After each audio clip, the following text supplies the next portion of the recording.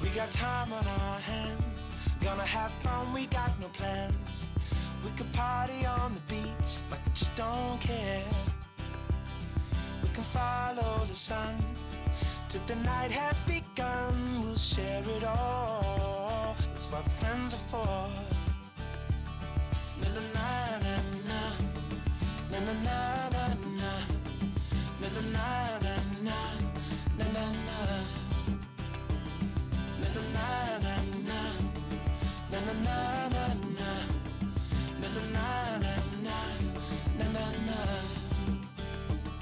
There's a rock and roll band playing acoustic in the sand. We are flying, we are free, what a precious moment. We will always be young, we'll be dancing in the sunshine. We'll share it all, that's what friends are for. We'll look back one day and see smiling pictures and faces of you and me. That's what friends are for. That's what friends are for. That's what friends are for. That's what friends are for. That's what friends are for. That's what friends are for. That's what friends are for. Yeah, yeah. That's what friends are for.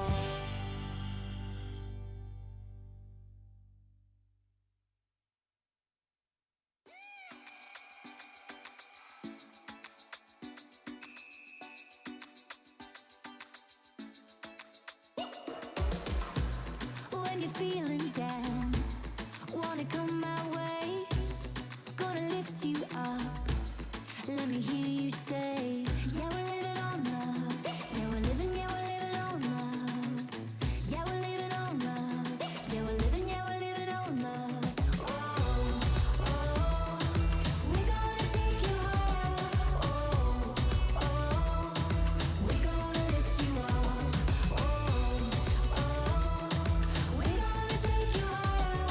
Oh, oh, we're gonna lift you up.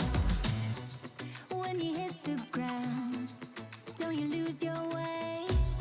Gotta get back up.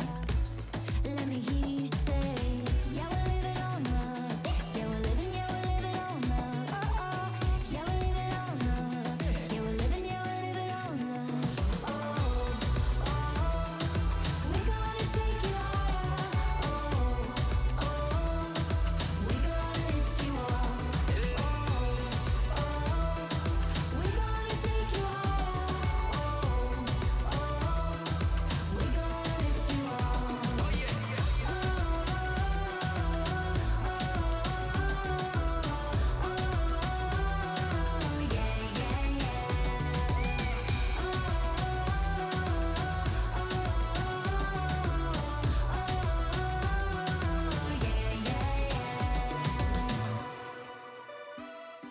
We're gonna take you higher. We're gonna lift you up. Oh, oh, we're gonna take you higher. Oh, oh, we're gonna lift you up. Oh, oh, we're gonna take you higher.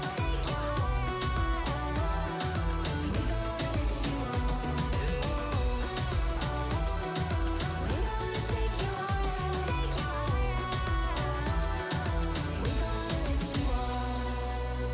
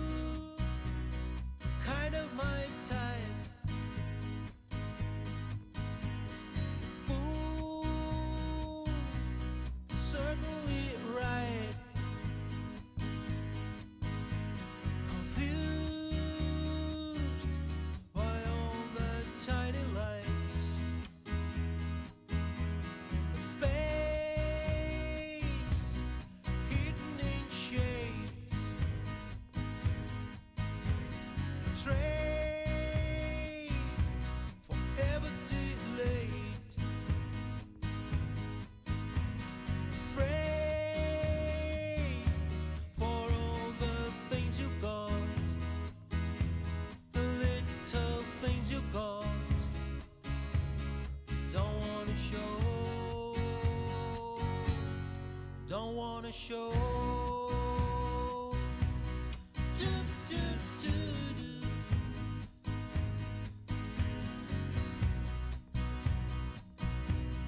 Do, do, do. Say life is not fair. Hey, not easy to share. So pray for all the things you've done, the little things you've done. You don't wanna show. Don't wanna show.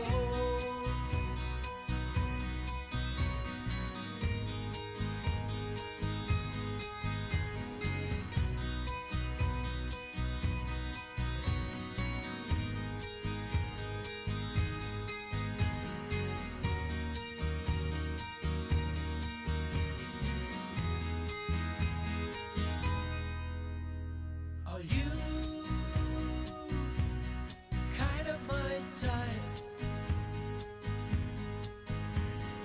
Fool, probably right. Confused by all the tiny lights and all the things you bought. Don't wanna show. Don't wanna show. Do, do, do, do. Don't wanna show. Do, do, do. Don't wanna show.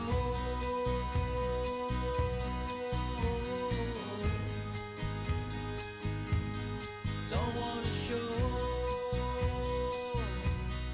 Do, do, do.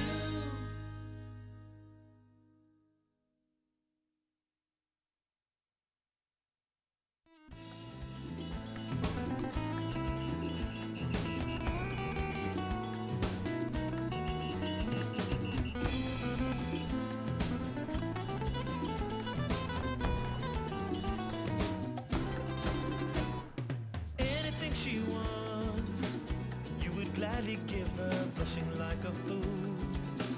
'Cause she caught you staring, watching every move. Is she taunting you? Is this a sign you need to stay cool? You feel like that you can't deny. No, you're not in control. Once you connected, you feel the fire. And she's pulling you close. You close. The dance of love. Aye, aye, aye. The dance of love. Aye, aye, aye. The dance of love. Aye, aye, aye, aye, aye, aye. The dance of love. Body language. Fumbling for words. You feel so naked.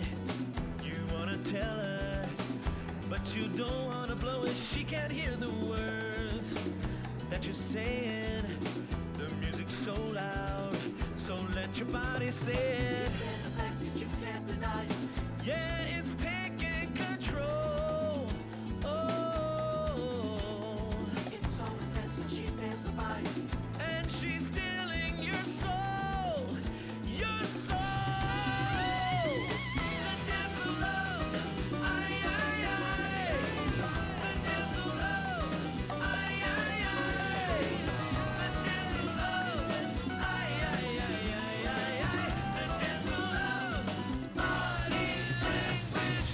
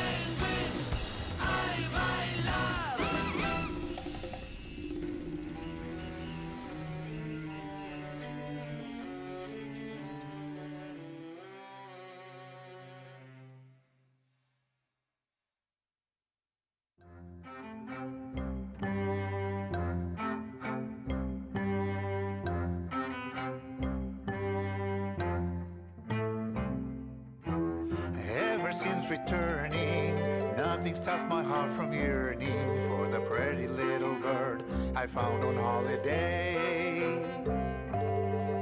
Every moment now I'm dreaming, every thought of mine is leaning back to see her, my pretty little bird. Take me back to Pájaro Bonito, bring me to her, to my papagayo. Setting sun and shining waters couldn't match the lovely colors that you bring to bloom, pretty little bird. Pretty little bird, la la la la la.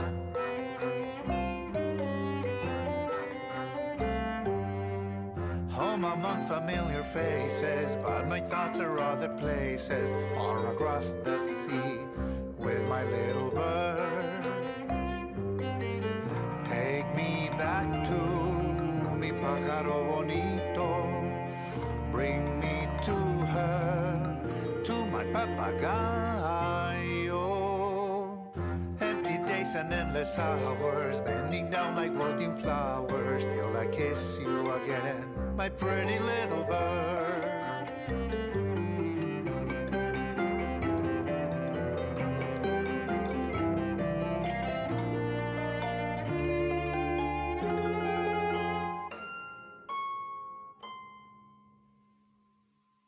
Fly to me, love, to my arms, love. Fly to me, love. Who knew that I'd come home safe, but leave my heart in another place on holiday with my little bird.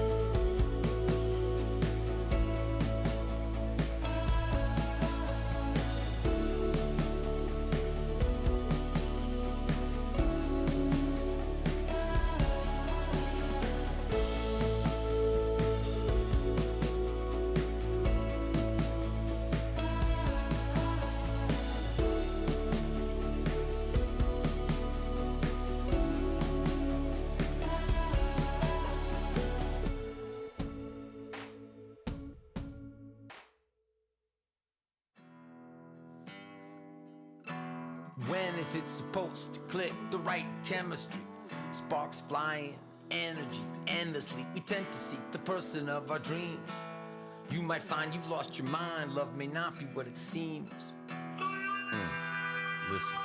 One afternoon on a walk, he met this woman, their eyes locked. His world was rocked, he gave her his number. That evening she called him and they talked. They had so much to chat about. There was no doubt that they were perfectly matched and that he had to ask her out. She said alright, he could tell she liked him, but knew she could hurt him even more. He bought some flowers. In an hour he arrived at her door. She let him in, she seemed uneasy. They got ready to leave. He began to wonder if he and she were meant to be. He thought, when is it supposed to click? The right chemistry, sparks flying, energy endlessly. We tend to seek the person of our dreams. You might find you've lost your mind. Love may not be what it seems. When is it supposed to click? The right chemistry, sparks flying, energy endlessly. We tend to seek the person of our dreams. You might decide that love is blind, but it may not be what it seems.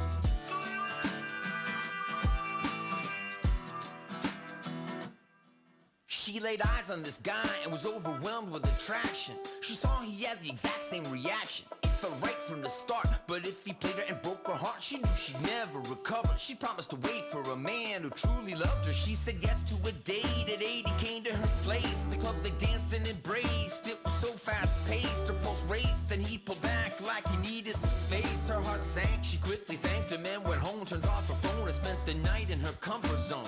She might have known he wasn't the one. She did the right thing by deciding to run. Or was she a jerk and it could have worked? A cruel fate, she found her soulmate. She wanted to believe she'd been naive, not deceived. She thought, when is it supposed to click? The right chemistry, sparks flying, energy endlessly. We tend to seek the person of our dreams. You might find you've lost your mind. Love may not be what it seems. When is it supposed to click? The right chemistry, sparks flying, energy endlessly. We tend to seek the person of our dreams. You might decide that love is blind, but it may not be what it seems. When is it supposed to click? The right chemistry. When is it supposed to click? The right chemistry. When is it supposed to click? The right chemistry. When is it supposed to click? The right chemistry.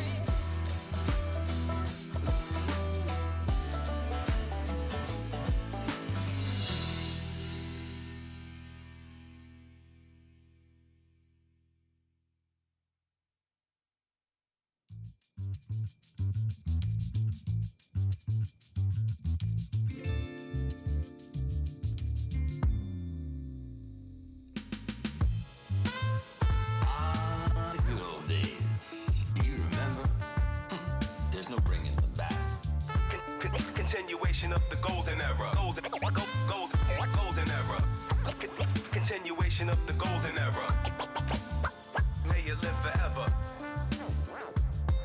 Late 80s, early 90s, it came into its prime. Microphone prodigies with complex rhymes, sublime denser beats, deep sampling feats. Pure genius rose steep from the New York streets. Meet at Mars, the building for Milky Way. Payday, the tunnel, the red zone, new music cafe. Beat Street, fat beats, downstairs rockin' soul. In the music factory, stacked 12-inch gold. The innovation was cunning and stunning, nothing was contrived from 86 to 95. New York kept it live, BDP, King PE, Ultra EPMD, Rakim, Stet, Slick Rick, MC Light Biz Marquee. The Jungle Brothers, De La, A Tribe Called Quest, Brand Nubian, Gangstar, G-Rap, L.O. and SP, Rockin' CL, Black Moon, Beatnuts, DITC, The Woo, Nas, AZ, Redman, Big L, and Biggie. Good old days. Do you remember? There's no bringing them back. Continuation of the golden era. Golden era. Continuation of the golden era. May it live forever. You see, the elements converged into spoken word and hit a divine note that human ears had never heard. It emerged to what the mainstream considered absurd. They laughed at it, now it's generational, they're all addicts. 40 years later, now we reminisce, cause through all the shape shifts, it hurts us deeply that it hasn't been the same since. Large pro walking through that front door to cherish or neglect the black sheep, the choice is yours. Case Solo spelled it out for you. The Fugees kept the score, nice and smooth, made it funky for the junkies abroad. The Outcast elevated it. While Dre let me ride, he kicked me out. I had to start running with the far outside, lost my breath. All I need from Mary and Meth is ice water, please. Give my full regards to the chef. Watch son get wrecked, cause all they rickety really want is effects. Gucci link shine, stretching Bobito, 89 Tech 9, y'all.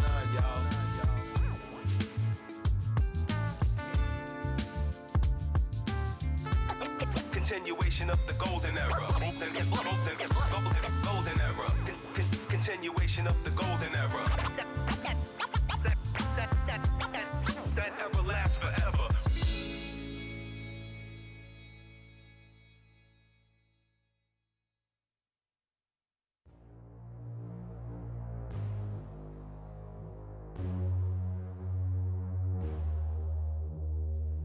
I just want to tell you it's alright, while I'm smiling through the tears in my eyes.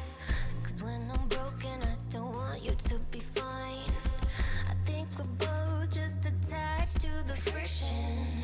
If you need me I'll be pacing through my mind, and I can be the one to get you through the night. I lose the battle every time you pick a fight. So afraid to combat this addiction. You're so bad for me, I can't stand to be without you for another moment. This is agony. It's like gravity, you're pushing down on me when I'm around you, but without you don't know where I'd be. Out of sight, lost in time. One more night, you and I.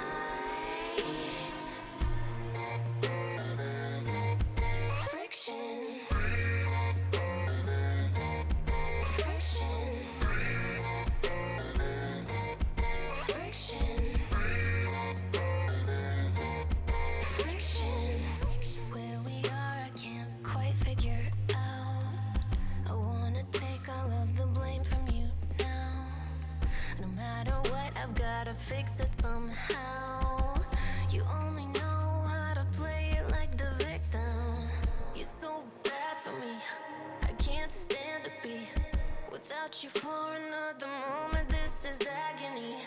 It's like gravity, you're pushing down on me when I'm around you, but without you don't know where I'd be. Out of sight, lost in time. One more night, you and I.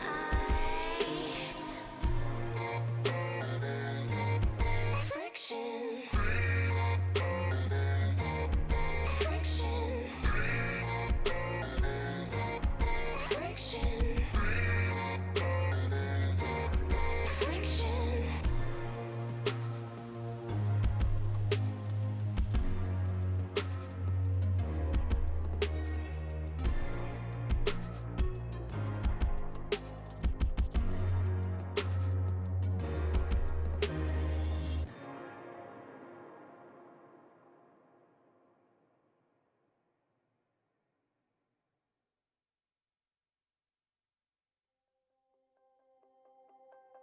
We're free, I don't look back.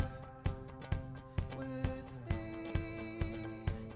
we'll stay on track. Are you ready to go? So I'm waiting for you. Ready, let's go. There's so much for you to do.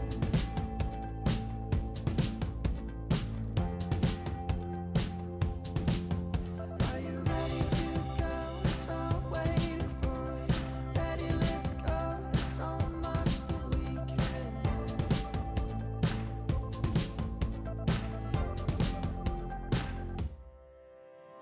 Take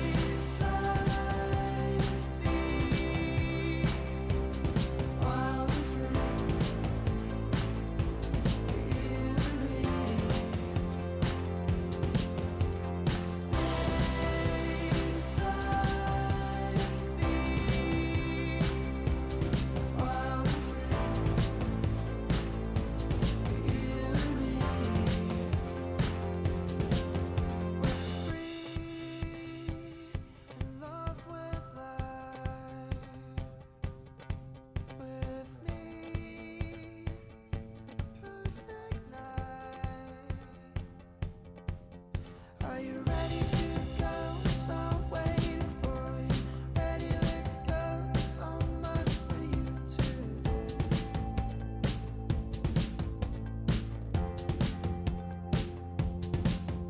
Are you ready to go? So I'm waiting for you. Ready, let's go. There's so much that we can do.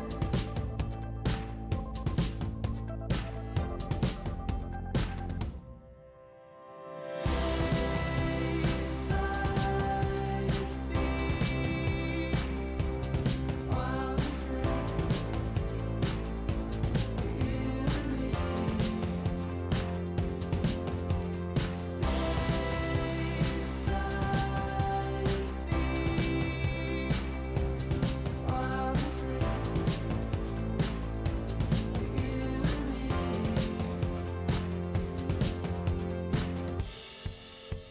Days like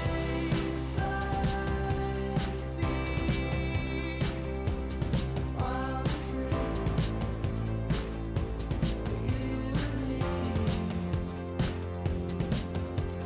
Days like these,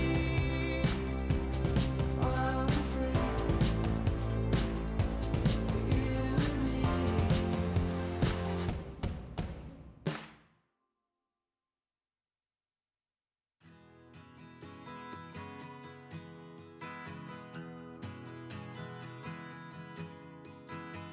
I remember the time you said could things be harder, said nothing. Heard from a friend that I hadn't spoken to in a couple of years or so. It would be alright as long as the sun keeps poking its way on through my curtain light. But something tells me that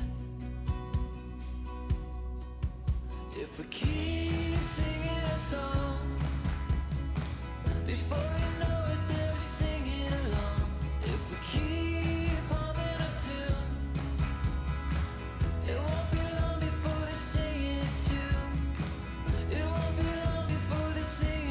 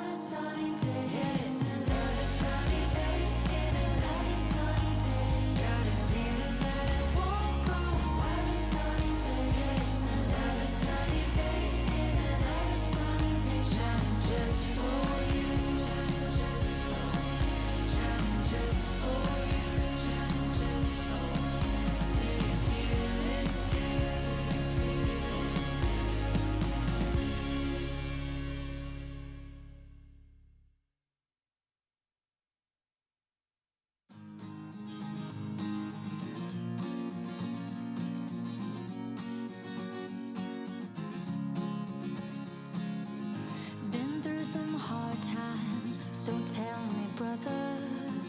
Can we make it through the dark? Let's try to be there for one another, though the road seems very far.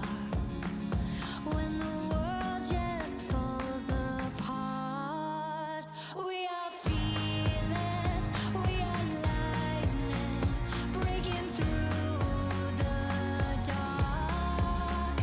We are fearless, we keep shining, let love be the spark.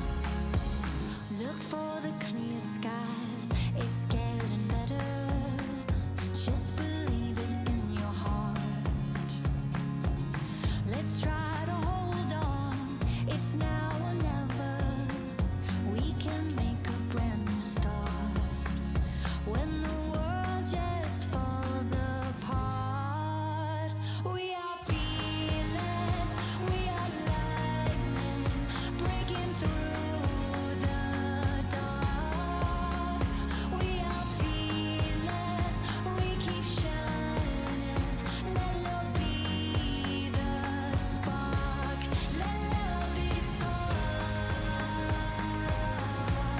let love be spark, let love be spark, let love be spark. We are fearless, we are lightning, breaking through the dark. We are fearless, we keep shining, let love be the spark, let love be the spark, let love be spark, let love be spark, let love be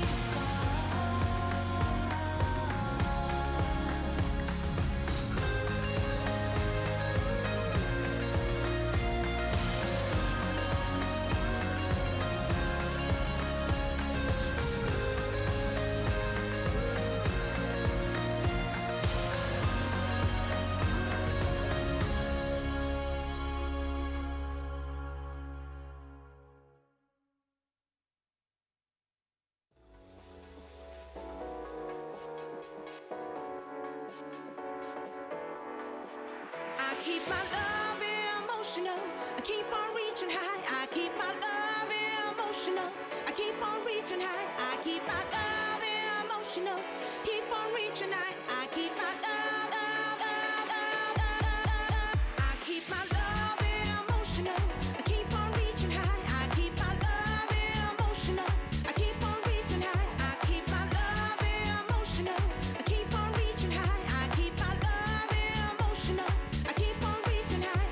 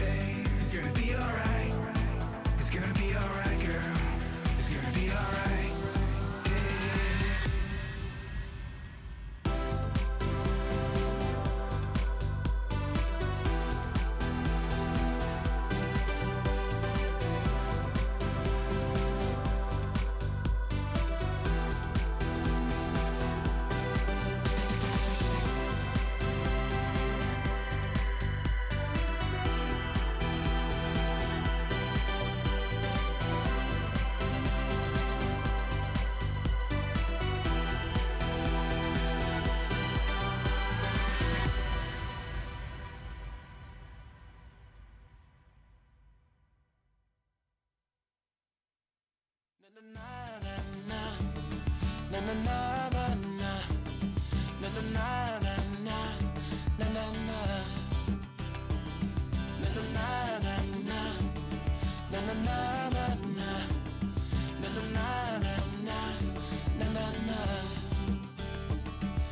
got time on our hands, gonna have fun, we got no plans. We could party on the beach like we just don't care. We can follow the sun till the night has begun. We'll share it all, that's what friends are for. Na na na na na na na na na na na na na na na na na.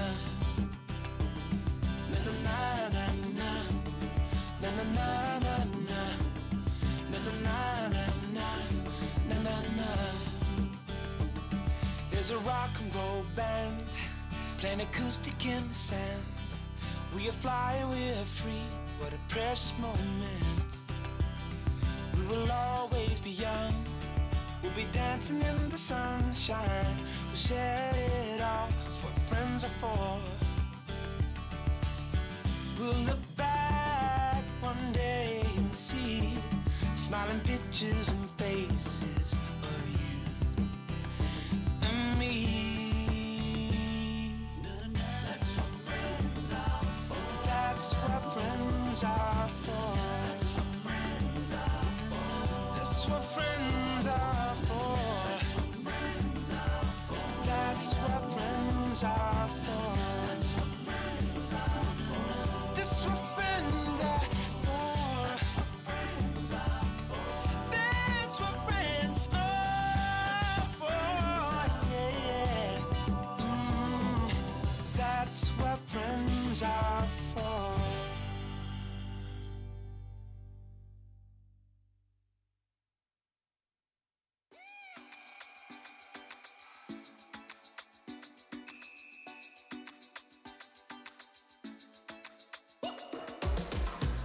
When you're feeling down, wanna come my way, gonna lift you up. Let me hear you say, yeah, we're living on love. Yeah, we're living on love. Yeah, we're living on love. Yeah, we're living on love. Oh, oh, we're gonna take you higher. Oh, oh, we're gonna lift you up. Oh, oh, we're gonna take you higher. Oh, oh, we're gonna lift you up. When you hit the ground, don't you lose your way. Gotta get back up. Let me hear you say, yeah, we're living on love. Yeah, we're living on love. Oh, oh, yeah, we're living on love. Yeah, we're living on love. Oh, oh, we're gonna take you higher. Oh, oh, we're gonna lift you up. Oh, oh, we're gonna take you higher. Oh, oh, we're gonna lift you up. Oh, yeah, yeah.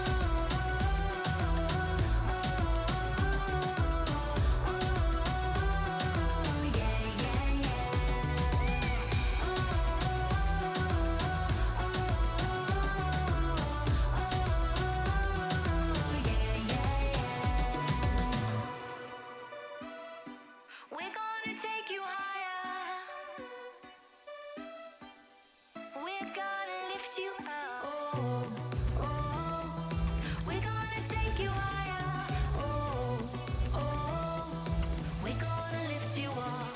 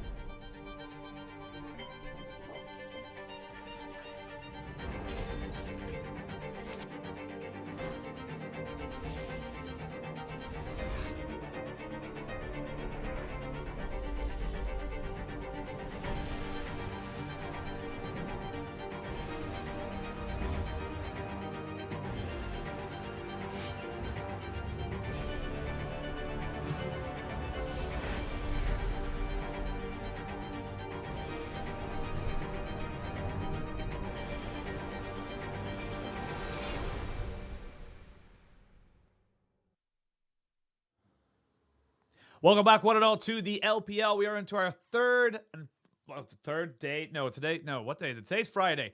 Time is an illusion and a construct. Welcome to this show. Day 5 of week 10. 3 days left. That's what I was trying to get at. Thank you so much, Ox. You're always there for me as we do come into the last Friday of the regular split.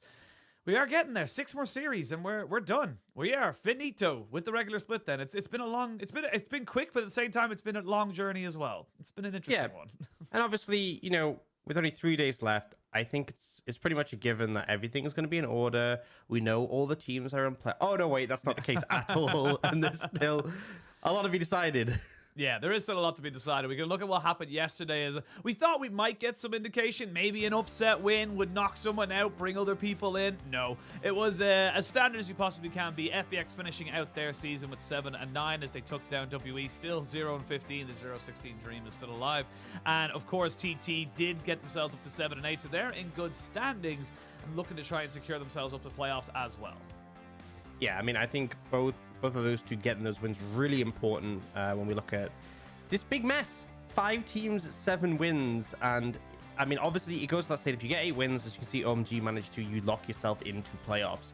But the expectation is not every team on 7 wins is going to get 8. FPX and BLG can't, and a lot of it is going to come down to game difference. And it's, you know, it's a given that series wins are going to be important, but at this point, like, a single game win could really be a big point, a big factor when it comes to qualifying or not qualifying for playoffs. And I think based on schedule for LNG, AL, TT, AL definitely have the roughest, but, you know, we've seen LNG, they went up against RA and managed to lose, which I really didn't expect. So nothing is set in stone. Yeah, well, BLG and FBX will be watching the next 3 days of games really intently because they're finished. It's all LNG, AL, and TT left to really play for. And we've actually got one of those teams today. It's not going to be our first series of the day. That's going to go over to IG versus LGD. I was going to call it a bout for 13th, but regardless if LGD win or not, they don't have the game difference score. Actually, no, they do. They can get 13th if they 2-0. Apologies. But that's going to be our first series of the day. But Weibo versus LNG. That's kind of huge. Weibo secured in 6th place. Does not matter where they end up kind of getting themselves in this particular result. But for LNG, 8 and you're in. That's just as simple as that. We'll get to that a little bit later. But it can't be understated how big of a match that is right at the end of the season. Yeah, I mean, I think it just goes without saying how important this is going to be for the standings. We've talked it up. It is going to be a really important one for just locking down who's going to be there. Yeah, absolutely. We'll get a little bit more in depth for that series a little bit later. We'll come into our first game, which is IG versus LGD. And for LGD, it hasn't been a stellar season, but we can look at positives for them because regardless of how, you know, they've actually moved forward, they've tried to make changes. They've tried and said, look, we understand this isn't good enough. You know, we are losing. We are trying to make different moves. And if you look at their roster from week 2, when they started up until now, week 10, they have made significant changes.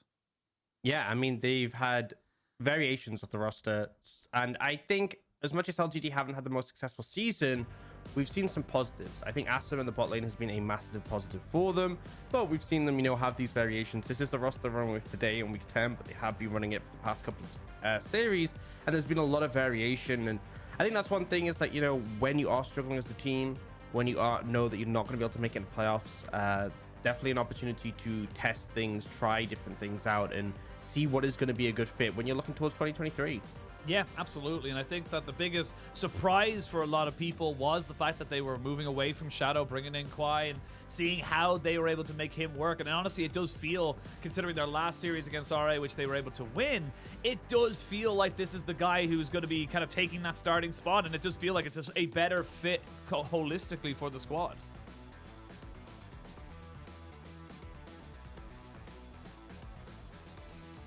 Quite sure. Are you still there with me, Ox? I'm not quite sure if you might have died or not. But gonna quickly see if it goes. I'm still going at least. Oh, I'm here. I'm here. There sorry, you are. sorry. What happened there? Audio issues today, unfortunately. Yeah, I mean, ultimately, this series against RA was one where they're both close to the standings. Definitely went over for LGD. They managed to come through strong, and I think we saw plays where they were finding opportunities and setting things up. I think the proactivity was pretty on point for this one. So, you know, as much as this doesn't have stakes in playoffs, still pretty important in terms of how things are going to pan out overall. Yeah, it does feel like they are making moves. And this is the thing as well. Look, yes, it was against someone of equal caliber, but that's the whole point. When you're against someone around the same level, you're proving very definitively, no, we're the better team compared to these guys. We had the better plays. And I think what was really good for me to see was just the proactivity coming out from LGD in that series. The fact that they weren't afraid to make these bot lane dives. They weren't afraid to go for slightly more comfort picks like the Alistair, which is slowly creeping back into meta, but definitely has been a bit more of a fringe engage pick. And feels like LGD are just definitely getting themselves a little bit more comfortable. It's unfortunate it's right at the end.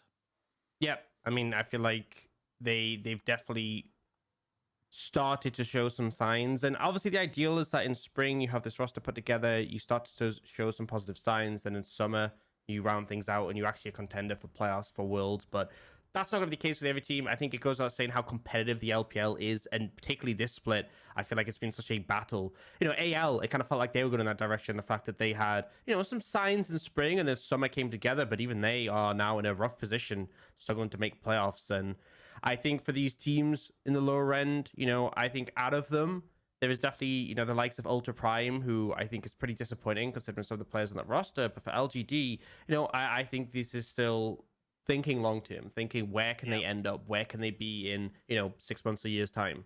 And I think that's the big thing as well when we talk about teams. And obviously, like, look, we're a 17 league team. There are going to be teams that are better than other teams. That's just definitive. It has to happen. That's just the way the league goes. So, you know, it's good to see teams like the LGD making changes, looking to be proactive, like you said, and looking to be the long-term future, saying, look, yeah, fair enough, we didn't make it happen this year, but we're going to start investing in some of our LDL talent, maybe start to bring in some other talent around the, you know, around a couple of the other teams and build together a roster that will work for them. Well, exciting to see what they can do in 2023, but coming now over to the other side of this matchup, we've got IG, and you know what? If you don't have playoffs, have my heart, because Mole, the love story of the LPL, Mole and Lyric, honestly, it can't be understated how much just genuine love there is for between these two guys. Well, it's a bit one-sided. We haven't actually spoken to Mole about his feelings towards Lyric, but we know that Lyric really does love Mole.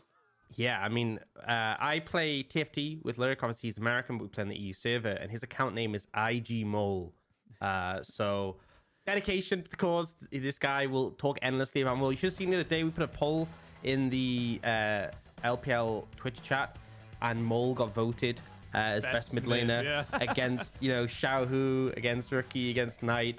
And you know, the excitement was palpable from Lyric. He was so happy. And, you know, I want to show some of these stats as well, because look, I'm gonna be real, when you look at stats of a player on a team like IG, who are in the lower end of the standings, a lot of them are gonna look rough, right? If you look at CSD, goal difference, all these things, they're not gonna be that positive, because, you know, when you're going up against stronger teams, you're gonna struggle. But what I do want to hit is, like, kill participation. He is second in the league for mids. Kill participation at 15, he's second in the league for mid laners. And mid jungle proximity, he is first. We always looked at IG as this Shun main focus team, and we have a mid laner who's working so well with him, who's so active, who's making things happen and stealing hearts while he does it. So great play coming out from Mole. And as much as we're hitting on endlessly with this series, they're not going to be able to make it to playoffs, I think they've shown some positives.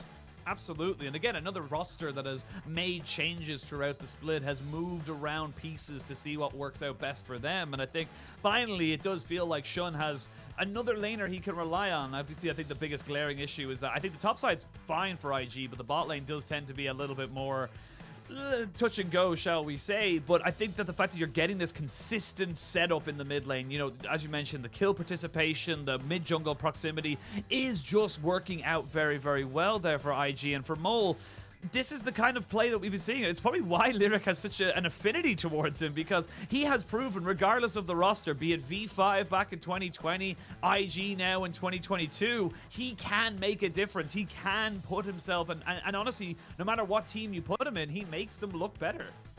Yeah, and I think it's so cool to see on a team like IG. We have so many stars in the LPL, and obviously a lot of those stars are on the top teams, right? You know, no one needs to give an introduction to players like Knight, Rookie, and Xiaohu, but I think Mole, being someone who Lyric was so hyped on, and seeing him really show that performance, you know, especially for me, who hasn't seen as much of Mole since I am new to the LPL, I am believing the hype, right? And some of these fights we're seeing in front of us, just really solid execution, really connecting with the charms consistently. Yeah, just great play. Yeah, this play in particular, you can see him just kind of skirting around, And recognizing. he kills Yumi. Yeah, I know. How could you not love this guy? Like, that's just how I'm saying. Like, it's just you know what? You hit it right on the head. But again, it's just these setups. It's just putting himself into good positions, and he's not necessarily getting all the kills himself, but he is setting up his team for success, and that's why we're generally so impressed by this guy on such a consistent basis. Like even here, he just sets it up so that Shun has to burn. Aki has to burn literally everything, and then he's out of the fight. It's now a 4v5 in favor of IG, so he's done his job. Yeah, and then they're able to find the momentum and continue it on and deliver. And I feel like that level of agency, someone who you can see with the kill participation is able to move around the map and make plays, but also like lean into the jungle, go for moments like that. Like, yeah, I couldn't make a better match than him and Shun. I feel like it's such a great duo, and they really complement each other so well. So, I mean, honestly, I feel like today, if IG are on their form, if Maul and Shun are popping off, they should be coming in as the favorites. But, these teams are both very similar in the standings.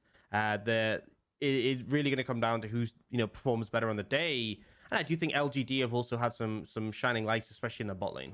Yeah, I completely agree. And I think that that's where the big one's going to be for me. I think the bot lane is going to be a struggle for IG, and it's almost like two different sides of how you want to play the game. I think LGD are very good at playing through their bot lane. I think that they're very good, as you mentioned earlier, for Asum to be able to work with, kind of big AD carries that can just carry a game forward. Whereas I look on the other side, I look at IG and I say it's all about mid-jungle. It's all about setting up those early skirmishes, those 2v2s, those 3v2s, all those kind of setups there for yourself, and kind of just hoping the bot lane's able to survive. They don't really throw a huge amount of resources down there in terms of IG, so really looking forward to see how both these teams adapt, and that's what it's about as well. Like, you look at some of our best teams like RNG, Top Esports, JDG, it's not just about playing one particular style and running with it all the time. You'll see small little adaptations that enable them to do what they want to do.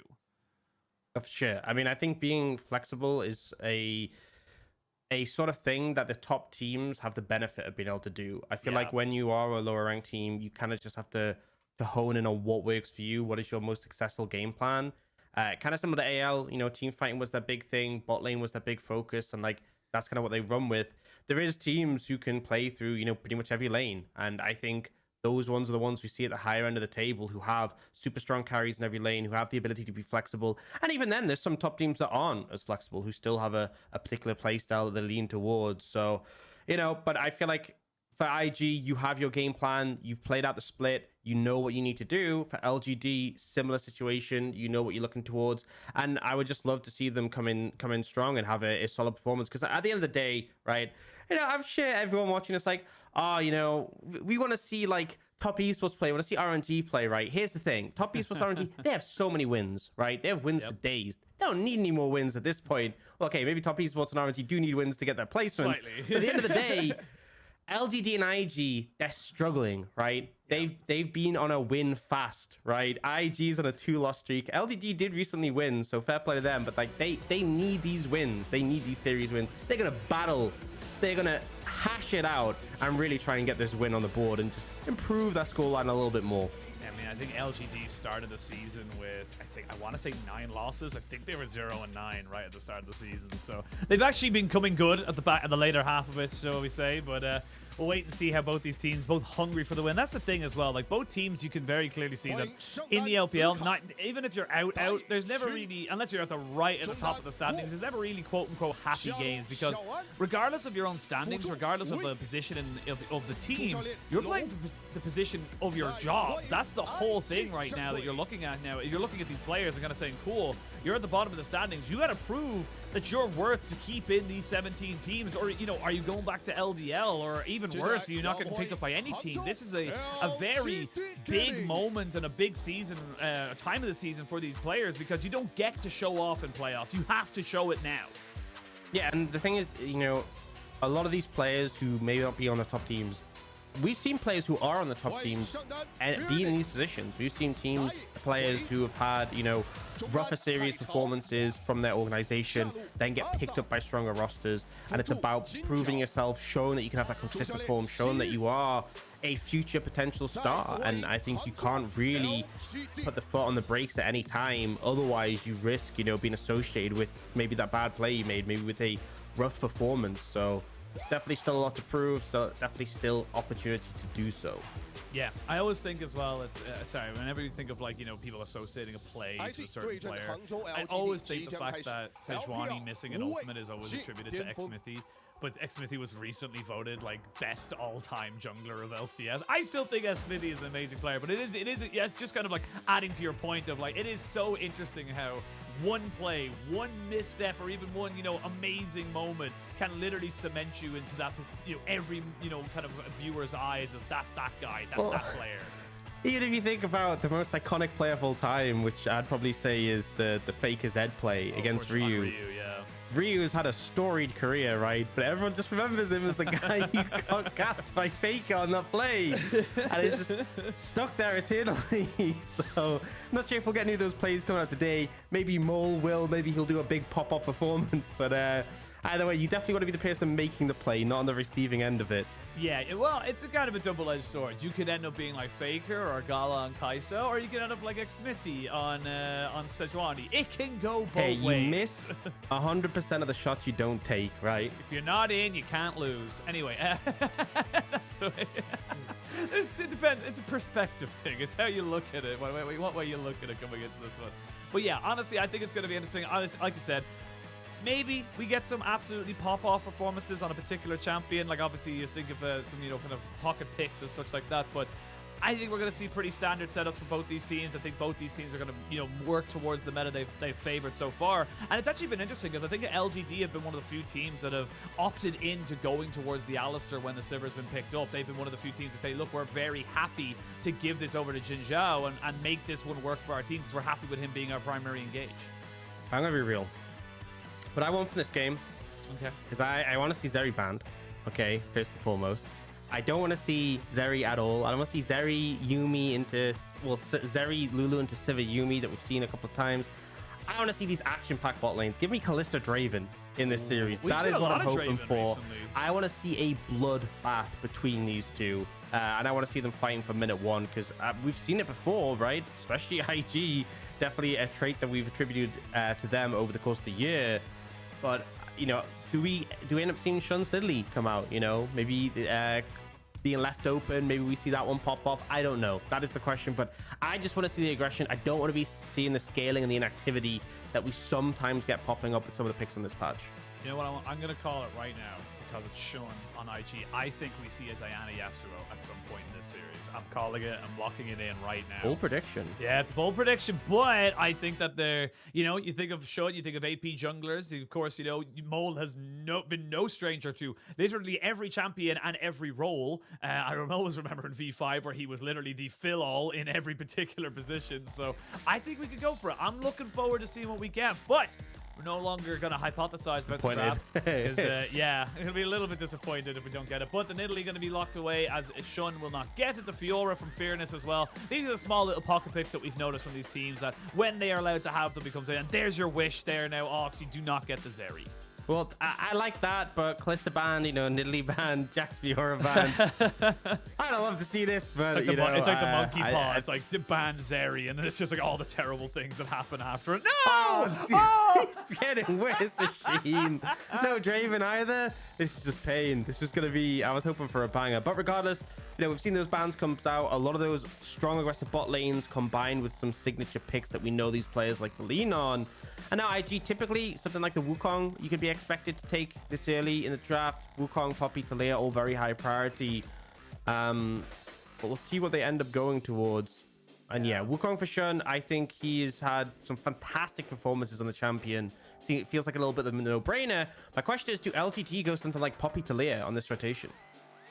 Yeah, they might go for the Poppy. They might go for, you know, I just say the mid laner. But no, they want to go for the Vi. And the Vi has been more of a mainstay as of late. It did feel like for a while it was just Wei playing it pretty much exclusively in RNG. Kanabi played it for a little bit as well. But everyone seems to be picking this new champion up and kind of saying, you know, this is the hard engage we need. And it definitely does feel like it's that kind of champion that in the right situation looks amazing, but if you mess up the combination can look absolutely useless. Yeah, Arcane Season 2 fans is all I'm going to say. But that point-and-click lockdown, very effective. Kind of similar to Nautilus in some regards. What I do like with the Vi is something like an Ahri, something that can keep pace, because often we see Vi Ahri as a really strong combo.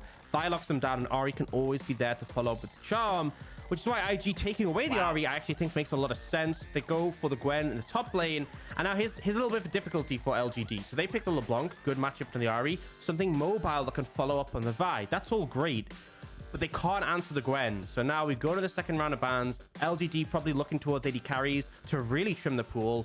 And IG, I would just be banning top laners at this point. You've already got the Jax and the Fiora off the cards, which are both picks you can take in the Gwen, but you can really further trim that pool. Maybe you do throw a ban towards the support if there's something you're concerned about. Maybe a Nautilus could be problematic. Nautilus Vi seems like very anti-fun. Yeah, definitely anti-fun is definitely the way I would put it right now.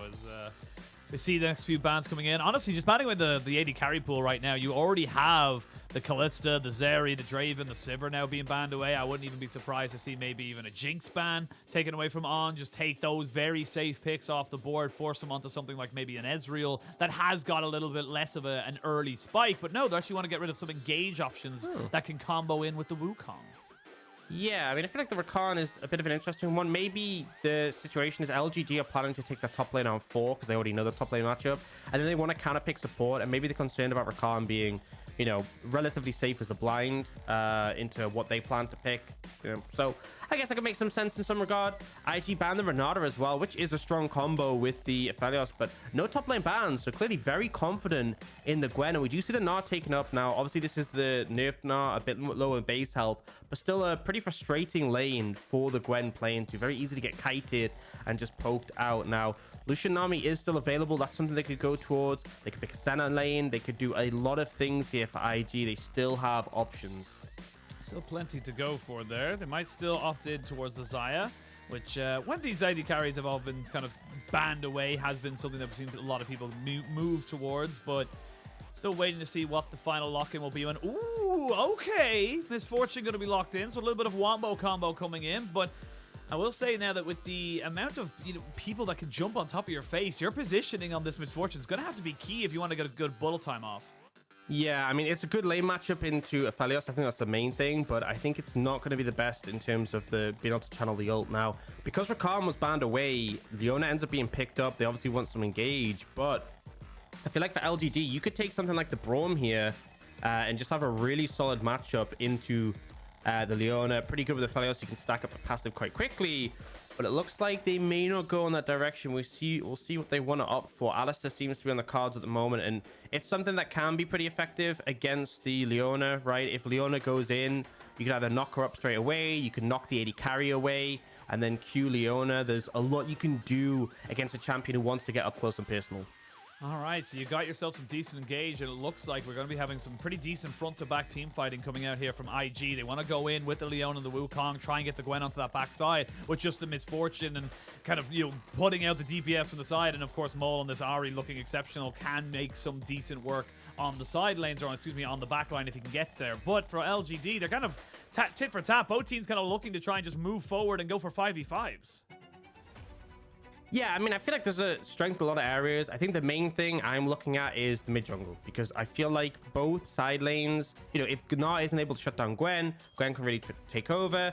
If Misfortune isn't able to shut down Aphelios can become problematic later on, especially against the dive threats that are available for IG. So I want to see how this mid jungle performs. I feel like we've seen the Ahri LeBlanc go up against each other a lot of times. Ahri has been nerfed a few times since we originally saw this matchup, and LeBlanc has recently been buffed.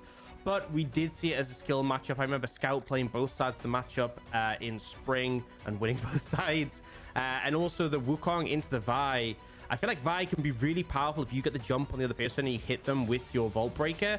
But if they manage to get on top of you, I think Wukong can really dismember you. So mid jungle, that is the focus for me. Get the lead there and expand it to the side lanes and see if you can find pressure, find some momentum and snowball them. Have to wait and see as both teams are locked and loaded. Is the final match for IG. LGD think still have one more to go, if my maths is correct. Of course, my maths could be completely wrong, but we'll have to wait and see how they're able to kind of go for. This will be their last real test in terms of people around their standings. They play RNG later on this week. I believe that's on Sunday as a final game of the split, but no more hypothesizing, no more theorizing. We are jumping onto the Rift to see how both these teams end up going, and I want to see early shenanigans. We are seeing a little bit of shenanigans, but it's just to get a ward down, just some vision. Getting some information, trying to get a little bit of tracking on where the Vi is going to start. And I feel like that information could be so important because, as I said, getting a jump in this matchup can be really important. There's a lot of gank pressure afforded to the Vi as well. I feel like, honestly, if Zuka ends up overextending, if Arn, who I expect to have priority in the lane, ends up overextending, you can catch them out. And, you know, this MF is something that I mean, we haven't seen it much, and I'm not sure if this is the place I'd expect to see it, but we did see, like, sustain and lane be nerfed, right? Hell potions were trimmed down, Scorch was buffed, Second Wind was nerfed as well. Xin Zhao actually going for bone plating, which isn't really going to do much against the MF here, because this is going to be one of those lanes where you spam E, you proc Comet, you proc Scorch, and you just do so much damage to them, and it's impossible to dodge. How can you dodge to make it rain from Misfortune? Yeah, it's such an obnoxious ability as well, because it just pops down and it doesn't do a huge amount of damage, like not enough for you to maybe, like, you know, be taking like chunks off you every single time, but little by little it chips down on you, and like you said, it just becomes absolutely abhorrent to really deal with. As we can see, Zika taking fairness to a little bit of a trade on that top side, pretty equal though on both sides. You do have the fleet footwork here for the Nars, so going to be able to sustain up rather nicely, and we'll wait and see where both these sides want to go for. Both junglers starting on their blue buff. We're going to be pathing on opposite sides, so we're going to see the Vi maybe towards that top side, and of course the Wukong with Shun maybe looking for the bot lane. And I will say the one thing you do have with the Leona in the bot side is you have got a good, you know, setup if you do end up kind of pushing them a little bit under tower. Maybe not going for a full dive, but definitely options available to you. Oh my god, look at Assam already just being chunked out. And, you know, it's not even just, I said the Comet and the Scorch, there's also Cheap Shot available, which obviously does proc on it. And, you know, as you're saying, low damage ability, but because you proc 3 runes, that is really doing the damage there. And I feel like this bot lane is going to have a rough time. Alistar already has a very weak level 1. Isn't really a factor to level 2 and kind of wants to wait till level 3 before it can really start to engage. But by that point, if your AD carry is already burned through all his potions at his low HP, how are you supposed to fight? Yeah, it's it feels bad. It definitely feels bad. It also feels like you have to, in this particular matchup, you can't really be relying on the Doran's Blade. You have to go for those 3 pot starts, just like you say, for the pure sustain. You do have a little bit of healing, of course, with the Alistar passive, which isn't exactly the most ideal. It's not exactly a Nami or a Yumi level of healing, but this is a massive wave coming into Zika right now, as Fearness is just abusing the fact that he has got the mini and he has got the range advantage. Yeah, and it's a bit of a painful lane for Gwen. I remember we saw Gnar a lot as the answer to Gwen in spring, but I actually saw a lot of Gwens like winning out the lane, able to trade, go for those short bursty trades with the E into Q. The problem is now the auto reset is so low early, like it's 25% when you have 1 point in your E, that if you E in and Q Gnar, you're walking out. You don't get your E isn't up soon enough that you can just like E out again. And so Gnar can go pretty heavy on trades. Wink? What is Wink doing? He's going to have to flash away as he went very far forward. As he has a trade of summoners up realistically. But that was aggressive to say the least. Now Assam thinking that there's no Wink here. On has to be a little bit more respectful. He's going to be taking a little bit more damage than he probably wants to. Yeah, this is one of the things with Alistar is that it's very hard to pressure him on a tower as a melee champion, because anytime you go for the engage, you're going to be close enough to just get knocked into the tower. Xin Zhao does go for the flash Q to try and keep Wink there. And obviously Wink does just flash away. It's actually a positive trade for IG in terms of sums, but definitely a bit of a volatile position to put yourself in. For sure. Speaking of volatile positions, the mid-jungle synergy we were talking about, Shun and Mole making sure that Haichao respects the Ahri Wukong combination as he gets chunked out. Yeah, and it was a good charm. I mean, one of the things is you can interrupt the distortion from the LeBlanc, so not only do you catch out the LeBlanc with that CC, you can lay some damage down, but you actually interrupt the distortion damage, and it obviously lets you avoid a big part of LeBlanc's combo, because that is going to be the ability she's maxing first for wave clear. Now, Jinja actually stopping the reset from Arn and Wink. And Arn's very low on mana, even with the tier, so they might go for something. Yeah, you can see them maybe looking to try and catch out Wink here, but not quite in a position to fully capitalize. You can see how low Assam is. One naked range just kind of puts him into such a terrible position, but decent war coverage on the blue side of the jungle for IG meant that they knew that Quay was coming down, so the Vi will not be able to get any kind of real engage. And yeah, just able to kind of reset this one out. Alistair will get his full reset off, and IG, they might actually think to kind of maybe keep this wave here and just deny a couple of minions here from LGD. Yeah, I think they should end up pushing out just with the position of the wave. There wasn't actually that many minions. There was like 3 casts. I think there was a couple of small minions that ended up getting trimmed out. So I think they should just push out. LGD will be fine. And the fact they got out for good reset timing is really important. Interestingly, Assam only taking the 1 health potion. So a little bit ambitious in my regard. I feel like, honestly, I would be taking refillable if I was in this lane.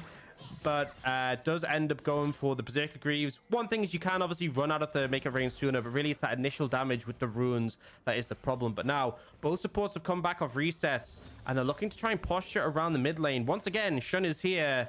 We showed you these stats before the series. The mid jungle proximity for IG, highest in the league, and we are seeing nothing different in this game. No, we are absolutely not. I will say Jin Zhao doing his best wayward impression there with the crying and Mumu.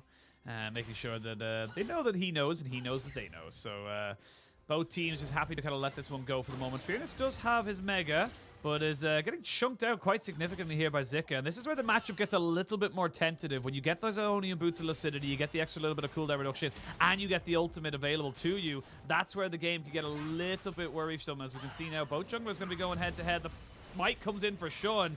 As you can see, Mole now saying, hey, buddy, I'm going to be able to help you. And Shun's like, no, don't worry about it. I got this. Oh. Never mind. Mole still needs to give the assist. And that is just over-aggression from the LGD jungler. And it's what you expect, right? The second one of them is there, never one without the other. Shun starts to get into this fight. Mole moves over immediately, and they're able to secure that first blood onto the Wukong as well. Jungle for IG gets protected, and now the full bot lane actually made a move up towards the mid lane to cover that wave. So now have to walk back down, but they won't actually miss too many minions here. I would have just taken the blast cone, honestly, but they just decided to walk on in. Yeah, they're going to walk on in and be a little bit annoying. Ooh, nice little interaction there as they jump straight in onto Jin Zhao, who does not have his unbreakable will, so he shall be broken. And, yeah. I guess that's why you just walk straight in, because... That's why you don't need the blast code. I'm not sure what the game plan was. I mean, that's the thing with the Zenith Blade, is like, even if you knock Leona away, she travels to the end of it. So, still able to connect. And you're level 5 on the Alistair. Assam wasn't there. I think it was one of those things where you're like, oh, I can stop them. It's like when people try and stop recalls. Like, I can stop them from getting to the tower. I can let Assam get a plate. I can deny them. And then it's like, well, you just die for it. So, not the ideal play. And IG, they will waste no time in moving up to this top side and just securing this Herald. No contest coming out either. So, yeah, they lose some plates to the bot side, but the kill for On will mitigate that. And with the Herald in pocket, it feels like IG are comfortable across the map. Yeah, Herald, 2 kills. Got himself about a 1,500 gold lead. Yes, Asam's getting some nice alone time here in the bot side. You really do need to get Jin Zhao up to his level 6, though, in my opinion. But it has not been an exceptional start from LGD. They should be able to secure themselves this dragon. It's a nice solo Drake as well. They get themselves the Hex Tech Dragon, which is probably, in my opinion, probably the strongest of the solo Drakes to get. And that does give level 6 over to Quay as well. So he's going to have his cease and desist available to maybe try and combo up with Haichao, maybe look to try and go in with Fearless. A couple of different options available to him. Yeah, one of the interesting things with the Hextech Dragon is it's flat stats, right? Because Infernal and Mountain are percentage. They are better later in the game the more of those stats you get. But with the Hextech Dragon, like, we actually know the gold value because it's flat stats. And across the whole team, it's 2,325 gold. It's a lot. And obviously, this varies from person to person because I don't think LeBlanc is that fond of the attack speed. But for champions who enjoy both the stats, Nara's a great example, loves attack speed, loves ability haste. He is getting huge value out of that early dragon, which does help to at least mitigate a bit the lead that IG has. And, you know, a positive pickup for LGD, especially when you feel like the game is maybe slipping away a little bit with the fact IG have a lead and still have that Herald. Getting an early dragon just means at least at bare minimum, you buy yourself some more time before Soul. But for now, I'm focused on Shun and where he's going to try and make a play with this Herald. I feel like bot lane, you're always going to have the wave pushed up to the tower, so it'd be pretty easy to just slam it down. But also, we see a lot of heralds go down mid just to soften up that tower so they can take it down later on. Yeah, you soften it up for the second charge, or sorry, the second herald that can charge into it. So the big herald. The big boy, chonky boy. Or chunky girl, because actually heralds are canonically females. So I wish they made the second herald like bigger. Like I feel like they upped the HP like value. physically bigger. Yeah. I wish it was just like, oh, they just changed how it looked or something, just like to really, Cho'Gath. just emphasize the fact that this is the big herald. From Herald to Lechungus, like just an absolutely massive unit. But trying to think of like different ways you could name it and stuff like that, like a different name for second herald. Because I feel like even if you, because that's the thing, really, isn't it? It's like there's first herald and obviously the second herald. But if you don't take first herald until like 16 minutes into the game for whatever reason, it's still first herald. It's not second. I feel like we should have some kind of differentiation between the two. As we can see, Zika, he went over the wall, aggressively to get that ward. I don't know if he's going to be able to kind of survive this one. He's a little bit immune, but I'm going to see Fearness flashing in and getting the Gnar against the wall. Zika, I don't know what it is, but that wasn't it. Just disrespectful, and this is one of the things with the E cooldown a bit longer, really, with the fact that a Gnar has the ability to chase you down. And especially when Mega was primed to go and Finn, oh my god, he even gets the execute as well. Such a good read. Doesn't allow Shun to pick up the trade kill, and that massive wave denied. Zuka is going to be able to TP in and grab some of it. But just a fantastic play from Fearness, and honestly a bit disrespectful from Zuka here. Yeah, a little bit. We've seen Jin Zhao getting caught out a little bit, but maybe he's the one who's going to go, ooh, that's unfortunate. Ooh, that's not great. They waste a hell of a lot of ultimates, and now they are not winning this trade right now. That is a comedy of errors coming out from the LGD jungler. Yeah, and you see pings coming out mid from IG. They see the LeBlanc has gone down. This is a perfect window just to slam that Herald. Divine Sunder on the Wukong as well.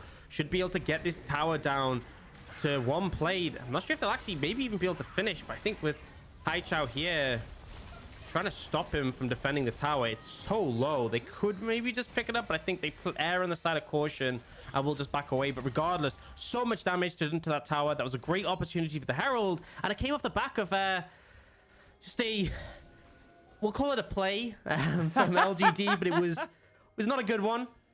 That's the thing. Objectively, it doesn't have to be if you're just calling it a play, Yeah, it was an attempt.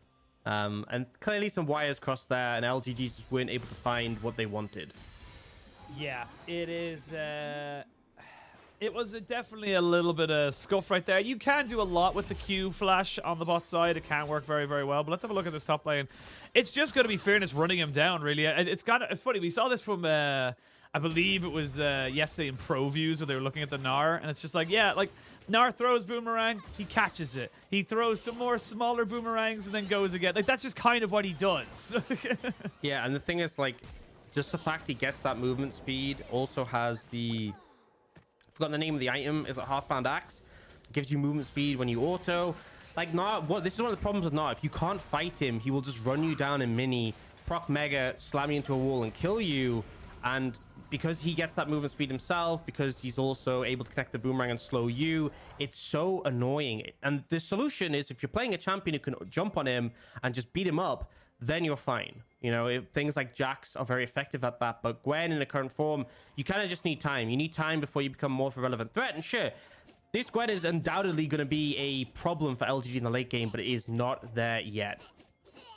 No, not quite there yet, but still, we're only 14 or just over 14 minutes into the game. It is still a roughly 1,500 gold lead as Haichao and Mole go head to head. Mole just popped down the Ignite, but he had Summoner Spellbook, so he's just using that Ignite to get himself back onto a flash as the dragon has now spawned. So we might see the Haichao!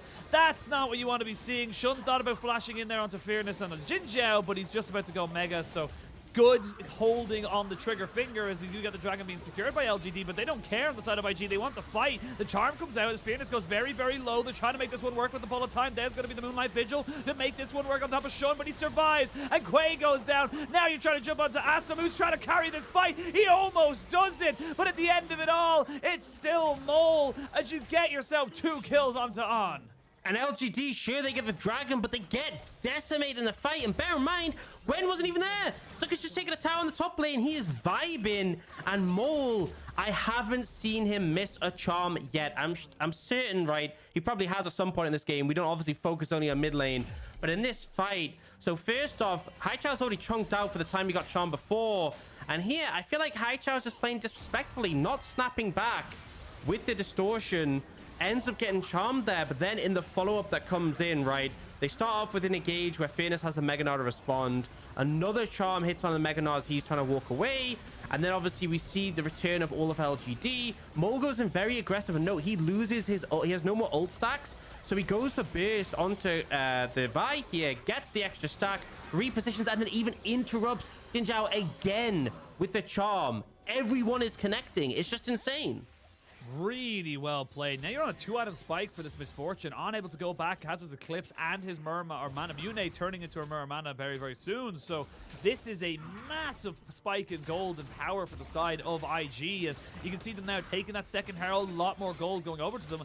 The gold lead's ballooned to 4,000. Yes, you have 2 dragons here on the side of LGD, but you're behind. And if you can get stacking dragons, stacking mountain dragons for IG, this becomes so much harder for LGD.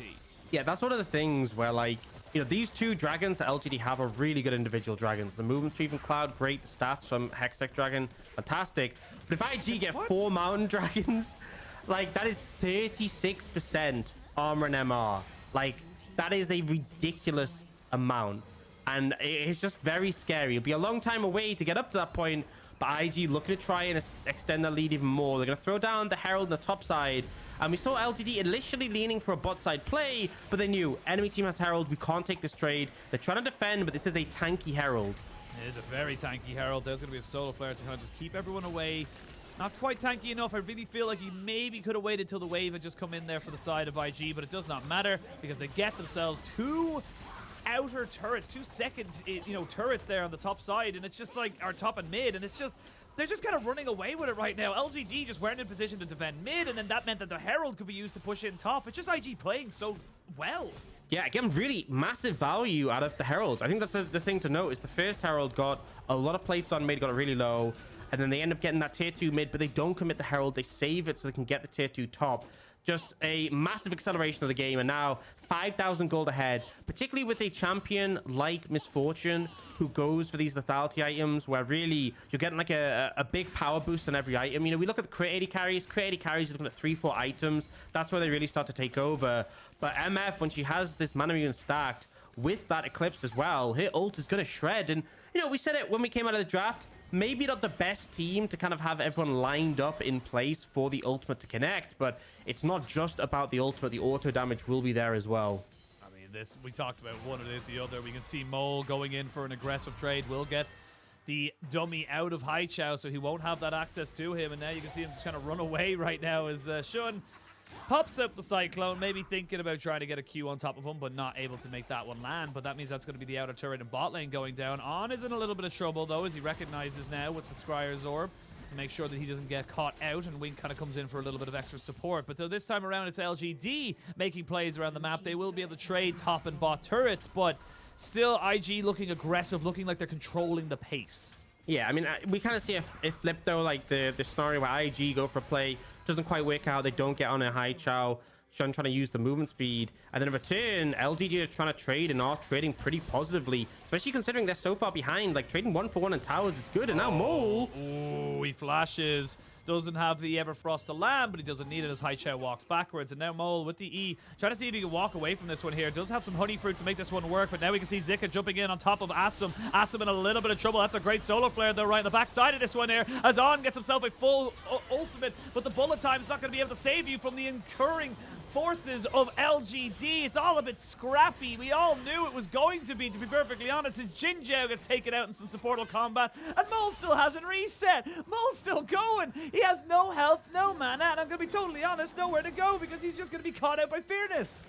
And a massive throw from IG, but LGD find this great opportunity. They know Mole has no ult, no flash, no mana. They were not in a position to fight without the mid laner, and IG still fall for the bait. They still go for it. And as a result, you know, I'm talking about IG 4 dragons stacked, how big that would be. LGD are the ones stacking dragons. They're about to pick up their third, and now you start to be a bit concerned because the gold lead is just closed from 5,000 to 3,000. LGD have 9% extra armor and MR, 9% attack speed, 9 ability haste, and the out of combat movement speed to help mitigate the rest. And they're close to getting soul. And you see Shun goes in here, but he has no ult, so not really posing much threat. Zucker goes in here, and Asum, he actually dashes towards IG to try and dodge the third ultimate. But look at the flank that comes in on Arn, and the MF is in no position to deal with this. And then Mole is trying to reset here, but I think Fearless ends up chasing him away. Yeah, so it doesn't get a chance to reset. But I just don't understand the thought process from IG. Trying to go for a fight they had no right taking.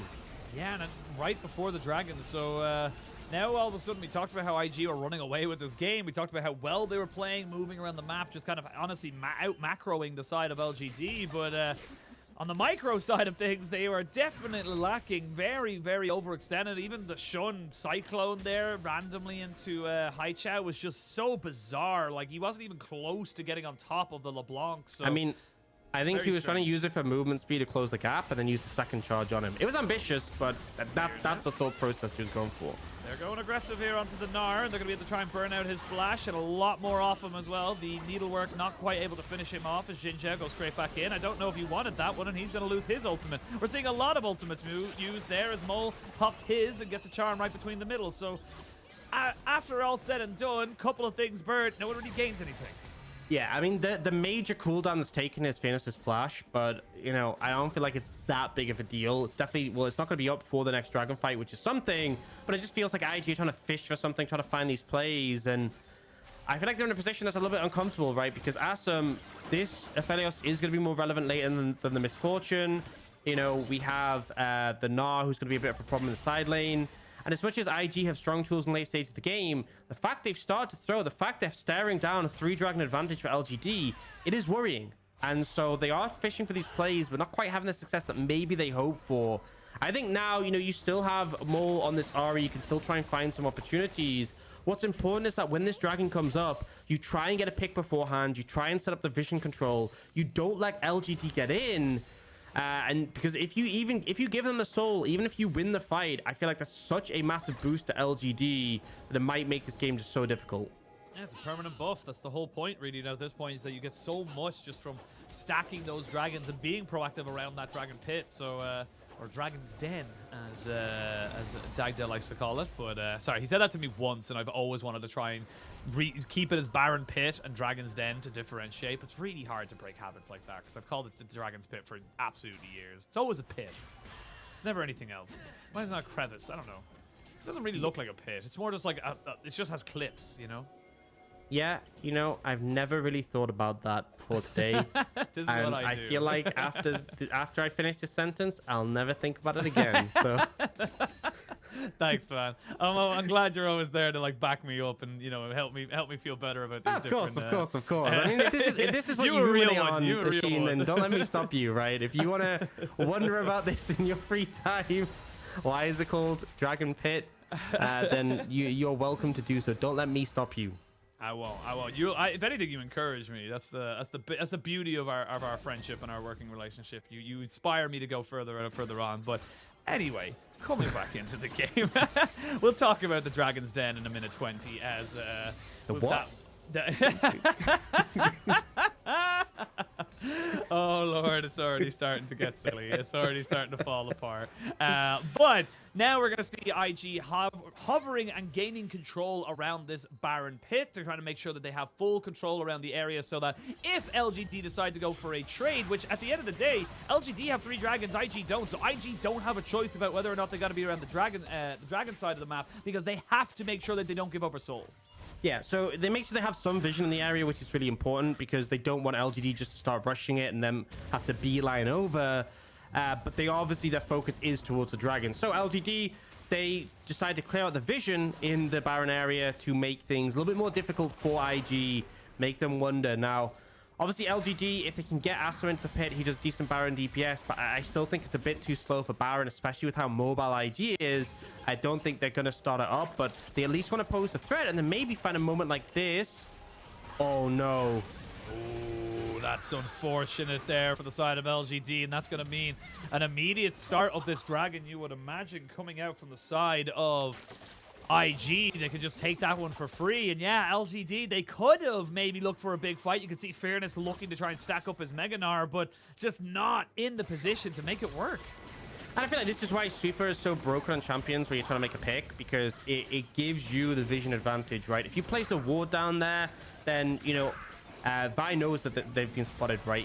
It's kind of both sides are aware, but because of the Sweeper, it shows them up, but it doesn't give the information to the other side. Mole knew that they were trying to set a trap for him and is able to make the play, able to find the charm. Fantastic performance. And now they get that Mountain Dragon, they deny the soul, buy themselves a bit more time, and start to feel the benefit of those extra resistances. I mean, already you have Ninja Tabby on the Misfortune, Banshees on the Mole, obviously a bunch of tanky stats on everyone else, so immediate value gain from that. Huge setup there for the side of IG, and just a very unfortunate time for LGD. And it's those little mistakes that will get capitalized upon as we look at the replay here. It's just, yeah, he doesn't really have any support, and they don't see him. It's just great fog of war movement here from IG. Yeah, and I think at this point he kind of realizes too late. Doesn't actually have the flash, so he relied on charging up the Q. And I mean, honest, I'm gonna be real. Even if you did manage to charge up the Q, it's an RE, right? I feel like you can get chased down, so easily. So just wrong place, wrong time, and now, you know, IG still have that gold lead. They were a long way away from ever getting soul. So I think looking for a pick again could be huge, but it looks like LGD have similar ideas. And I feel like both teams have so much potential to just find a target and decimate them. And so you have to be really cautious where you are walking, where you are setting up, because there is so much lockdown. Yeah, you can't just walk in. Look, the RE doesn't have the most extreme damage right now, sitting on a Banshees and an Everfrost, but in terms of lockdown, specifically single target lockdown, you are going to have to respect that. And now we got to wait another 3 minutes 30 before that next soul opportunity becomes available for LGD, and that just gives more time for, I will say, a couple of items to come through. But I will say, you're dealing with a lethality Misfortune. Yes, does do damage to squishies, but when we're talking about the hyper scaling AD carries, not someone I definitely put in that kind of categories. Now we're going to see Wink going aggressive here onto Jin Zhao, who still has his Unbreakable, finally does pop it. As we can see now, Zika trying to jump onto Asim, who's been completely isolated. Mole's been taken out, but it's a trade of 1-for-1. Now we can see that side of LGD have finally found their fight. It's a 2v2. Both AD carries and both mid laners are dead, which means we're going to have the supports, the tops and the junglers going back at this one. Shun goes in, goes golden as Wink's just kind of hovering off to the side. He's thinking about coming into this, but Zik is kind of taken over right now, Ox, as Fearness does get the champ down, but not quite able to get himself away. You can see Jin Zhao wants to run away. He wants to survive, but you're going straight to the slaughterhouse, my friend. Monkeys are better than cows, according to the side of IG. No, they're not. Towers are, and that's just going to be IG eventually taking a fight, but it was very close. Yeah, and it's nice that Jin Zhao stole that out. As much as it does mean he's going to be dead for a while, it means IG has no ability to move over to the Baron immediately. We should see Vi be able to reset and get back on the map. Now, I mean, this fight was just messy, and this is part of the problem with the Misfortune, because we actually see Arn waiting for a good opportunity to ult, and what happens is we get this knockup from Shun that comes in a second, and it's like, great, this is my ult chance, and then immediately everyone moves out of the ultimate, and then he just gets run down, and like, the Lethal DMF can't kill these tanks. Like, you can do damage, but you're not going to be able to get all the way through them, and you just hunt it down. And now they have actually started the Baron, but we do see the contest to be there in time. Oh, is it going to be contested, though? Is they get themselves great charm charm over the wall, the exhaust as well, and Mole gets everything done that IG needed him to do. And not only do you get the Baron, but that gives you such great pushing power to set up for this Dragon in a minute 30. Yeah, fantastic. You get the extra stats as well, so massive bonuses. And I just feel like as much as we saw the reset come in, Jin Zhao bought enough time that his team was going to be able to get there to contest. It didn't matter. IG control, and Mole once again playing this fantastically, stops the jungler from getting into the pit. And now it's a minute until that dragon. You have Baron in hand. You've got some big spikes, right? We have Shadow Flame for Zuko. We have Mole finishing off the Void Staff as well. They're in prime position to challenge for a fight here. This is just slowly running away from LGD. They're not being proactive, and you can see they're trying to set that up, set right by that as they move down towards that bot side, but it's against an Ahri. The Ahri's going to be very easily just walking away from this one here. Zika, though, walks forward with no immunity. The Solar Flare just completely whiffs. They have got the bullet time, but it's only really onto Jin Zhao, but the Cyclone is good. That's going to be the jungler dead now for this next fight in 40 seconds. We can see the dragon spawning, but the fight's going to keep going. Jin Zhao has still been keeping alive as Fearness looks to try and take down the Misfortune, and maybe even Mole. The charm misses, and Fearness goes golden to keep himself alive. Jin Zhao is there as well. Fearness is unafraid, as just his name suggests, and it's going to be LGD taking themselves a 4-for-2. Matt, Fearness just broke their ankles. And I mean, they lost the Gwen. The Gwen is your late game DPS. In the extended fights we saw in the previous one, it was Zuka alive at the end who chased all of LGD away. And here, critical error, but a fantastic setup from LGD. They see Zuka waste the Shroud, ends up putting him in a vulnerable position, and they're able just to burst him out and clean up the rest of the fight. No one is able to kill Fearness, and they get the Soul's reward. Watch this. So Shroud wasted for some trade, but that just means you're vulnerable now, and this is a full glass cannon Gwen. Just gets bursted out, but I feel like the main thing I want to track here is Fearness later in the fight, what he's able to do, because at first the momentum goes in favor of IG, a good charm comes out, they focus on the Alistair, but Fearness just makes a beeline towards the backline of IG, and the damage just isn't there. Dodges away from the Orb of Deception, finishes off on, and then here, dodges away on the charm as well. Just so well played in the stopwatch at the end to buy time for Mega so he doesn't go down. Just fantastic play from the Gnar there. And that's not only just the fight going LGD's way, but they also get themselves the dragons. That is Mountain Soul here. As you can see, so much damage coming out there from Fearness. But now Fearness, the man who carried the last fight, shall be carried back in a body bag, as he's going to end up getting hit by the Solar Flare, the Zenith Blade, and that's going to be a kill going over to the side of IG. Now, can they convert it into anything more meaningful? As don't forget, they had the Baron during that play, that last play, so they actually only have a couple of seconds left on it. Yeah, they've gotten the Baron play to minus, plus 12, plus 30. There we go. They're getting there. They're finally there. Positive again. They will get a big chunk. We'll see if that comes in on the Baron power play. Doesn't just in time, but they get a bit of chunk of gold there. Now with the Gnar down, it definitely gives them a lot more strength, but the Baron gone, it's easy wave clear. And we're in a position where suddenly things get more difficult because, you know, you have those extra resists, 18% armor and MR.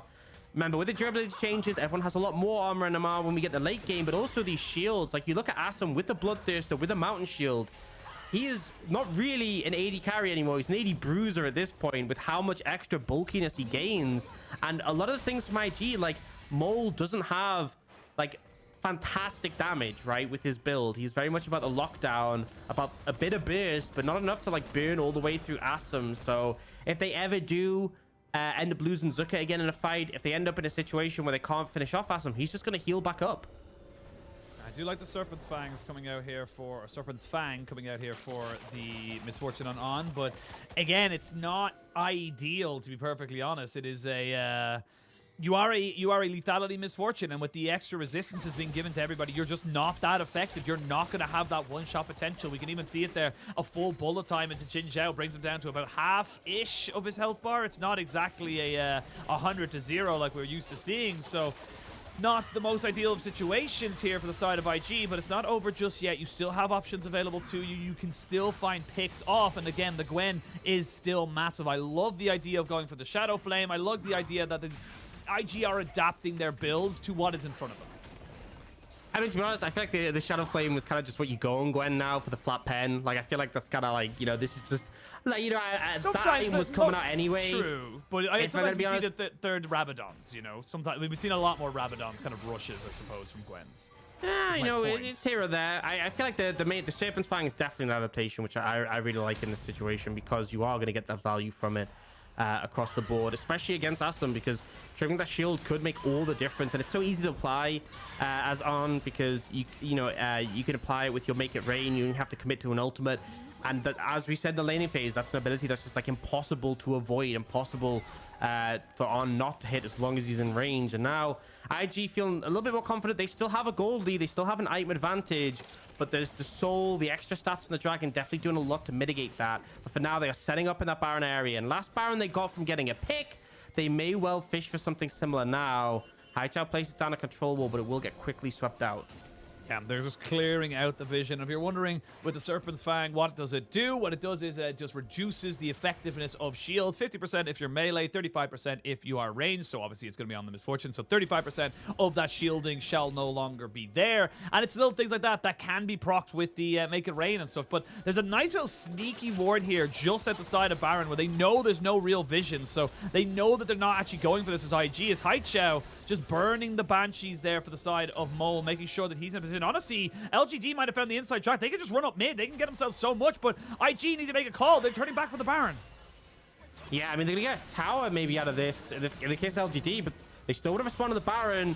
IG turn off. Here we go. They're going to jump on the Jin Zhao. Jin Zhao is a bit of a meatbag right now, so he's got a lot of HP. You can see On trying to run away, but everyone's just jumping on his face right now. Goes golden, keeps himself alive. There's the bullet time, but Fearness knocks him right back. Mole flashes away and keeps himself alive. The GA has been popped. How are the side of IG not dying just yet? They're still going, but eventually they'll fall. LGD are just too damn strong, and it looks like we're just delaying the inevitable. It's going to be LGD's game in this game one. And it just looks like Zucker can't do enough, and On doesn't get to play the game. This is the issue with the misfortunate situation. Oh, the minions, I think, actually finishing off there. But LGD get enough of a lead in this fight. They don't have to do the Baron. They don't have to do the Elder. It's only the Leona to defend for 30 seconds. They're going to push to the end. Wink, you have to try and clear the minion wave, but there is just too many. There's another one on the way. Stalling for time is the aim of the game. Yeah, stalling for time is going to be the aim here for Wink, but he's actually doing a fairly decent job of it, in fairness to him. He's 1v3ing and almost takes down the Vi, and that's actually going to be enough because they have to turn back for the Baron. Yeah, I mean, that's enough. You know, as much as the time is 30 seconds, maybe the wave was right there and there was a Leona causing interruption, but time is bought. Baron is going to get started up by LGD, but this is risky. Look at the health of Koi here. He has to reset after this. And get to the Elder. So, yeah. I mean, we're going to replay, but a lot's still going to be going on. And in this situation, I just wanted to track on the Misfortune. So, immediately ulted here by the Vi. And then Haichao also leaps over and chunks him out, right? And then we quickly have to see On looking for a Misfortune ultimate, and it's just like instantly cancelled. Still does a little bit of damage, but it just feels like this Misfortune's not able to play the game. And then the Alistair combo to round it out. It's been a struggle for IG, but now setting up for the Elder. Speaking of the Alistair, he's on the flank, and he's going to trying to jump onto On right now. You can see there's the bullet time. It's not really hitting anyone. Asom takes down Zika. Mole is dead as well. They're going to try and take him out, but he's got a GA, so he'll be K. And that's going to be 4 dead on the side of IG. LGD in 38 minutes, probably about 30 more seconds before they get themselves up to the base, will be able to take this game. And IG, despite the massive gold lead, you know, they have an 80 carry who just wasn't able to function in the later fight. Wink is, again, the last one alive, trying to stall out, but there is nothing you can do here. And they just didn't have the damage to kill Asom. You actually saw there what I was talking about. You get a full R3 from Zucker that came down onto the Aphelios, and it just wasn't enough to kill him. So he survives, he gets some sustain up from the Bloodthirster and is able to turn it around. And LGD, a rough start to the game, but the Dragons came through and they managed to find the team fights in the end. They take themselves to a 1-0 in the series. Yeah, really, really well done there by LGD. Kept themselves solid. It looked like it was just going to be IG running away with it, to be perfectly honest. It looked like it was going to be IG just constantly putting down the pressure, but great plays coming out from LGD and just great fights, to be perfectly honest. And the easier to execute composition became such a benefit towards them because it was just a difference of On couldn't really play, Mole doesn't have the damage, and Haichao and Asim were just bigger threats.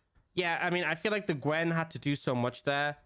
Which is why the fight where she died at the start was really rough. But then also the final fight, like, nearly, and it was so close, and it was literally the Mountain Soul difference, right? Yeah. If they didn't have Mountain Soul, Gwen would have killed Asom. He did have GA, right? You know, and there was definitely other factors in that fight. I'm not saying they would have won the fight of that, but it just definitely made it harder. And I think the Misfortune, the lane made sense. The compositionally, it didn't. Like, you're not going to work well into...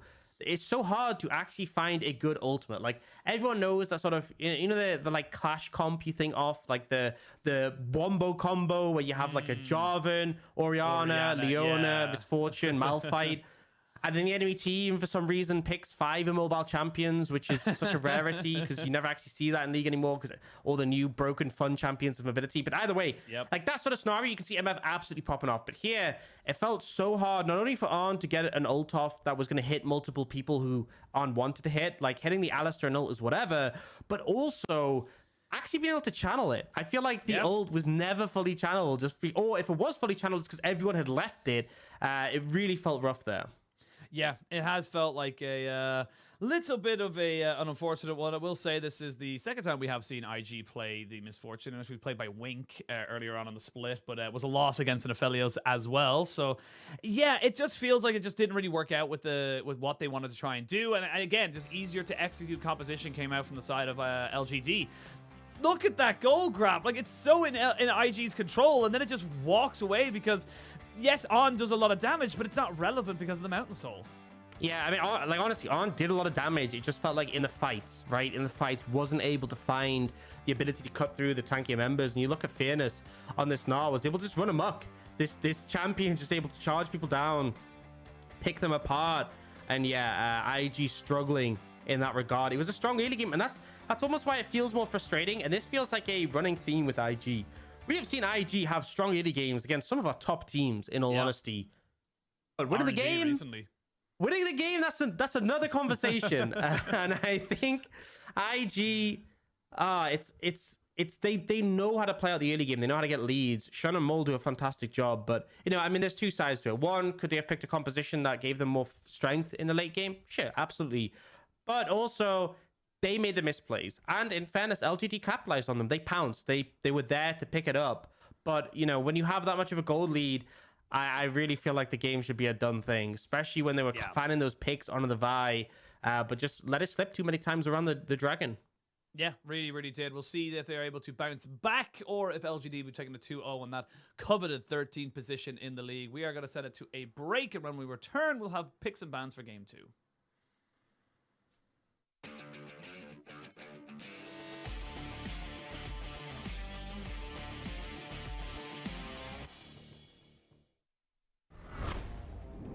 Specifically as a result, I'm not sure if we'd see nearly as much bot pressure if it's still... Whoa, Strife! Just gets deleted! One-shot him! Your heavy reliant on Clean, who is still flashless to get some of these great plays off. Just look at top. I mean, it keeps happening. Grand challenge close to getting through. I want to see that fight as he goes in under turret the shy. 4 members against Breed, who's trying to hit level 6. I'm kind of curious because Breed needs 6 ASAP. Now has the needlework, launches it out as anyone's legend are making the dive, but in his little circle, ZDZ having to flash away. He's dead for first blood. It's a double under the turret. Chocho also almost next. Oh, the crown is gone from Rookie. Oh, there goes onto the backline. Bin onto Photic. They can't get the damage follow-up, though, because of that Keeper's verdict on the Weiwei. The final chapter across, though. Rookie has the lightning crash. As the Ultra Shock laser comes out from Doggo. Doggo stepping up here. Rookie can go over the wall as the lightning crash uses it. Tries to go back in on the Weiwei. Doggo has to get out. He's almost out of mana at this point. You've got to be really careful. That's already Weiwei down 2. Doggo, you got to find a way to carry. Icon, somebody. Doggo's got 1. Can Doggo clean it up?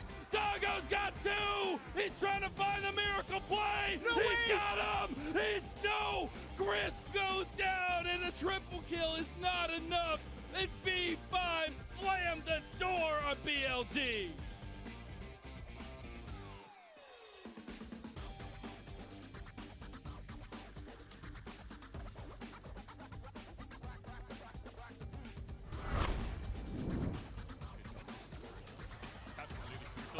They just dive. Ansem is gone.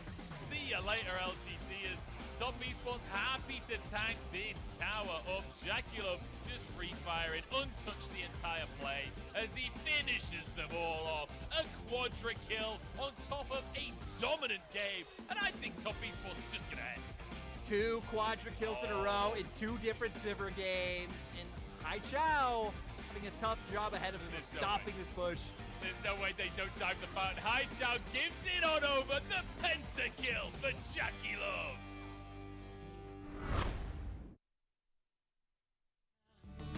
Na na na na na na na na na na na na na na.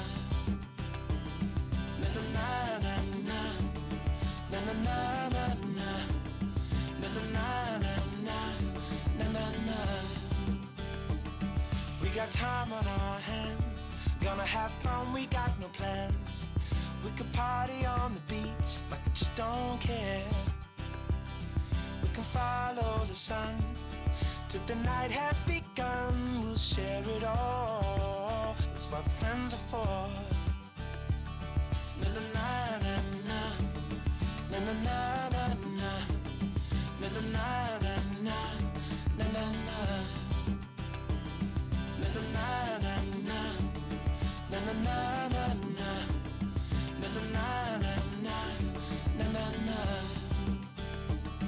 There's a rock and roll band playing acoustic in the sand.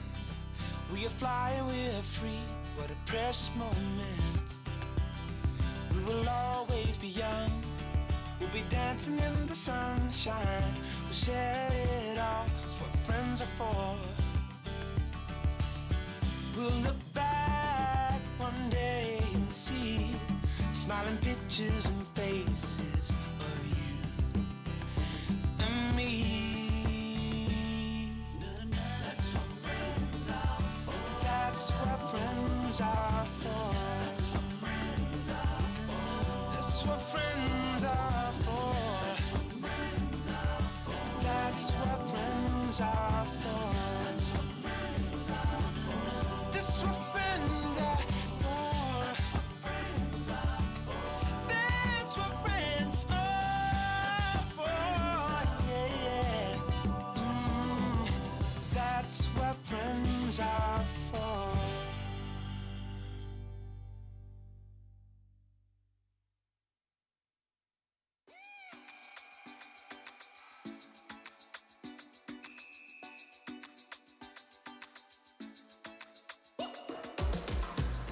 When you're feeling down, wanna come my way, gonna lift you up. Let me hear you say, yeah, we're living on love. Yeah, we're living on love. Yeah, we're living on love. Yeah, we're living on love. Oh, oh, we're gonna take you higher. Oh, oh, we're gonna lift you up. Oh, oh, we're gonna take you higher. Oh, oh, we're gonna lift you up. When you hit the ground, don't you lose your way. Gotta get back up. Let me hear you say, yeah, we're living on love. Yeah, we're living on love. Oh, oh, yeah, we're living on love. Yeah, we're living on love. Oh, oh, we're gonna take you higher. Oh, oh, we're gonna lift you up. Oh, oh, we're gonna take you higher. Oh, oh, we're gonna lift you up. Oh,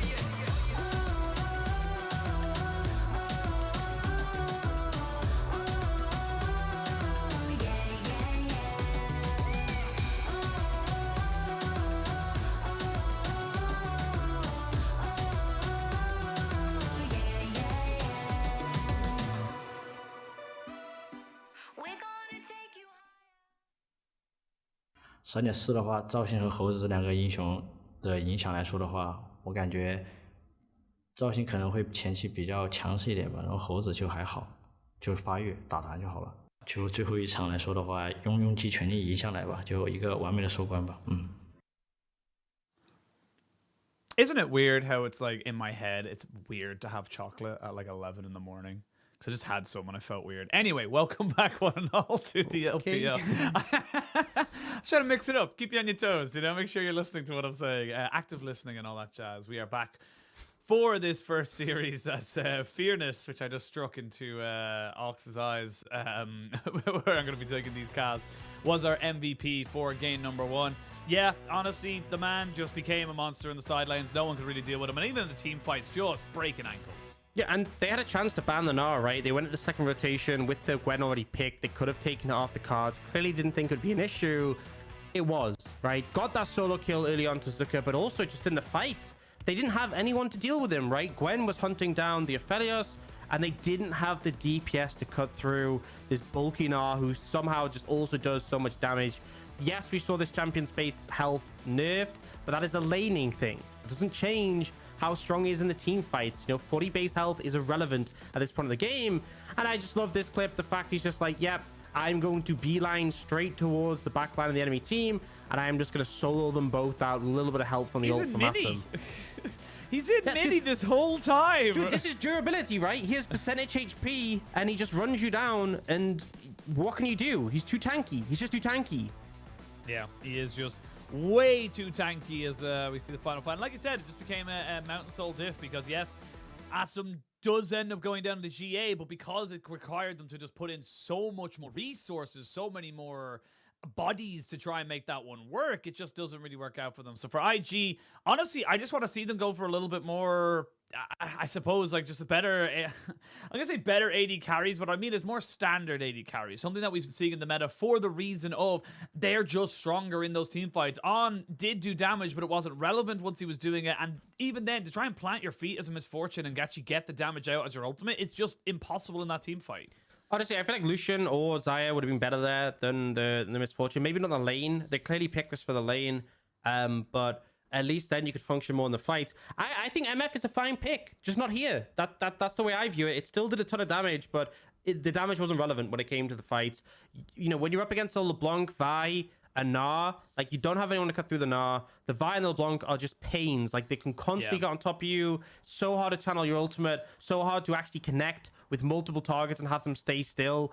That to me was the main issue. And IG just didn't have the follow through in the fight. So still, I feel like going to this game too, I don't really look at this as being like LGD have had a fantastic game one and they're coming out, they're going to 2-0 the series because they really struggled in the early game. So IG just need to refine what they picked, bounce back, look to have another strong early game, and they should be able to challenge in this series.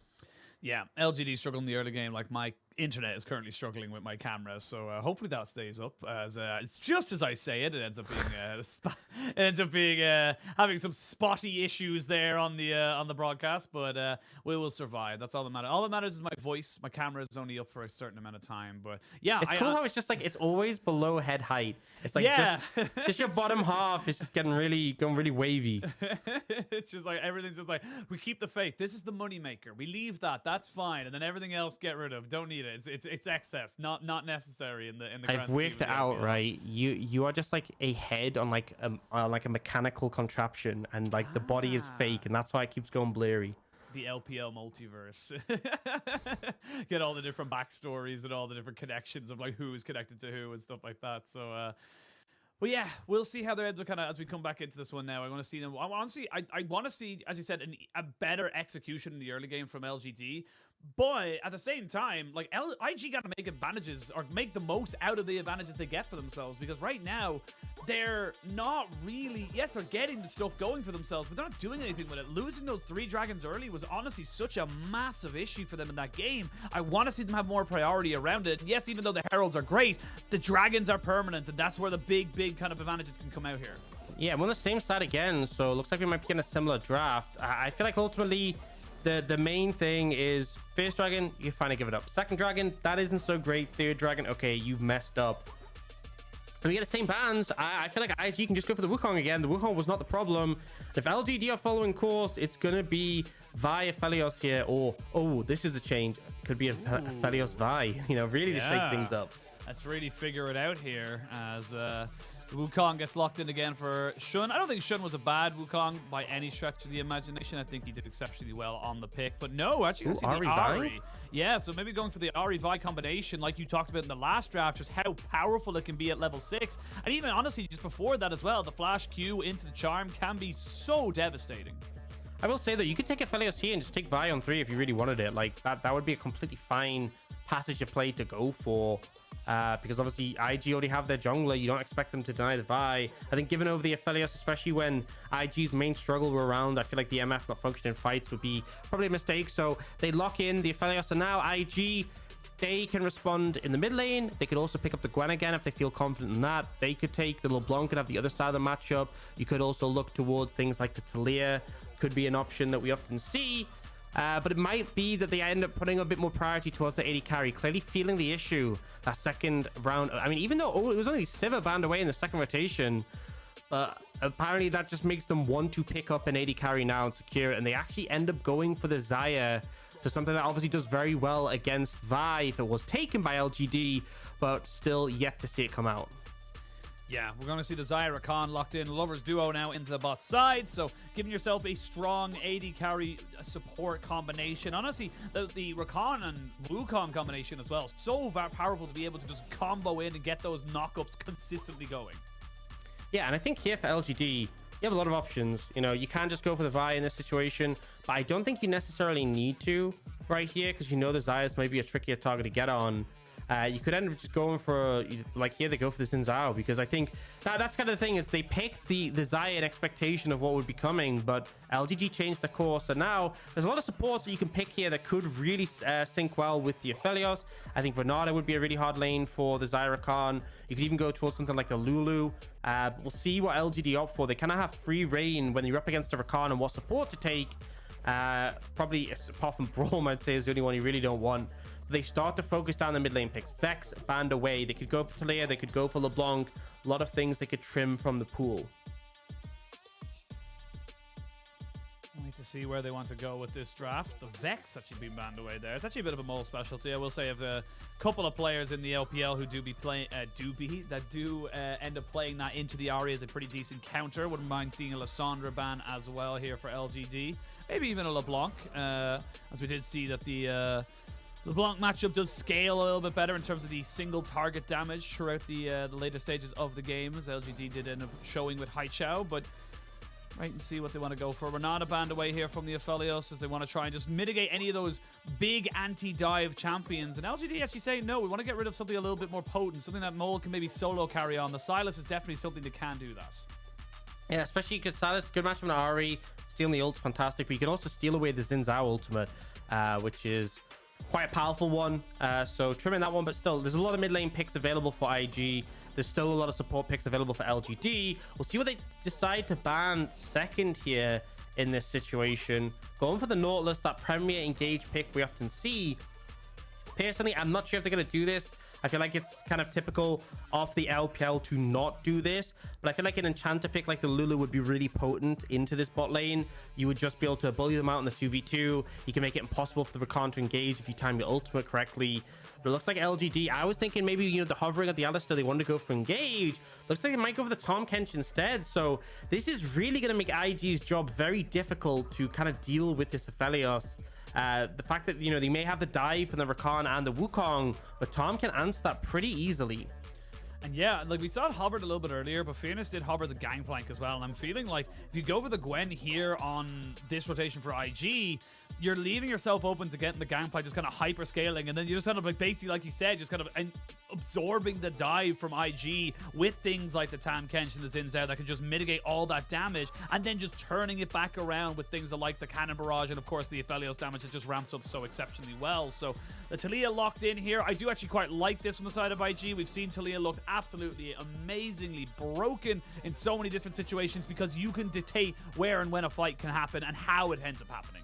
Yeah, I mean, the wall usage has been fantastic in the LPL. You know, Rookie doing some really effective ones, like trap people, cut people off for a fight. A lot of power you can gain in that, and strong skirmishing in the mid-jungle 2v2.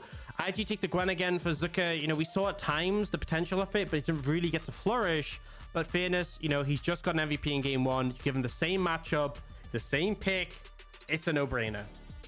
Yeah, you were MVP in it last time. You know how good you can be, and it's that little bit of extra engage that maybe just helps round out LGD's composition very, very nicely. But again, I feel like I think that IG have definitely made moves to fix what was wrong with their composition and their draft in the last game, and this time around they're coming out with a couple more answers to what LGD can do in the late game. It just still, to me, it feels like the priority is kind of weird, because you could have taken Talia early on in the rotation, right? You could have taken Gwen early on.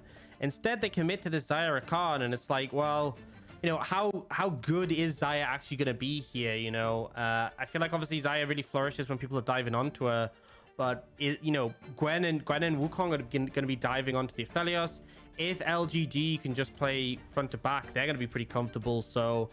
You know, I don't know. I feel like Xayah, current place in the meta, is a little bit rough, definitely on the lower tier. I feel like if you'd taken something like Jinx, I would understand it a bit more, or even the Sivir.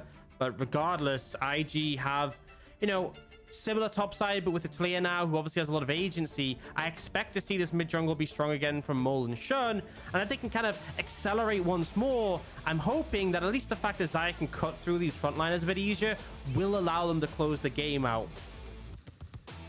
We'll see what they're doing on LGD, looking to take a 2-0. Would be a great win for them. I'm actually curious. I'm going to have a quick look now. Have they actually taken a 2-0 all split? I don't believe they have. They've been 2-0'd for sure. But no, their 3 wins have all been 2-1s. So this will be a nice movement here for them to show the improvement they've made as they come towards their final 2 games of the split, or final 2 series of the split. Today, and of course on Sunday, they play against RNG. You would imagine that this being the quote-unquote easier of the 2 matchups. And for IG, this is your last game of the split. This is to prove that you are worthy of playing in the LPL. And you got to make the most of what you've got in front of you. 100%. I mean, this is your last opportunity to show up, to pop off. Fairness, I feel like, is someone who's had a really good series. I mean, it's been 1 game, sorry. It's a really good game. Start to the series. It's still a series. Yeah, it's the start of a series, and hopefully we'll continue with that. But he's on a similar pick, so ample opportunity to do so. We see Mole trying to just get some poke down onto Haichao. Has opted for the cleanse. Cleanse mid, cleanse in the AD carry roles. So really trying to limit the effectiveness of this Ahri with those charms. And also, obviously, effective against things like the Gnar as well, with his stuns that you can obviously use.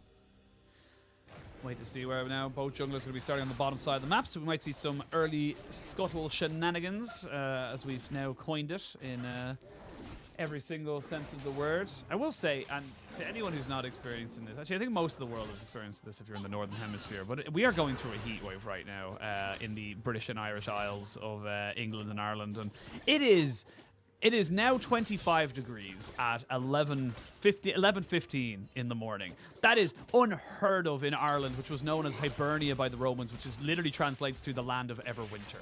Like, I just wanted to make a note of it because I'm actually actively starting to sweat.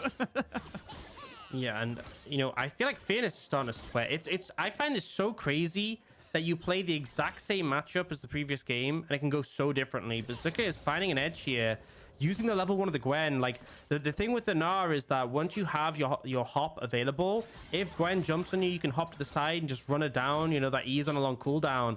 But Zuka finding the angle to trade off that level 1 strength that Gwen has when the Gnar really doesn't hold up, and has just found a pretty substantial advantage in the lane. It's early days, right? Still plenty of opportunities to turn it around, but this is one of the things I love about League of Legends. Same players, same matchup, 1 game later, different outcome so far at least.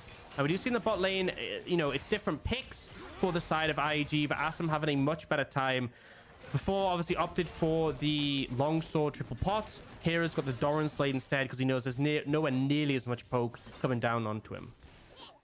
Yeah, it is a little bit harder on the top side, like you said, but we will see now Fearness going back for a reset. And honestly, yeah, just needs to do this as quick as he possibly can, get himself TP back in, otherwise he's going to lose about 3 minions, maybe? No, just the 2.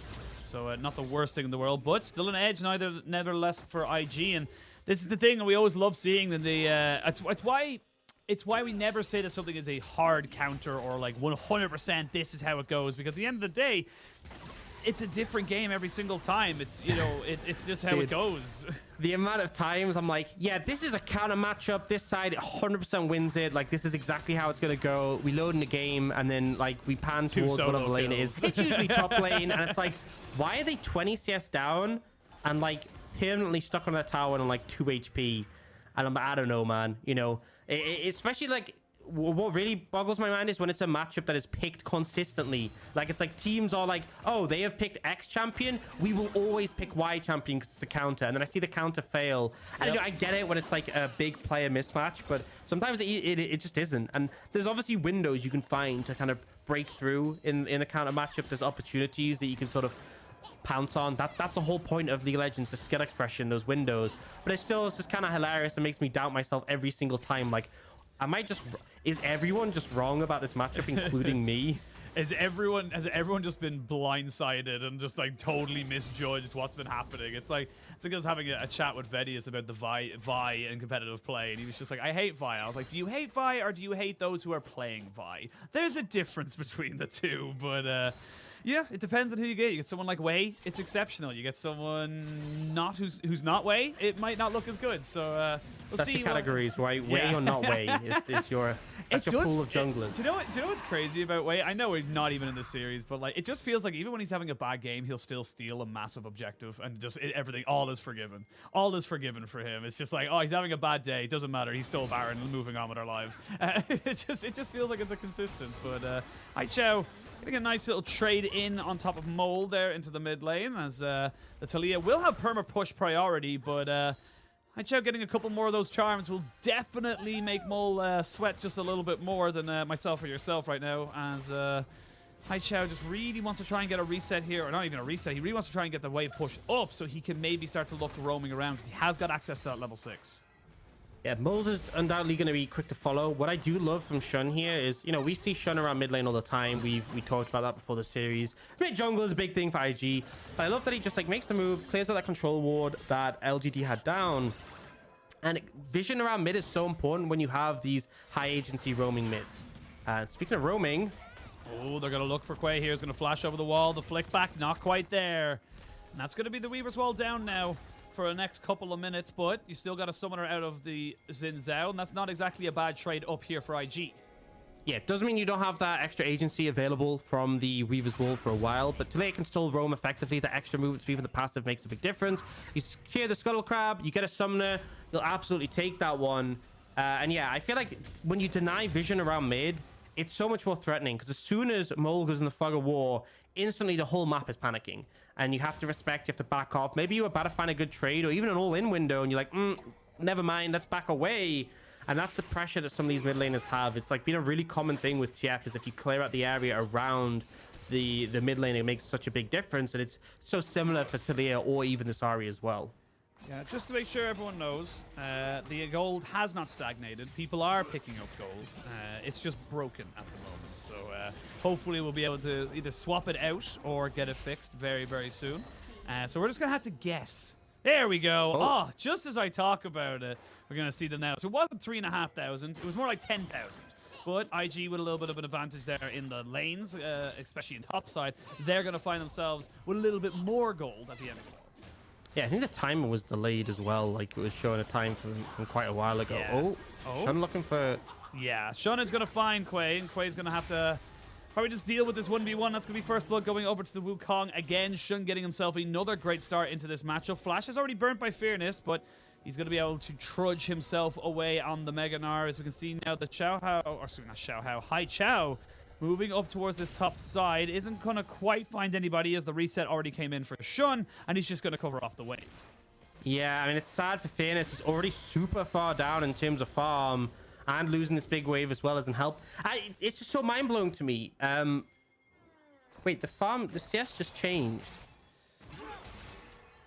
I'm not sure what's going on. Okay, I'm gonna be real with you. I'm so confused, dude. It did just randomly drop about 10. So, yeah, I mean, I'm not Zucker sure was on what's 75 CS, and Fearness was on 45, and it's just changed. I'm glad you're here with me, Ishid. I feel like I'm being gaslit otherwise. It's actually just a ploy to get us to go mad, you know? It's just kind of like all these moments. But speaking of moments here, Quay gonna have to use the Crescent Guard. I'm not quite sure what you're expecting to do there. Like, we don't like molding here. That's not really what we like to do. But at the same time, that just feels like a bad play. And I'm going to tell you now that the CS counter on the bottom half is broken, because you can see that the ward counter wasn't moving. So look, guys. Everything's broken. We can either have the top of the scoreboard working or the bottom, right? Yeah, it's your choice. We can't have both, right? We can get one or the other. At the moment, we have the top working, but the bot has unfortunately failed us right now. So obviously, you can tell 2 kills at the top of the screen. You've just seen Quay go down as well again, unfortunately, but obviously that isn't reflecting. So we'll just have to roll with the punches. Yeah. Hey, it's my last regular season cast. I think you're done actually as well after this, or no? Yeah, you've won. yeah. You've won. This is my last one. Last regular season. Then we're into playoffs, and we get to prep for that. So we got to throw some some fun at us right now. Is there we go. There we go. We can see it moving as well. We can see the Sheen procs happening. So we got ourselves 20 CS lead in the top side. About even across the board everywhere else, but it is those 2 kills going in favor of IG. And honestly, it's a very similar vibe to what we saw in game number 1. It's IG making the early plays. It's IG being the proactive ones around the map. And it's on to LGD now to try and respond in kind. I will say that Quay has been very questionable with his pass. Just honestly looked very lackadaisical, just very alerted, I suppose, to what's actually been going on around him and just walking into very poor trades. Yeah, and I mean, it feels like Shunner's just been hunting for him, playing around the strength in his top side, playing around Mole again. And the fact that he had no flash allowed him to get punished back to back. And now IG, learning their lesson from that previous game, have got this dragon area on lockdown. They do not want to let LGD start stacking these again. It will be that infernal dragon that they are looking to get, but LGD looks like they're trying to contest this one. I mean, it takes a while. Both top laners have TP.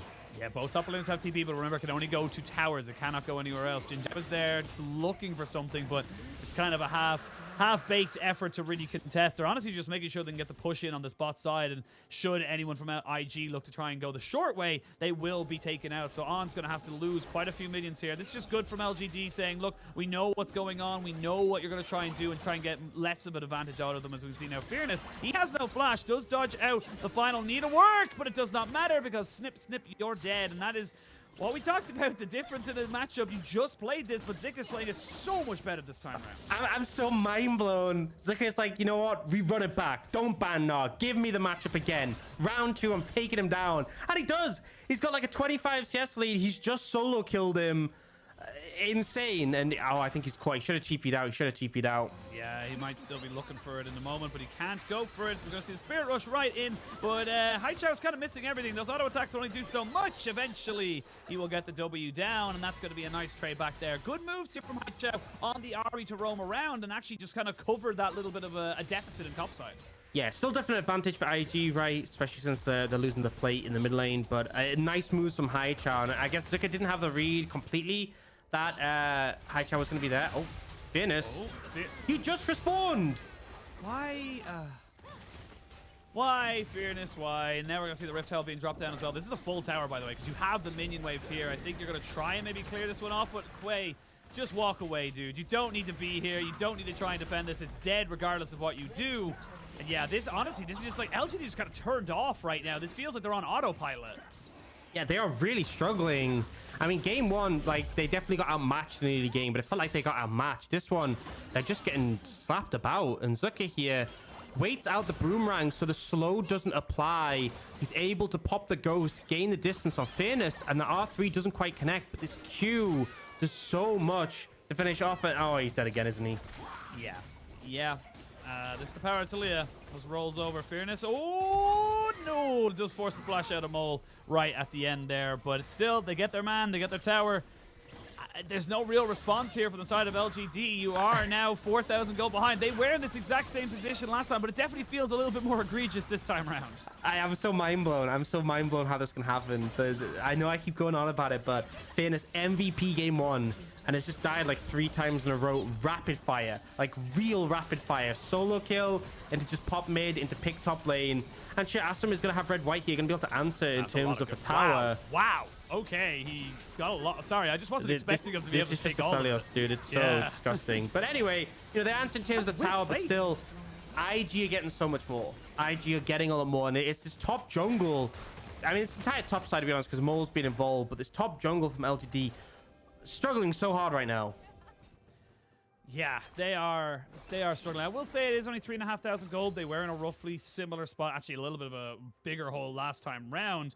And with all that gold going into Asum, he has got an opportunity to be able to be that big carry again. Remember, it is still Anaphelios coming into this game, but look at the difference in top side. 0-3-0 to 1-1-1, full tower and plates, 40 CS or thereabouts.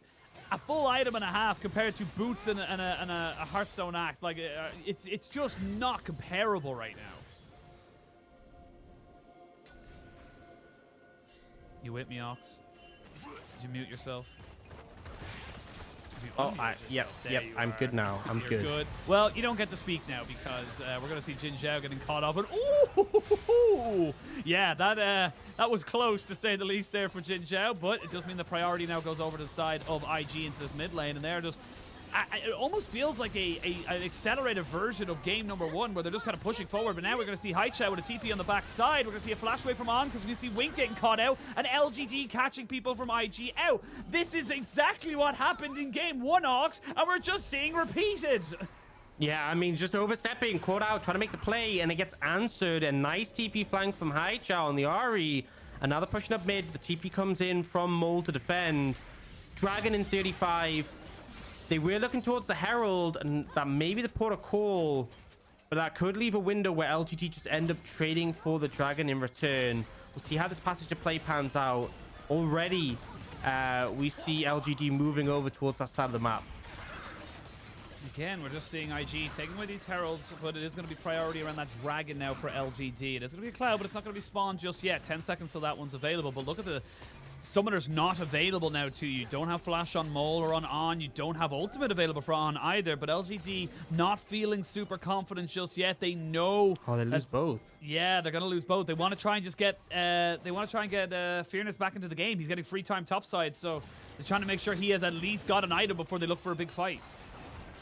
I think it just shows how scared LGD are. The fact that Fearness doesn't even take the tower. He like pushes a wave up and then backs away because Zuka starts to move back up. But LGD know they can't contest it despite the fact they posture Dragon.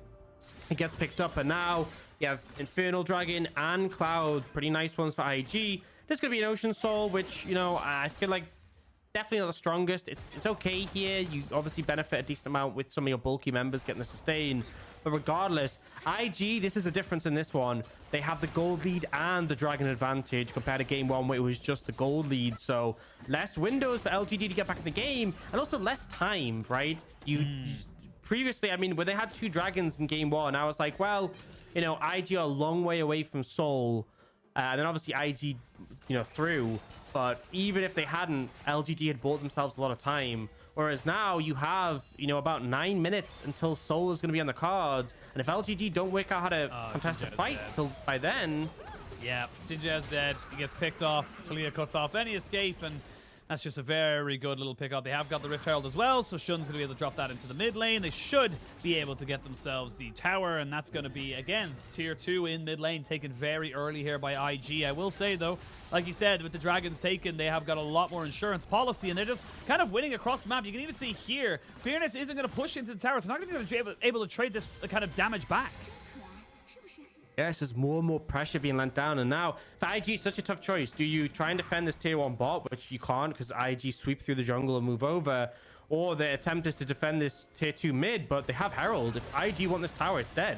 Ooh, but look at Asum. Asum's already starting to do some significant damage, and that Moonlight Vigil brings pretty much everybody very low who was significant in that fight. So yes, you do get a tier 1 in the bot side, but this game's not over just yet. Asum is starting to ramp up very quickly. It looks like he's rushing towards... I don't want to say it's an IE, but I don't think it should be an IE for sure. It has to be moving towards a Zeal, surely. It's whatchamacallit? I can't the item. Which item? What's it? Tell me, help me out. Lord Dominic's regards? No, that's not built out of pickaxe. It's a collector, I think. Oh, Collector, but you'd have thought he'd have gone for the Dirk first. But yeah, collector builds out a pickaxe. That makes more sense. That makes more sense. Help me. So probably... That was the most genuine. Help me. Sorry. I hate it when you know what the item is. It's like on the tip of your tongue. As Fearness. Ooh, awesome. As everyone just kind of jumps in on top of him. And yeah, that's going to be a dead Nara. So more picks, more gold, 5,000 gold lead. And now they've got pressure into this mid lane. And everyone went bot side for the side of IG. And I don't know if I agree with that play from IG. Or sorry, not from IG, from LGD. Because you didn't really have anything to gain. There was no turret. I would have been fine with it had you been trading on top side. But you weren't even trading anything. I just feel like the crazy thing is for IG, it doesn't even feel like they're putting any effort into these picks. It's just like, oh, there's someone, yeah, kill him, boom. It feels so effortless. Like they're just gliding through this game, and now they took the mid tier 2 without using Herald. They're putting the Herald top. This won't kill the tower from the HP it's at, but it will chunk it. Oh no, with the wall, this could be devastating. This could be absolutely devastating. I will say though, Crescent Guard is good to knock everybody away. The Rift Herald has to go on a bit of a journey because of the Weaver's Wall, as Shun's decoy soaks up What a are you little bit of doing, damage. Herald, oh, I'm so sorry. I went the wrong directions. I'm very, very sorry. But shall be punished for her crimes of taking down that turret, and that's going to be LGD kind of bringing themselves back into our league. And see now, actually, the one thing I will say about having the old overlay is that it actually shows you how much objective gold you're getting on the side, whoever has it. So I actually quite like that little extra bit, you know? Yeah, and the question is, will LGD even get to cash in on it? Now, here, Finn is just like, this is what I mean. This doesn't even feel like IG have to do very much to find this pick. It's like, Finish is just mid, way too pushed up, gets reared, gets charmed, dies, boom. Yeah, move on. Unforced errors is basically the best way I can put it. It's not even like IG are putting you in a position like in the top side where, oh, the Weaver's Wall's there, maybe you end up overextending, or we catch you out because you weren't expecting this. It's just, he shouldn't be there. There's no real excuse other than that. So I will say that Hai Chao is now onto 2 items. He's got himself his Banshee's Veil alongside that Everfrost, so he's going to have a little bit more safety going in and out between these fights. 30 seconds to the next dragon spawns. That's going to be sole point for IG as Jin Zhao. Why are you there? Why are you there? There's no need for you to walk that direction. There's just no... Why? I don't understand. We're having a bit of a moment, Docs. Beats me. Like, I don't know, LTG just feels so disconnected. I feel like the way back in this game is to look for picks. But, yeah. We're gonna see. Oh, there's a good Devourer, but not gonna be good enough. And yeah, honestly, I'm gonna call it. LGD are on autopilot, and they're just not thinking. They're not even thinking about this game. They're just going into like, you know, when you're playing a game, but you've been playing solo queue all day long, so you just go into like patterns of how you want to play the game. You're not actually thinking about how to play. You're just playing. That's what they're doing right now. Yeah, and the solution to that is just take a break, walk around a little bit, touch grass, you know. But now they don't really have the window to do this mid-game. They're trying to do the dragon, but IG are contesting. I mean, yeah, you don't have your AD carry or your support here, so you can take the Baron and contest the dragon because you can just send 3 people there. There's the Baron finally secured, as you can see there. Quay, who's basically been invisible this game, just not able to have any relevance. And yeah, this game is over. IG are just running around LGD. My Lord. Yeah, this is rough. Fearness is there, but the Reaver's Wall was weird for Mole. As this is just trying to get close. Yeah, it's not a game. I don't quite understand it. I'd be lying to you if I said I understand what was going on. This is prime League of Legends, Asheen. Right, 2 top teams in the world going head to head, and right now IG just besting them. Right, 9,000 gold lead, 3 dragons in pocket, and they're looking just to use this Baron immediately. No hesitation. No pause, instantly putting it into that tier 2 in the bot lane. We're going to be able to get more and more off of this there. As I said, open gold, open dragons, open pressure. There's no real end in sight. You've got 2 items onto your Aphelios. That's nice, but it's not. Hai Chao doesn't even want to fight him. Hai Chao doesn't even want to go near him. But we'll have a look here, and this is just Shun. They see him. That the turret gives him vision. I don't know. Yep, they get caught. That's just that. And like, he still has flash and ghosts available to him, so yeah. I don't know. I think Asum's just waiting for them to use it in the next game. LGD are thinking game 3, right? Yeah. At this point, I feel like that's all I can say. They're thinking game 3. They're thinking on the next one. Right now, IG are just closing out, doing the best they can. They're pushing up a Baron minion wave into the mid lane. And, I mean, this could be a window. There's only 3 members there, but LG don't really have the engage to catch them off. So, yep. Yep, Machine. Yep. Yep. Just, yep. That's all there really is to it. As you can see now, IG using the last minute of their Baron buff to full effect. So you don't really have great wave clear right now. You're still very short range as Asum on this Aphelios. They are going to try and crack open the base. The Moonlight Vigil is good. It's going to force out the ultimate there from On, and they are able to defend it just for the moment. My Lord. Never mind. The flickback's just too damn good. Fearness has to get eaten before he gets into his Mega Gnar, and you've kind of separated your team out here, Mole. IG were actually on the other side of that particular play, but with the cannon minion still going, his name is Jeffrey. He's doing his absolute damnedest to make sure that the game will be ending off of this push, and this is going to be a 25-minute win. Yeah, I mean, IG just storm into the base and decide that it is their base now. Such a crazy game, honestly. IG credit to them. They kind of bounced back from that game one, a much more crushing early mid game, but also they don't lose any momentum. They secure the Dragons. But also, the thing that amazed me is just this top lane matchup. How, you know, I don't know what happened between game 1 and 2. I don't know who said something to Zucker. Maybe Shun just looked at him and said, bro, you've got this. Maybe that was enough. But he came in this game and just decimated the matchup. Yeah, crazy. Absolute madness. But IG carrying through, following through with the early lead, unlike in game 1. Yes, it was IG all the way through this entire game between solo kills, team fights, just picks around the map, and IG able to capitalize on mistakes. And this is the thing as well, like when you're at this level of play, regardless of how good or bad you are perceived to be in the standings, these teams will take care of business when given that many opportunities. LGD were just handing them up. Oh, you want another one? Cool. No, well, there was one over there. Did you see that one? We gave you that opportunity. And then IG were like, thank you so much. You know, it's like Elf. It's like Will Farrell and Elf, where he's going over to two guys who are just handing out the flyers. Like, thank you. Thank you. Just grabbing them every single time. So, yeah, it was being handed to them on a plate, and they ate it fairly quickly there, and ate LGD up. There was nothing really that LGD could do.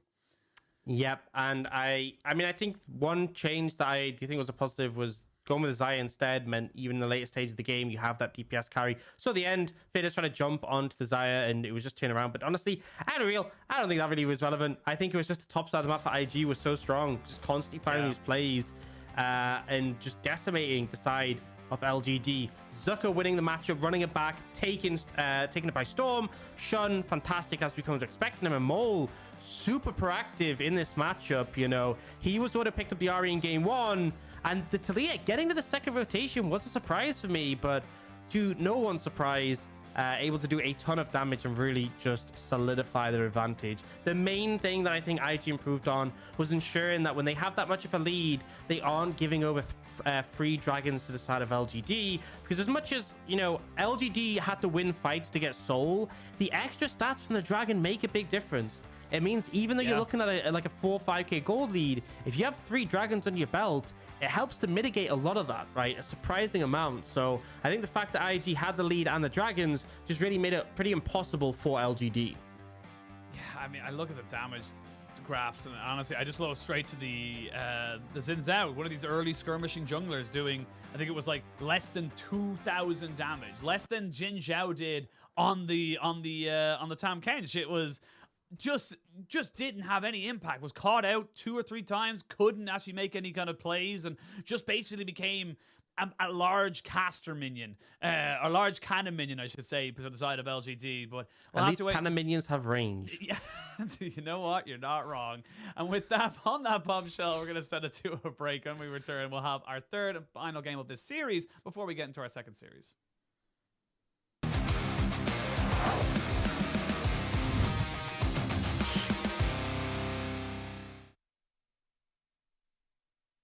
You know, what a timeline that would be. That TS versus V5 matchup.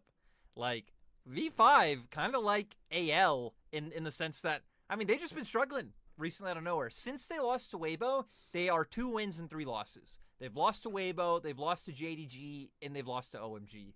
Like, this is so unexpectedly crazy to me, like, just with how good they looked. I mean, heck, first half of the split, right, we were saying they were just a clear best team right now.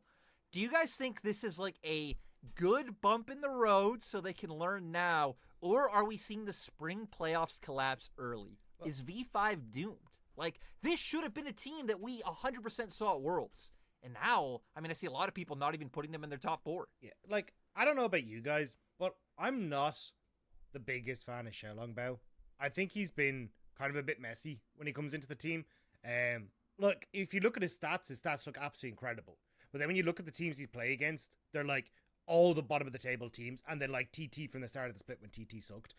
I don't think that he's particularly good at, you know, reading where he should be, and end up like listening to his players way too much, where it's like, oh, well, maybe you can make a gank here, and he just takes that as like definitive, well, I'm going to be in bot lane. And we saw it in the last series where he spent like 30 to 45 seconds just sitting in bot lane, getting absolutely nothing achieved, and he loses his entire top side. And like, it happened in their series before that as well. I can't think off the top of my head. It was against OMG, where OMG. Aki yeah, game one just completely destroyed him because he just sat, Xiaolongbao just sat in bot lane, gave across his entire top side, and Aki just took over the game from there. So I actually haven't been the biggest fan of the Xiaolongbao replacement. I feel like we're seeing the exact same problem that we saw in RNG, where he ends up kind of giving way too much leniency to the veterans on the team and not actually playing his game or his style, and just ends up falling behind all the time. So I don't know. I feel like that has been a really big disappointment for me.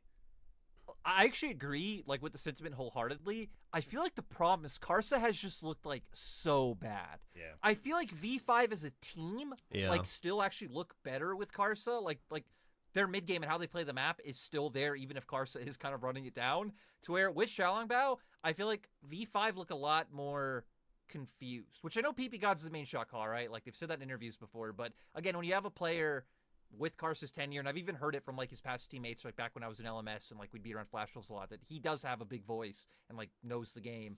But I don't know, it's such a tricky situation where you have one player who is like very heavily like underperforming. I think this has been Karsa's worst split by far. But then you have Xiaolongbao, who I agree is like those same issues he had on RNG, where he looks like a very solo queue-esque jungler in terms of like some of the things he does. He kind of just goes off on his own. I think it helps that Rookie plays around him pretty well, but it kind of feels like a no-win situation. I still don't know if I feel like that's their biggest problem. I feel like Rich has looked a bit egregious lately, but yeah, I mean their whole top side, right, between top and then their jungle situation, things are weird. Yeah, I mean, the hope is, like, I feel like if they're going to be a world contender, they need Karsa back, but they also need him to be playing well, right? But I feel like the loss of the team is heavy. But I completely agree with the Rich concern, because I feel like, I mean, that was the issue against Weibo. But I feel like I feel like Rich did an okay job in spring at kind of holding his own in a lot of scenarios, but kind of flopped a bit in playoffs.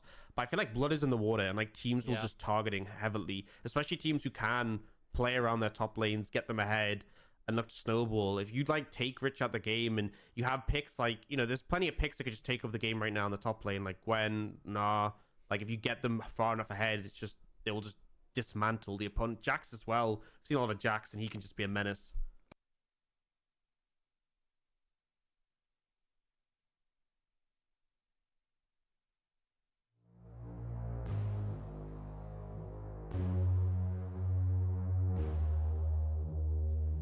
I just want to tell you it's alright, while I'm smiling through the tears in my eyes.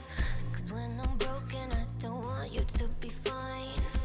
I think we're both just attached to the friction. If you need me, I'll be pacing through my mind, and I can be the one to get you through the night. I lose the battle every time you pick a fight. Too afraid to combat this addiction. You're so bad for me, I can't stand to be without you for another moment. This is agony. It's like gravity, you're pushing down on me when I'm around you, but without you don't know where I'd be. Out of sight, lost in time. One more night, you and I.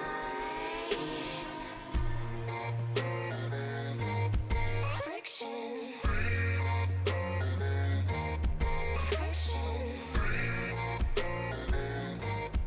Friction. Friction. Where we are, I can't quite figure out. I wanna take all of the blame from you now. No matter what, I've gotta fix it somehow. You only know how to play it like the victim. You're so bad for me, I can't stand to be without you for another moment. This is agony. It's like gravity, you're pushing down on me when I'm around you. 我觉得 IG 勋这名选手的话，也是一名节奏和操作都挺好的一个选手。至于准备的话，我觉得只要把自己节奏做好，那我节奏就是好过他的。收获应该是终止了自己的连跪，然后也收获了 MVP。后续的希望剩下2场都赢下来。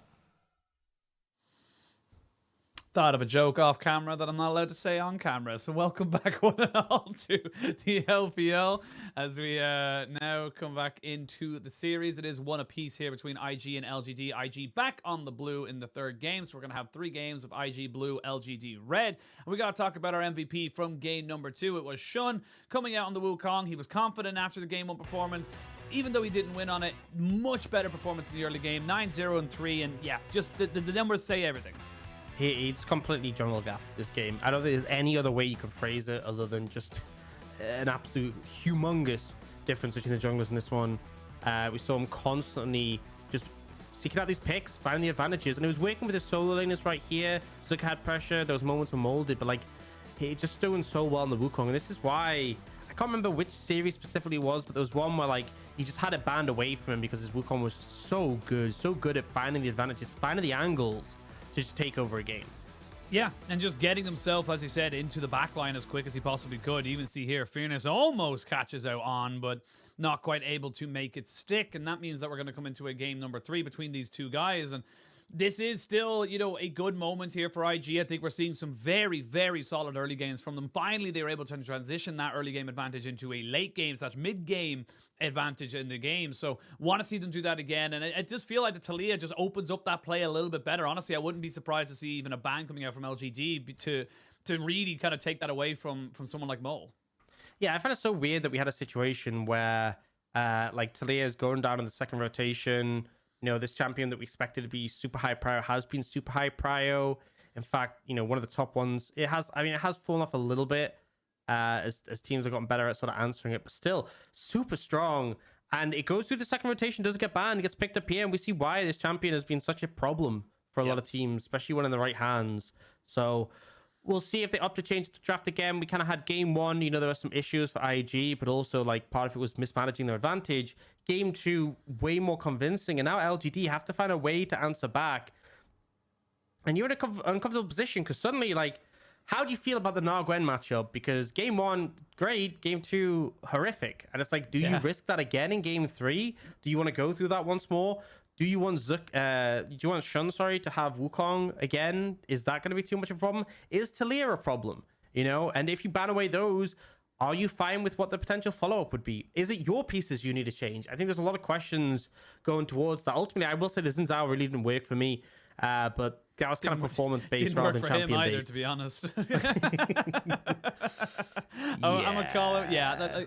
I mean, the thing with the Xin Zhao is it has to be proactive. Its entire basis of how people would deem it strong comes from the fact that it can make early plays. It can be in your face and sustain as well, alongside of gap closing, CC, and just having natural sustain in his kit as well. So when you hit that level 3 to just before level 6, even at level 6, you want to be trying to be as proactive as you physically can. And you do have to throw yourself in a lot of different situations. It just felt like Quay just didn't really know where to be, what to do. And it was just, like I said during the game, it was on autopilot most of the time and just looking to try and make something work. So we'll see if there's anything does change. I would love to see the Kalista and the Draven opened up again. I think the bot lane with the Aphelios is still a little bit boring, but we are seeing the exact same picks and bans. We'll see if that last one's going to be a Draven or not. No, it's not. They banned the Wukong, which I think is the right call, right?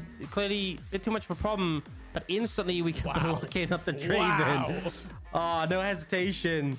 Kind of a pick your poison situation, but I do like this response from LGD, instantly answering with the Vi.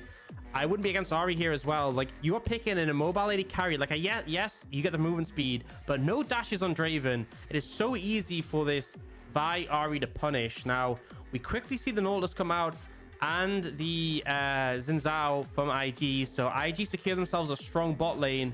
LGD probably is going to take the Aphelios again, but they can't pick support to answer the North. And you know that like Tom, Kench, Braum, maybe Renata are going to get banned out here. So LGD trying to work out what the best course of action is going to be. Yeah, I think going with the Aphelios here for Asums does make a lot of sense. Keeps the style of which we've been going for pretty much consistent throughout the series. Now we're going to lock that one in, so he's going to have his third game on that pick. We will see on a third different pick, funny enough, on a different trajectory within this series, as now both teams going to have themselves a second round of bans. I imagine we see the Taliyah, maybe even the LeBlanc. No, the Vex being banned away as well. They really think Mole just has an answer into the Ahri in the Vex, but I feel like you got to ban the Taliyah right now.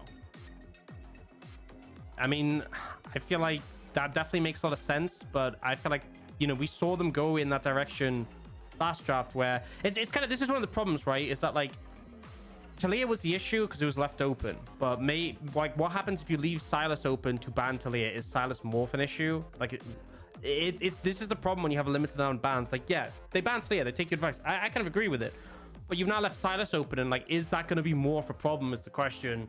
So we'll see how that ends up panning out. Regardless, though, we see the Braum band, and then it's actually the Alistair. So LGD, you already have engaged between the Vi and the Ari. You could go for like the Tom Kenshia if you really wanted, but it looks like they might try and have a little bit more pressure in terms of trying to get on top of Arn, and they go for the Leona matchup we've seen time and time again between the Leona and the Nautilus. And now, does Mole take the Silas here? Does he go in a completely different direction? Do we see Zuka on the Gwen again?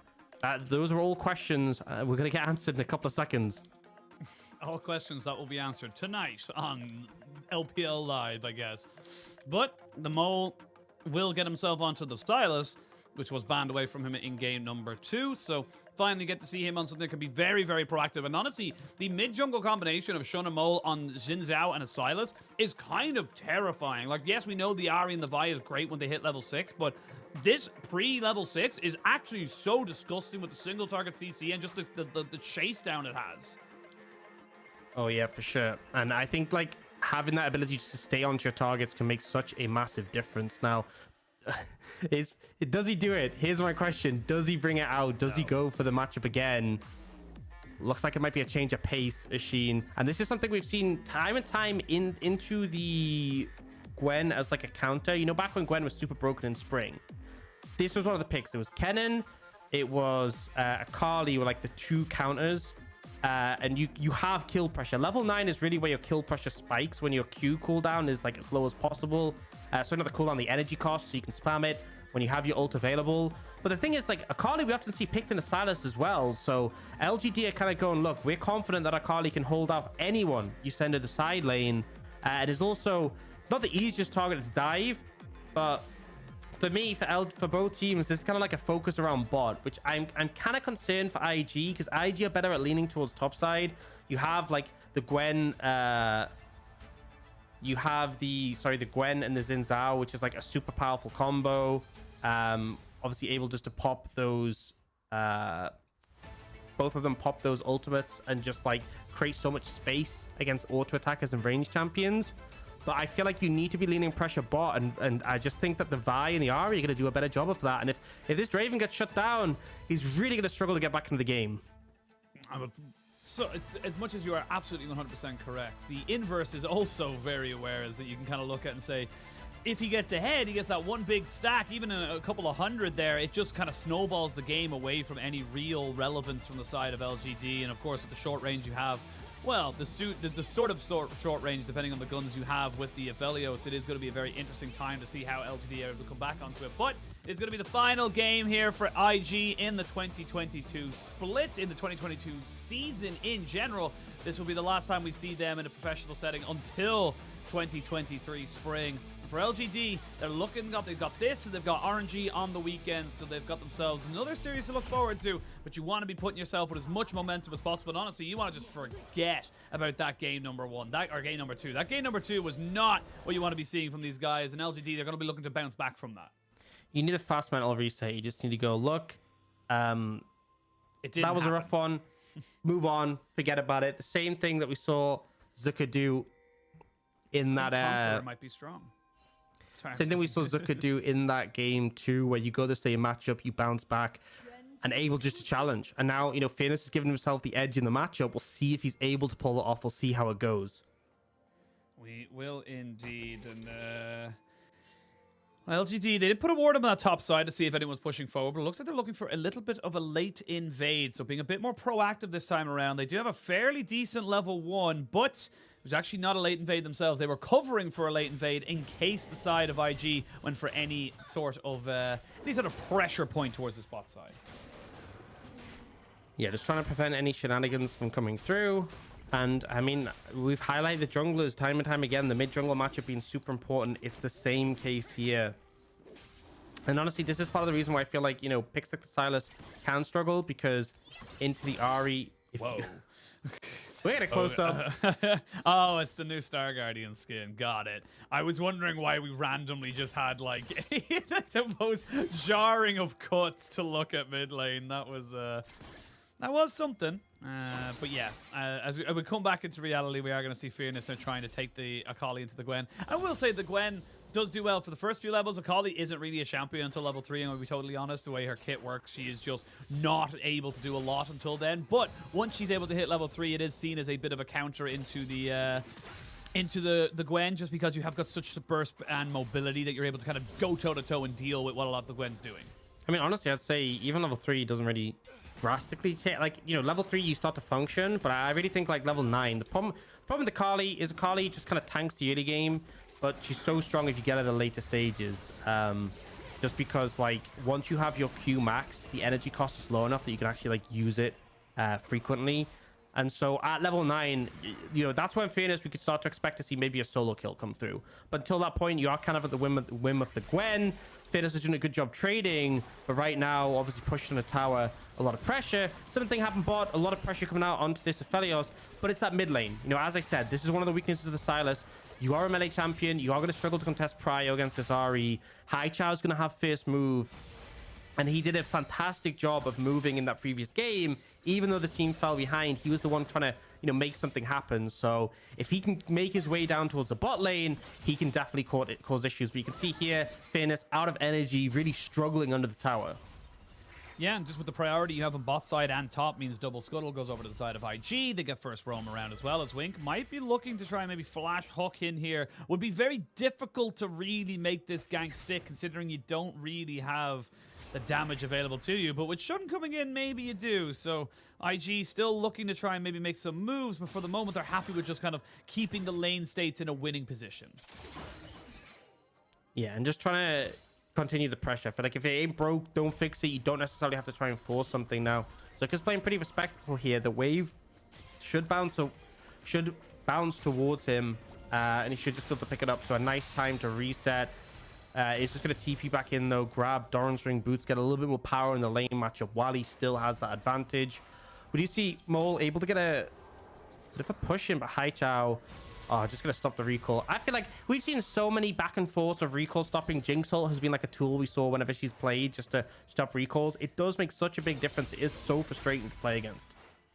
I mean, that's the big thing. It might look like just a small little thing, but you can see there with Mole not able to get his reset, it means that he's like, right, well, the wave's now in a terrible spot for me, so if I don't stay and push this in, it's going to get frozen, I'm going to lose so much more, and it's all these little things that you start to think about, and that puts him in a bit of a bad situation. So he eventually does get the reset coming out. He's able to kind of get himself back as well, as we see with Haichao. So both mid laners going to be TPing back as soon as they possibly can to try and, you know, bring themselves back in around this mid lane and possibly around the dragon pick, because the dragon is live, but it is very, very early on. Probably more so won't see any real action coming in unless someone makes an egregious error in any of the lanes. Yeah, it's so tanky. It takes so long to kill it that it's just not reasonable to do dragon and spawn. Like we used to see in the LPL, it was like dragon at about 5-6 minutes, herald at 8, then you go back to dragon at like 10-11 into second herald.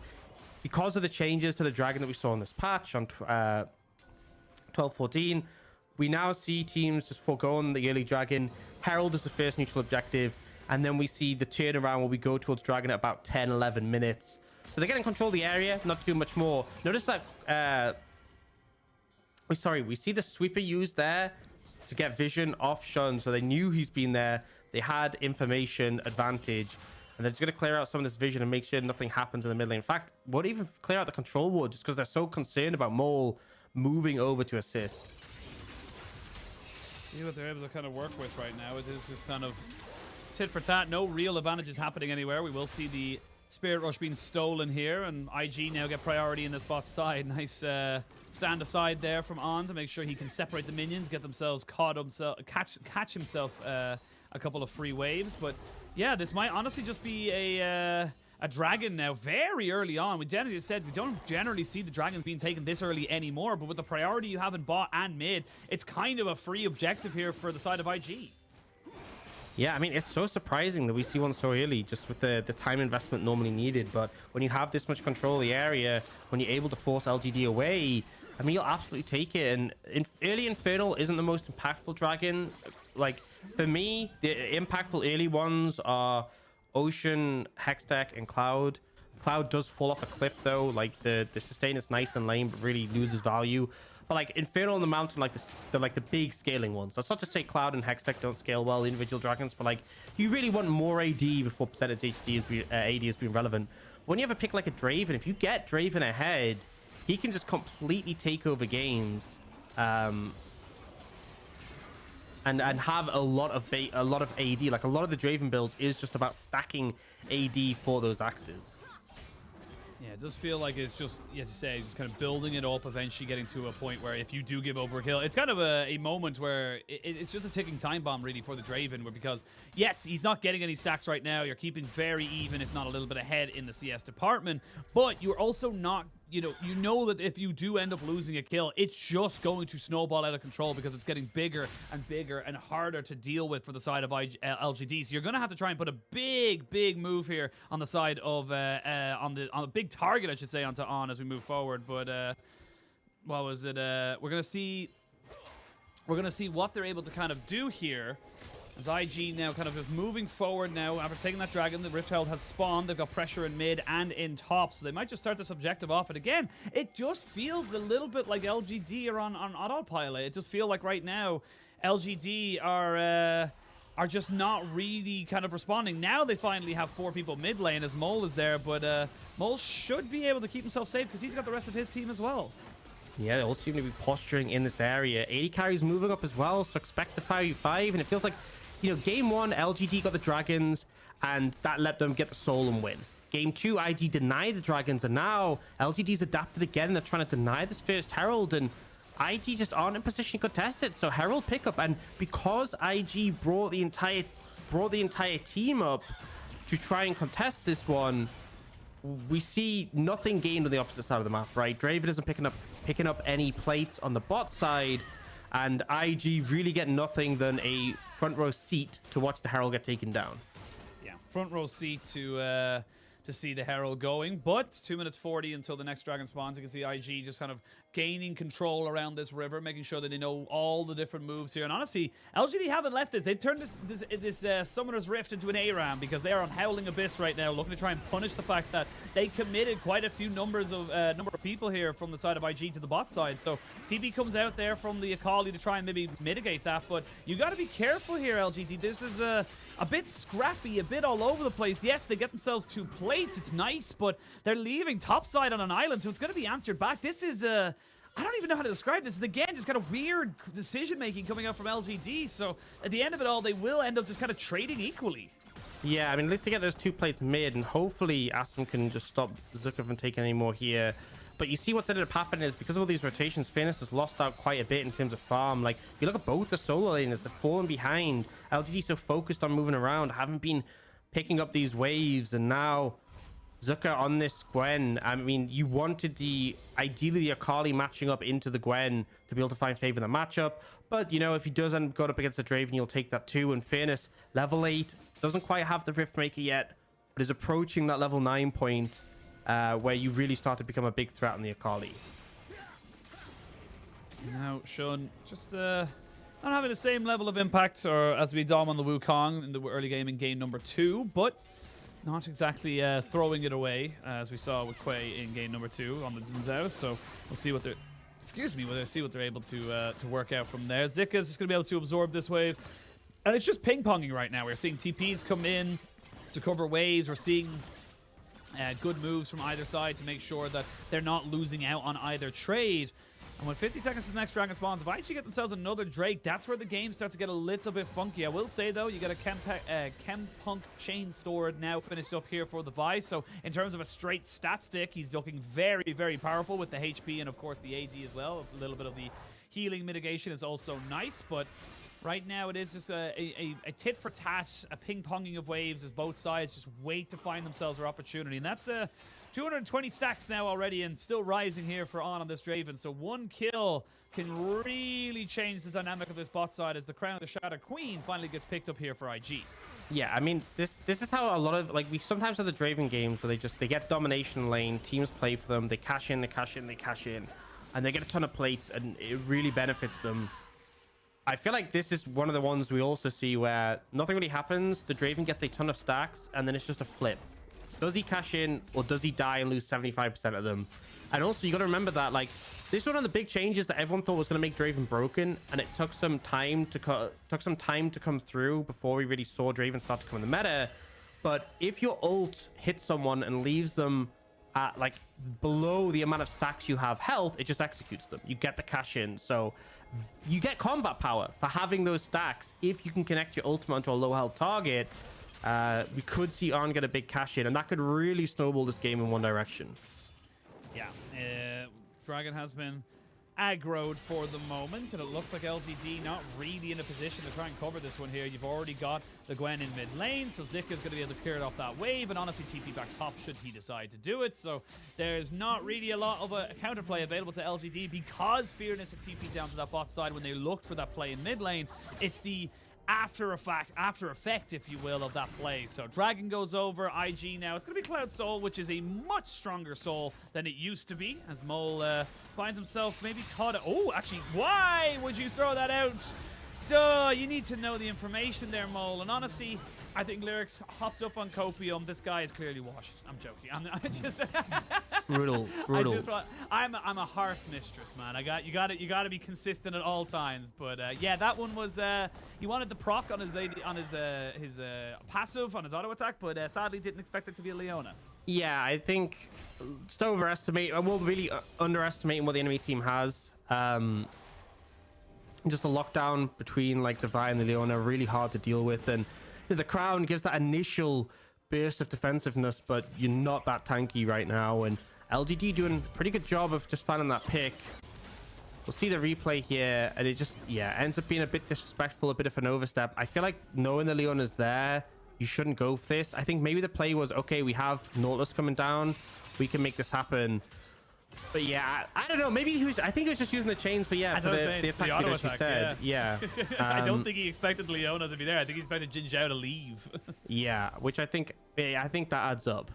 Yeah, that checks. We checked the numbers. That adds up. But 2 Dragons is the only thing really being the differentiator between these two teams, as IG and LGD find themselves at even Stevens. IG not having the explosive early game that we've seen from them so far. And actually, Riftmaker picked up here for Fearness already. So he's actually significantly ahead in terms of a mythic completion. But I imagine with Zika responding or recalling right now, yep, there it is. He's just going back to pick that item for himself. So has got the extra benefit of the Merc Treads. So doing fairly well in terms of the CC and, of course, the magic damage available to him. As on sitting on 300 stacks now. And we're going to be on, we're on watch, as the Draven will be stacking up ever so more as we come into this. Has got an Immortal Shield Bow. Still yet to see Assam go back to pick up his first item. And Zika now in the spot side with the Riftmaker. If Assam gets a little bit too close, can definitely punish, but even in a 2v1, maybe in a 3v1, I wouldn't put Zika as the fourth one, but we're going to see them maybe go into this one here. They're going to be flashing in as Zika tries to get himself away. The Ignite not really going to do a lot to try and get you away from this one, my son.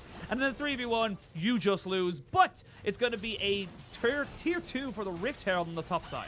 Gwen ain't immune to that, and I mean, just a fantastic job from the Vi there. Just, I think the main thing is that we've seen before the ult on Vi gets cancelled if Gwen, like, shrouds, so making sure using the flash to get in range. The shroud couldn't come through. The ult connects. The CC is layered. The damage is done. Fantastic job from LGD. They are still down on those dragons, obviously, as we've mentioned before, but managing to mitigate, the gold advantage that we've seen IG set up game 1 and 2, and here actually having a lead for themselves with that tower, being taken mid. It's only going to be about 1,400, but LGD having that advantage, a big change up for this series. Yeah, definitely so, and we can see them now being a bit more proactive. And like I said, in a 2v1, I maybe say Zika's got himself an advantage, but in a 3v1, he definitely does not. And I like this from the side of Quay, recognizing, look, if I want to get my ultimate off on him, I need to be inside the shroud, and that's exactly why he flashes forward. It's exactly why he puts himself right between him and the tower, because he knows that if he doesn't get that engage off, they're not going to be able to get the kill. They still get the tower. Rift Herald did go over to the side of IG, and it's a much slower tempered game. We're a little bit more LCK vibes in this particular game as we're waiting to see how things kind of go. There's not really huge amount of action coming out from either side, but coming back into the kind of game state right now, it's 55 seconds till the dragon spawns. It's only about 1,000 gold lead, not even a little bit over it, to be perfectly honest, as On now picks up the mid wave. You've got 1.5 items kind of crinkled around everybody, and it's going to be on IG now to really make some moves here and try and just get this soul point. If they can get themselves up to 3 dragons before 20 minutes, that's actually huge. Yeah, and honestly, the movement speed shouldn't be underrated from Cloud Soul. Cloud Soul was buffed. It's now 15% movement speed flat, and then you obviously get the burst on your ult, and Haichao would love to have had that. Yeah, oh, he will get the Spirit Rush out of him, as we're going to see the Rift Herald being dropped down. They're going to get the Everfrost down, but a dash away, so he is sconned. Means that he's not able to go for him, because Shelly's a little chunkier, a little bit more of a chungus in this particular set in the second Rift Herald, is going to be able to kind of push that one away. So they are going to try and maybe jump onto Assam here, but Assam is very isolated away from his team. They will put down some decent wards, but Mole hasn't been spotted out just yet. He might just flash over the wall. He doesn't even need to, because he can jump straight on top of him with the stolen Spirit Rush, and they find their mark. Wink, I don't know how you missed that hook. Jin Zhao will still lose his stopwatch and almost certainly will still die, but that should have been a little bit easier for the side of IG. But at the end of it all, they still get 2 kills, and right before the dragon. They got what they wanted. They set up well. They burned the ult from Haichao, so LGD had no right contesting this dragon, and they even find a pick to follow up.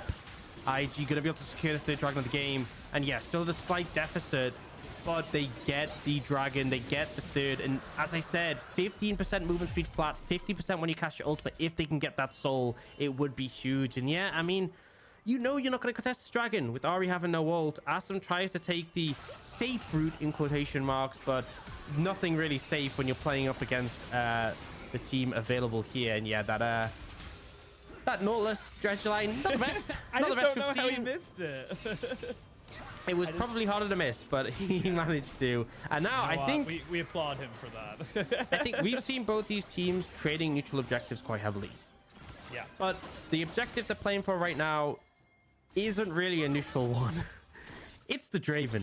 On is at 443 stacks right now.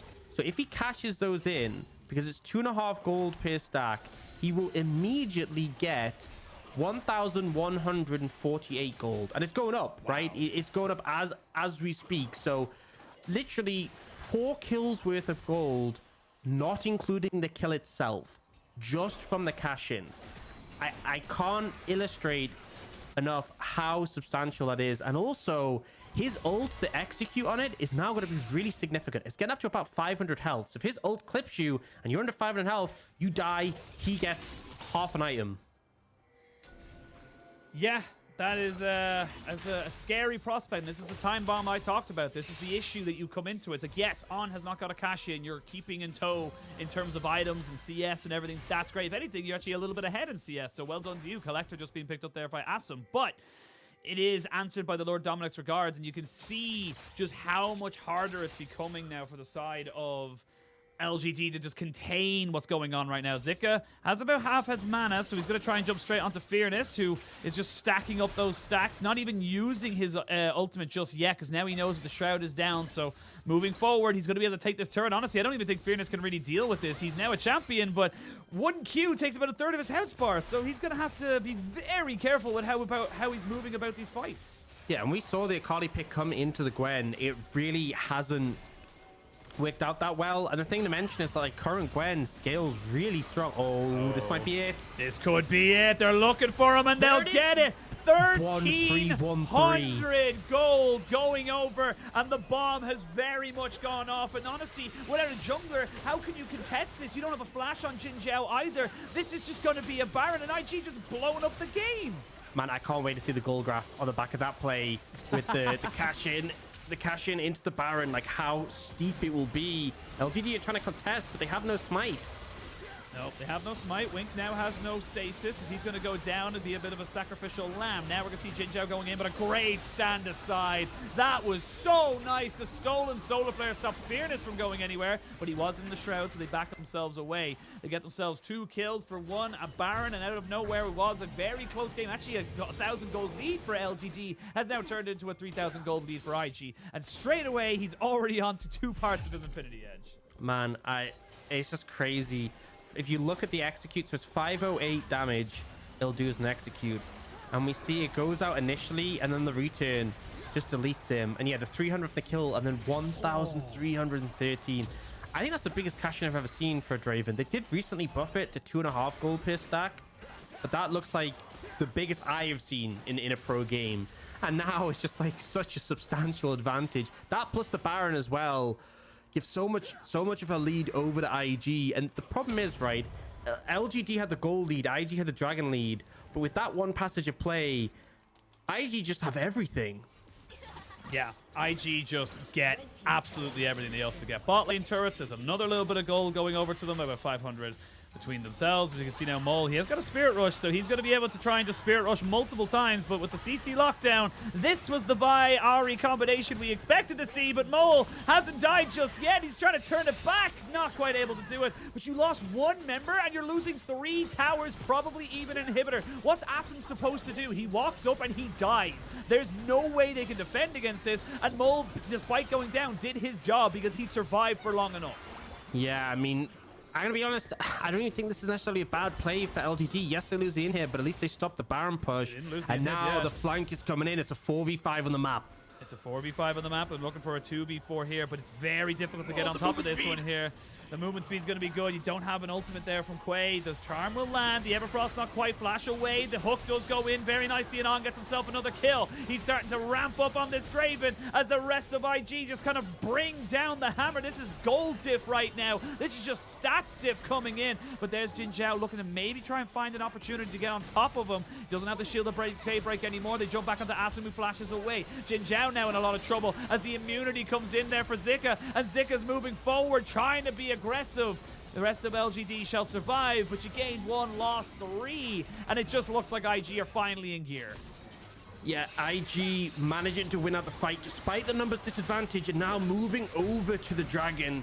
Should just be able to pick this one up and get themselves Soul with the lead they have as well. Pretty huge, 5,000 gold ahead off the back of that play. And you know, the cash in isn't as big now as it was before, but On getting another kill here, he is going to be so strong. Yeah, I mean, we can see it there, just coming in 300 plus the 225, so he gets himself 500 gold on a 1 kill. And that's the thing, is that yes, you're giving over kill gold, but because it's a Draven, you're giving over more. And it's always going to be more. It's even if it's only a little couple of hundred, those couple of hundreds could be the difference between an IE and not an IE. So we're going to be coming back into live, and I imagine he's going to have that and then some coming into the rest of this game. And he's going full crit, which I absolutely love. We'd sometimes see the Eclipse being built in, but he's going full crit, one-shot territory here with the spinning axes. And yeah, this is just On, and they actually got the soul off that as well. So there's going to be Cloud Soul coming in. LGD didn't get a single dragon, so this is just huge. You can see how fast they are right now, just roaming around the map. Just the outer combat movement speed is really doing wonders for them. Yeah, I mean, they have it's 14% out of combat movement speed plus 15% flat movement speed. Plus you have like the W movement speed buff for Draven. Like, they're just so fast moving around the map, and they hit harder than you. Like, look, 478 is Arn's out of combat movement speed. That is ridiculous, just to be your wandering around speed. And then even in combat, it's still gonna have a substantial amount. They try for the engage, it doesn't connect. At LGD, I'm struggling to see a window. They need to blow up this Draven, or they just won't be able to find a way in. Yeah, and even then as well, like we talked about the movement speed, but the slow resist coming out as well. It means that if that solar flare doesn't land perfectly in terms of hard crowd control, it doesn't matter, because you can see just how little the slow really does. Normally you can see it landing on the edge and you can catch up to it, but because it just doesn't have the same level of impact with these two dragons, it's just not really relevant right now. So it's got to be in the center, bullseye or nothing, as LGD find themselves pinned back. All their outer turrets gone. They only have 2 inhibitor turrets, and their nexuses left to kind of stand. And this is just feeling like IG are just going to take their time, move around the map, make sure they're crossing their I's, dotting their T's, and getting themselves a W on the board. Absolutely. And I mean, I feel like IG, we've always seen that potential from them, having the strong early games, but sometimes struggling to close it out. Game 2, they crushed. In Game 3, it wasn't the fastest start. You know, LGD had the edge, but just finding their way into these fights. I think that Sean and Mole did fantastic jobs of just finding those picks, finding those key members. But on here, on the Draven, this is why this was banned Game 1 and 2. This is why they had to respect it. And I think what was really strong as well was the fact that, you know, we saw all these threats to the Draven, the Vi, the Ahri, the Leona. On didn't even let them get near him before he cashed in. He used his ult to cash in from a distance with the execute, and therefore it was very low risk, because losing 75% of their stacks. Like, bear in mind, that was the amount of gold that he would have got from the cash-in. Like, that he did get from the cash-in. If he lost 75% of those, that is a game-changing amount of gold. So played it super respectfully, got the cash-in. He's now mega strong. An auto onto anyone will just decimate them. Like, he's hitting minions for 900 damage. Champions will obviously be less, but with the Lord Doms, still such a substantial amount. I mean, Wink is hunting right now. They do have the Baron going to be live on the map pretty damn soon. There he is, pops himself up, and now we're going to see Shun going in. They land down the hook as well, and Jun Zhao not really in a position to survive. As I say that, they just kind of shift their focus because they're trying to take down On, and they will do it, but it's an 80 carry for 80 carry right now, and you can see the Akali finally drops, and now Mole can be the carry of this fight, and he cleans up the rest of everyone on LGD. Yes, they lost the Draven, but it was too far gone because there's 3 or 4 other threats on IG. You have to respect every single one of them. Absolutely, like, they killed the Draven, and that's not even enough. Even with him going down, the fact that you have this level 16 Gwen, the skirmishing power off this Silas, off this Xin Zhao in the extended fights, and now looking to close out. Oh, yeah, he's dead. He might have all the tank stats in the world, and he still wouldn't survive that. It just gets CC locked down. IG will end their split on a win, 5-11 to end it all off. Not a bad score whatsoever. And LGD, they've got themselves down to 3-12. They've got one more game against RNG and Sunday. Yep. I mean, still another chance to get a point on the board. But IG, yes, neither of these teams have playoff hopes. But I think everyone can see from these games, from these performances, they were still trying to give it their all, still trying to just find another point on the board, another opportunity to push themselves up in terms of the standing. LGD had their window to maybe tie up series score with IG there, but IG pushed themselves ahead. And sure, IG can't catch BLG, who are on 7 wins. But out of the teams that can't make playoffs as of right now, IG are, locked in that 13th spot, I believe. So just ahead of the rest of them. And, this is their last series. You're definitely never going to feel super positive about a series where you don't make playoffs. But I think we have seen positivity from this roster. I think, Mole coming in, working so well with Shun. And just the whole team, like, we've seen that charm to them where, they haven't always been able to close out the games, but they've had that early aggression, that early leads. And a lot of players I hope we see more of in the future and get the opportunities to continue to show up. Yeah, I completely agree. I think that good moves here. IG kind of putting themselves ahead of the rest, making sure that they're in a position to be able to, give themselves a better start. I think they finally found a system that works. I think the Shun Mole combination is very, very powerful. I'm excited to see how that develops throughout the season or throughout the off season into next year. If they make it, I would love to see them make any changes on bot side. And no offense to On or Wink, but I just think that you look at some of the caliber of bot laners we have, they're just not quite there. So if you can get yourselves a decent bot lane in terms of looking for playoffs, that's when this team starts to look a bit differently for me. That's when I start to look at it from a different lens. And for LGD, you still have one series left to go. Honestly, after that game 1, it looked like they just completely lost all energy. All things were just gone from them. They just didn't really have an idea of where to go, and it genuinely felt like they were on autopilot. So it was a little bit, of a moment where they were in the game in that last one, and then all of a sudden they weren't. Yeah, and I mean, they bounced back for the third one, but I think we got to see, like, you can see it on the map, that big... See where the goalie goes from LGD, and there's like that vertical line, and then a little drop, and then a vertical line. That is the Draven cash-in, and then the Baron. And you can just see, like, super steep, immediate, just massive amount of gold coming into pocket. So yeah, IG didn't have the most proactive early game, but I think the thing that I learned from game 1 was we have to have a lockdown on these dragons. Too much power in them, too many stats, and then as soon as they got the cash-in, it carried them through, and IG showing they can still do it. I gotta say, Shun had a fantastic series, honestly. All 3 games, I feel like. Even this one, as much as the team didn't have that early lead, super proactive on the map. And I think, there's positive things to say about this whole roster, but Shun is really a player that I'm so excited to see what he can do going forwards in the LPL. And I think should hopefully be around for a sizable time.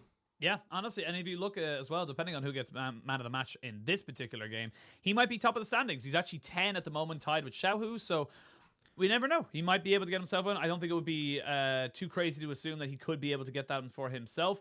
could go to On, could go to a couple of different members. Honestly, I think Mole did exceptional in some of those team fights as well. So it just depends on what is the criteria for the side of the LPL judges. Whoever, we don't know. We honestly do not know who decides that, as my internet decides to absolutely cripple my camera.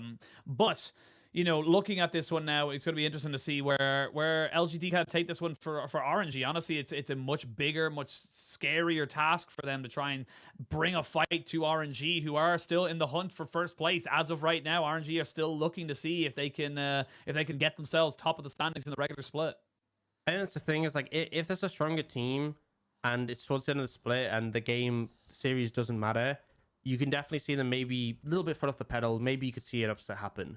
But for RNG, they need to win against LGD to lock in top 2. Yeah. Which means has they to be get a to the 2-0 double as well. Yeah, it means they get to the double elimination stage. So not only do they need to not drop the series, they also need to not drop a single game. So I fully expect RNG to come in full focus, playing for everything. And I think it's going to be a hard time for LGD. But man, can you imagine if they managed just to take a game? Like, it would derail RNG so hard. And I feel like that would be just an achievement in and of itself, but definitely would have to show up on that day for that to happen. Yeah, absolutely. And the thing is like, the way, if you were looking at it, we'll have a look at the standings obviously a little bit later, but JDG are currently first of 14-2. They're finished. They're done. They have no more games left to play, but they finished with a plus 18 game score. So with RNG on 16, they would need to get the plus 18, and they would have the head-to-head as well. But we are going to be talking about our MVP, who is Sean, who puts himself on 11, which as of right now is atop the standings of MVPs, which is incredible for a team that is in 13th. Yeah, I mean, that's the thing you have to remember, is that, like, you can only get MVPs when you win. So considering IG has won not that many games overall, before this series they'd won 16, so they've won 18 games in total, and he's been MVP for 11. It's kind of crazy. Whereas obviously teams at the top of the table, right, like RNG's won 28 games, Xiaohu's been MVP for 10, and obviously you can say, well, Xiaohu's got a lot of competition with his teammates, but even so, Shun had a fantastic game here, and he finishes the split top of the table. I don't think he'll hold that spot necessarily. We could see Xiaohu challenge. He's still got a series left. But either way, what an achievement, right? As you said, a team who are 5-11 ending the split, and to be so high in the MVP rankings, it really shows what he means for this team. Yeah, it really, really does. And it shows why every single time it comes to talking about IG, why every single time it comes to talking about this team as a whole, it's about Shun. Even with Mole coming in, it's still about Shun, because Shun is the heart and soul, the catalyst of everything that this team does well and is able to do. So we're going to actually send it over to, I believe it's Wendy today, who's got ourselves a winner's interview. So over to you. Hello everyone, welcome to interview, and now we have Xun from IG with us. Congratulations on today's win, and let's move on to today's game. In game 1, IG really got the lead from the early game, but LGD get that game with the Drixel. So maybe what went wrong in game 1, and is there any feedbacks made after losing game 1? 那其实首先恭喜你们获得今天比赛的胜利。其实说到第一局前期 IG 是有一些优势的，但是最后呢是老干爹拿下了比赛的胜利，而且拿到龙魂。所以说可能你们第一局有哪些方面可能出现了一些小小的问题，之后有进行什么样的一些总结吗？第一局的话，就我们当时不是优势嘛，可能在一些沟通上出现小小的问题，所以导致可能因为优势，就是因为我们优势，然后沟通没那么好，然后导致输掉了比赛。I think the problems we had in game 1 is the communication issue. Although in game 1 we got some leads from the early game, but we got some mistakes in our communication. So because of this, we didn't manage to get the win.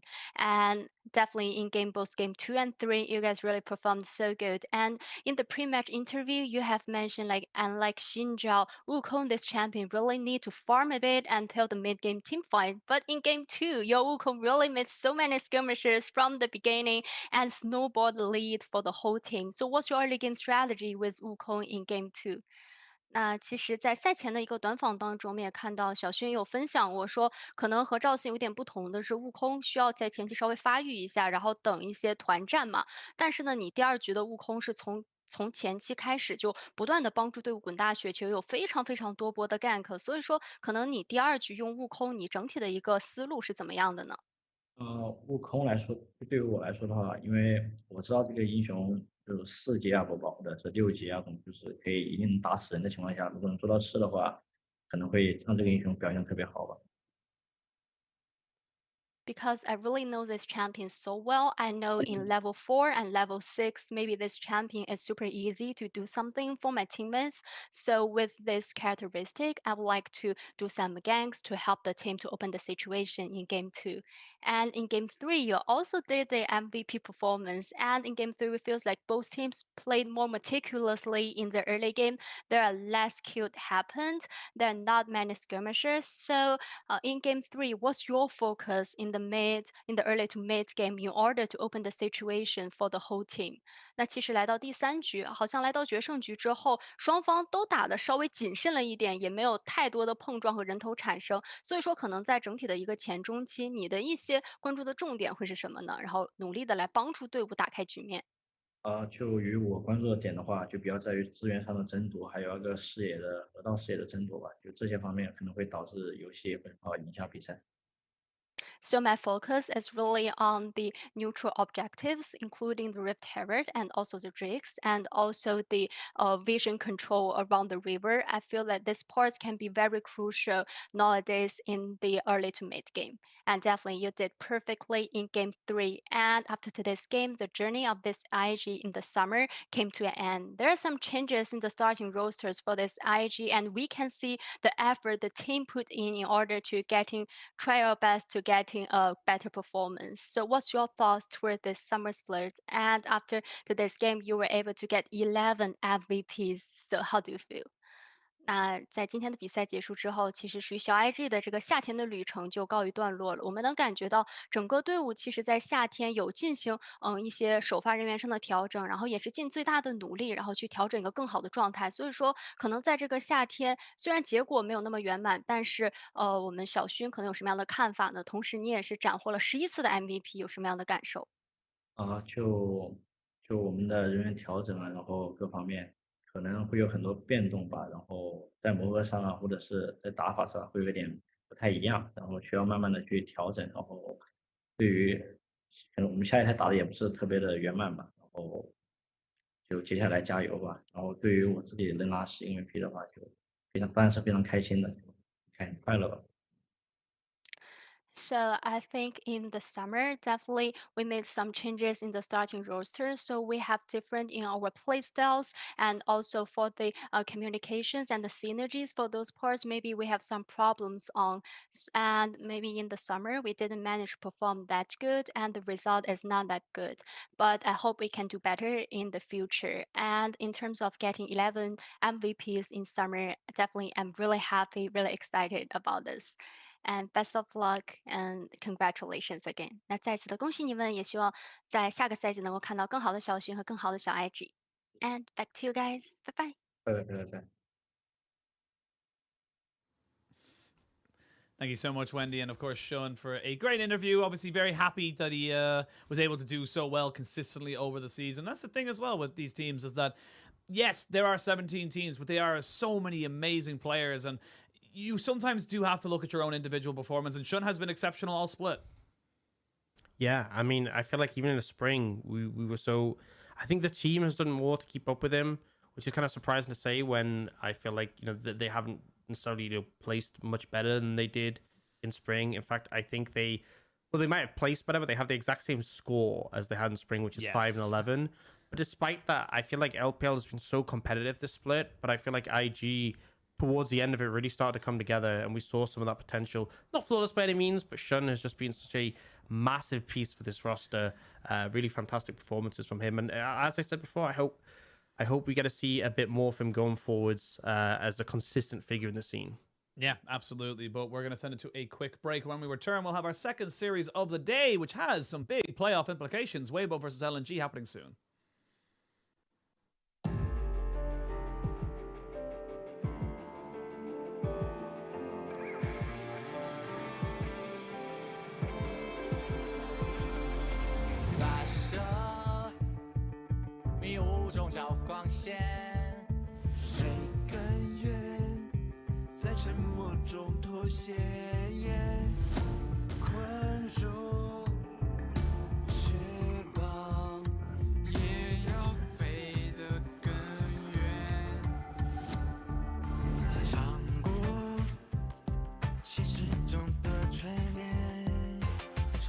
笑声，也不过是雨点。拥着的如长卷，拒绝最廉价的言言。剩多少次吹到过，让独行总有一天会被看见。想宣告全世界，拥有生而无畏的信念，粉碎极限，阳光之间穿透这片黑夜，才耀眼。沸腾血液，何来胆怯？心中永远燃着炽烈的火，不熄灭。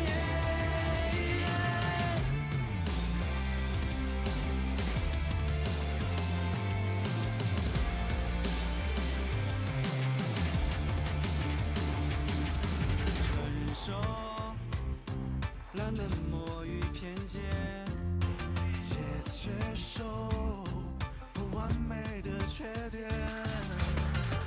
聪明有多危险？不怕，只怕不够轰烈。剩多少次睡到过，独行总有一天会被看见。想宣告全世界，拥有生而无畏的信念，粉碎极限，阳光之间穿透这片黑夜，太耀眼。沸腾血液，何来胆怯？心中永远燃着炽烈的火，不熄灭。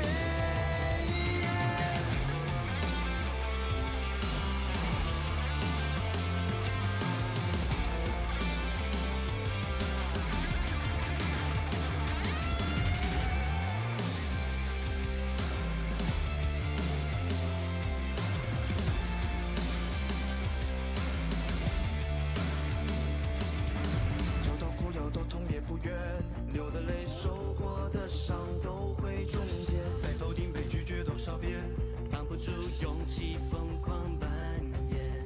一颗心一双脚都疲惫，这条路不走到尾绝不停歇。每个你每个我很渺小，却有生而无畏的信念，战胜一切，阳光之间穿透这片黑夜，才耀眼。展翅闪电，点亮世界，心中永远燃着炽烈的火，不熄灭。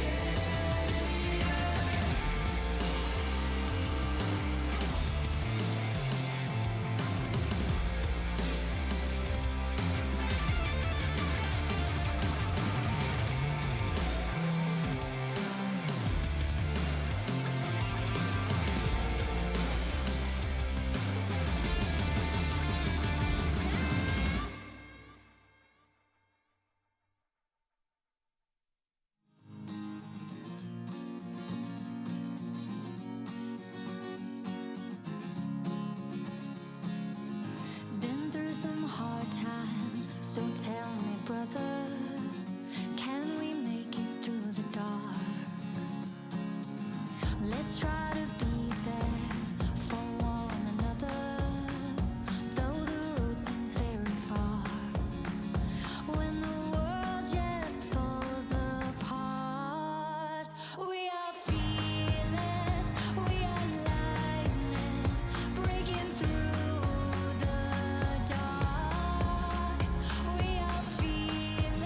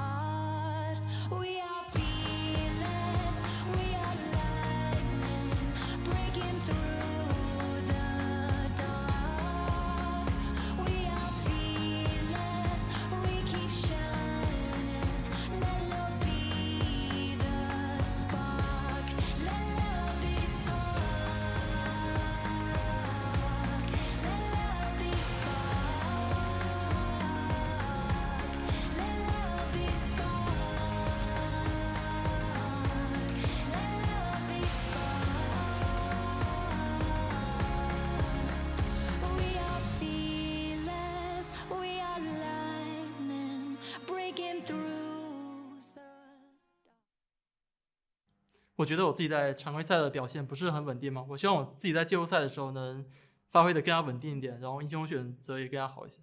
下场要面对 WBG 选手，我觉得他最近的打法不是很固定嘛，我也很难说我该用怎么样一个网我去打他吧，这个只能到时候见招拆招了，只能这样。Welcome back. We have something different here today. I'm going to be blessed by having 2 color casters in 2 series. Ox has been subbed out. He's feeling a little bit under the weather. And Jordan has quit his gym. He wasn't even in the house. He wasn't even there. But then the bat signal came out in the middle of the night and he saw it. He came to the rescue. Thank you so much for stepping up. I had just pulled up into my gym parking lot and was like, cool. Time to go. No, I don't want to be the hero today. I didn't want to be the hero. I didn't want to drive back home. But someone has to do it. Here we are, LNG Weibo, so we at least got some cool playoff stakes on the line, and yeah, it's going to be a fun one.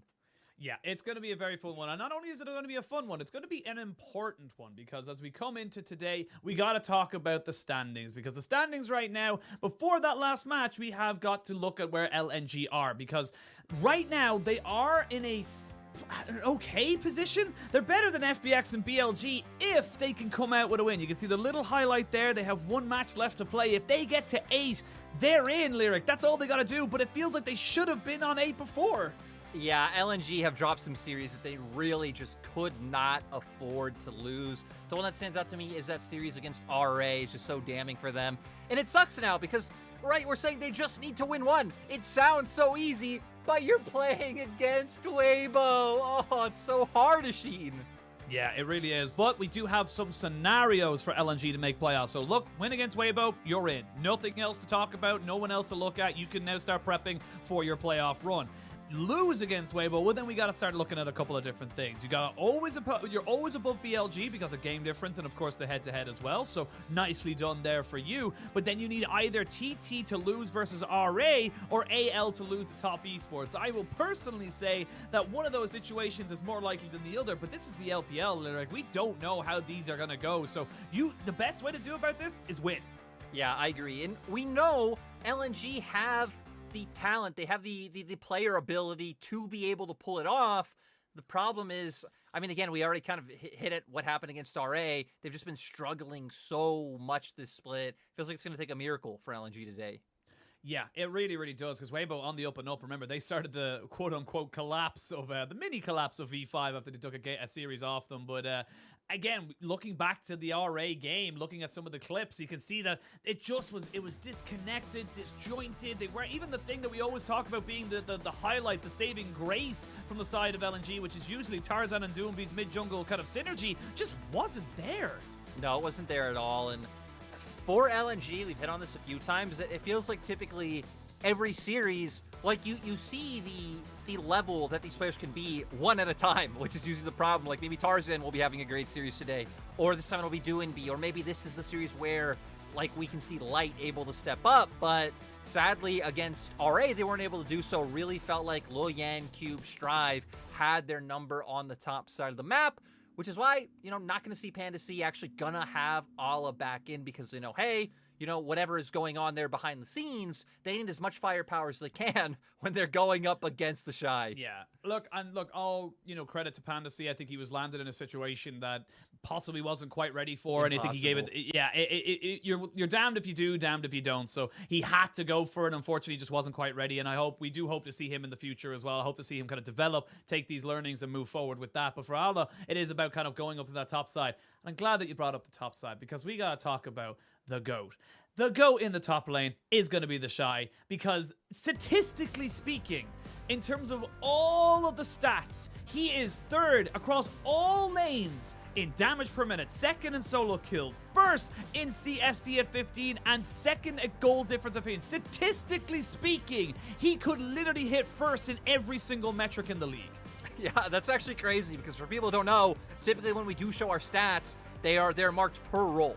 Per role, the Shy, head and shoulders above most in actually all in his category. But when you're comparing to the whole league, the fact that he's so close and can do it within a single series is absolutely nuts. The Shy has been having, an all-around terrific split. There have been some bad games, but my God, to where before it felt like maybe it was a 50-50 split, this split, it's been like an 80-20. The man's just been firing on all cylinders. I mean, the thing is that, like, you know, love him or hate him, you know, he lives in your heart or in your head, I feel like, because this guy just knows how to play. And even here, he is able to get solo kills and just kind of go on about his day. The next clip, he's still 1v4, and look at how close Photic goes to going down. This is even a negative play, and he's still making people sweat. I mean, he's just unparalleled, especially in terms of being able to play out through sides in the 1v1 and laning phase. There's so many metrics where this is why when we get those pre-game interviews from other players when they're facing Weibo, every top laner's like, this is the hardest guy to go up against. It's just so hard to be able to get past the domineering nature of how the Shy plays. Of course, it can bite him, especially if the rest of Weibo isn't on the same page, because when you are pushed up so much in sides in mid-game, or even in laning phase, right, you need your team either ready to answer and try and like counter gank or protect what you're doing, or they need to be in position across map, which sometimes, sadly, Weibo isn't able to do. It does feel like Weibo overall have been on a solid upswing for the latter half of the split, though. Yes, it does feel like we definitely had some much more glaring questions about this team coming into the start of the split. For week 2 and 3, I think were very egregious for a lot of the time. We were kind of going, oh, I don't know about this team. But throughout this, you know, as you say, the latter half of the split, we definitely have found them to have a much more defined rhythm, a much more set goal of how they want to play, where they want to try and play with it. And yes, they do know they have some weaknesses, but they are covering for them a lot better than they were at the start of the split. So for Weibo, it has been a very good trajectory. And honestly, they're an exciting team in playoffs because, yes, they're going to be 6th place. They're starting off in round 2, but this is a team that we have seen beat V5, comfortably beating V5. And not only that, but V5 just smashed Top Esports. So we know that the ceiling for this team is large enough to maybe go for a deep run. Yeah, this team to me falls into that category of dark horse to where, like, I don't think anyone should expect them to win the split. Like, there's really no reason why you should place them over teams like TES, JDG, RNG. But you know they have the ability to do so. But I feel like coming specifically into today's matchup, if I'm LNG and looking at where I can target, I feel like Angel has had one of the roughest splits of his career so far. Feels like a lot of games he's been invisible. Has had a few pop up and like standout games, but feels like a lot of times we're seeing Angel kind of fall behind what enemy mid laners are able to do this split. Yeah, I think Angel's definitely been the highlight, low light, if we were to say one at the moment for the side of Weibo. It does feel like he is still on a little bit of a figuring out period of the meta, and even just the champions that are playing. I will say that some of the champions in the meta right now, not exactly the ones we would think instantly when we look at Angel, but yeah, it is something that he needs to learn. It's something that he needs to build up from, because if they want to have a chance, it's got to happen. I actually like the way you put it, but I feel like that title fits more specifically for On, the highlight, low light, because like Angel, I feel like a lot of it's coming down to expectations of like, we expect this guy to be consistently like above average, holding his own against pretty much anyone. On, though, still has those games where he absolutely just kind of runs it down. You can see him go 0-7. Sure. But then has those games, you're just like, my God, that like pike engage or that Nautilus hook was so sick on. Like, where has this been?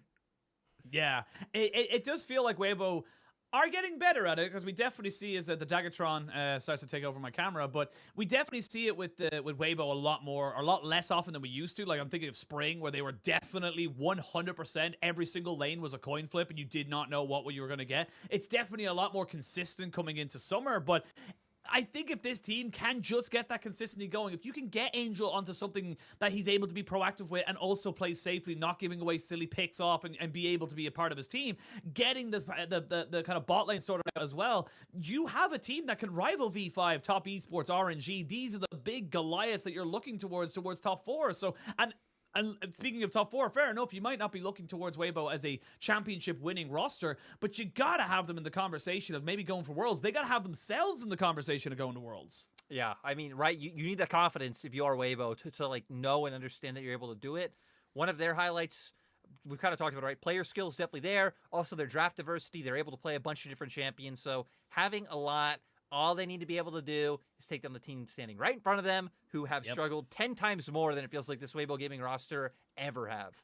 Yeah, I mean, look, it's LNG need a win. If they're not out of playoffs, should they lose today, they will be 7-9 alongside the likes of FPX, Billy. But because of the way the game different, even if they lose 0-2 today, they'll be on -3, which always puts them ahead of Billy. So they're going to always have that, but it will put them behind FPX. So even at a minimum, you want to be losing 2-1. So you then kind of go in towards the head-to-heads because you'll both be on -2, and that's when you look at the head-to-head between FPX and LNG, which I believe FPX actually owns. So FPX will still be ahead of you. So yeah, needs to be a minimum 2-1, but you still need a win. Well, I feel like the lucky thing for LNG is the fact that AL have to play TS because I mean, as long as TS take down anyone's legend, I mean, BLG being where they're at, LNG should be in a great position to actually make playoffs. It's out of the 3 teams who can get the spot out of the 5 we have, I'd say TT, LNG, FPX being the most likely. Yeah, I think AL, sadly for a couple of AL fans, Sadly for cough. Dan Harrison. Yeah, Mr. Dan Harrison. That's why he didn't want to be here. He didn't want to have to deal with the pressure of knowing whether or not his beloved AL would fail or soar. And this is the thing, we have 5 teams, LNG, AL, Thunder Talk, Fun Plus, and Billy, all fighting for 3 spots. I do think that Billy are probably the weakest in that regard, but if everyone drops down, like if TT lose their next series, they go down, Billy move up. If AL lose their next series, they drop down, Billy move up again. So there's a lot of movement that can happen between these 2 teams. And Lyric, we've only got 5 series left to play. Yeah, it's actually crazy to think about how far we are into the split, only having, I mean, like I said, after today, we only have 2 days left. AL versus TS tomorrow. Then the last day, the only playoff stakes left on the Sunday is that game 2 for RNG, of course. Trying to find out where they can go. They're keeping their eyes on Top Esports, who play tomorrow, because despite the fact that our top slots are locked in, there's still a lot of different movement that can happen up there. Like, there's a world where JDG finish first. There's a world where TS can make their way up to first. RNG, B5 could get second. Move up. Yeah. B5 could get second. So it all kind of comes down to where the games go, where people move around. And don't forget, when it comes to finishing in the LPL, position in the standings matters. Yes, it's great to get to playoffs, but if you're in number 1 or number 2, you're automatically into double elimination. And I cannot stress how important that is, because RNG, who finished 3rd in summer 2021, were immediately knocked out in round number 3 by WE. So you cannot, or sorry, by LNG, excuse me. So you cannot just let yourself go, oh, it's fine, we're only 1 step away from double elim. That 1 step can literally break your leg. Especially when you have these other teams, like, sure, they're starting earlier, so they're having to show more strats, like, getting more games. It could be even just, like, mentally and physically exhausting. You get that more practice time, especially considering, right, probably going to be on 12-15 for playoffs is what I assume, considering the 12-15 now being out for a few days. Like, not huge changes, but still some, like, minor differences you're going to have to uptake and see how that goes, not only in scrims, but in actual stage competitive games. So definitely can't take any of the teams that will be starting from round 1 too lightly. No, absolutely not. And this is the thing, like, LNG as a roster are no strangers to getting themselves, like, they had a massive run in 2021 that actually got them into Worlds. They played so many damn series and best of 5s, and it just kind of, honestly, just kind of like it stonewalled them into a point of just kind of saying, like, we're now a beast. We're now able to kind of run at you and not be afraid, because we have the confidence. We knocked down all these teams, and rightfully so as well.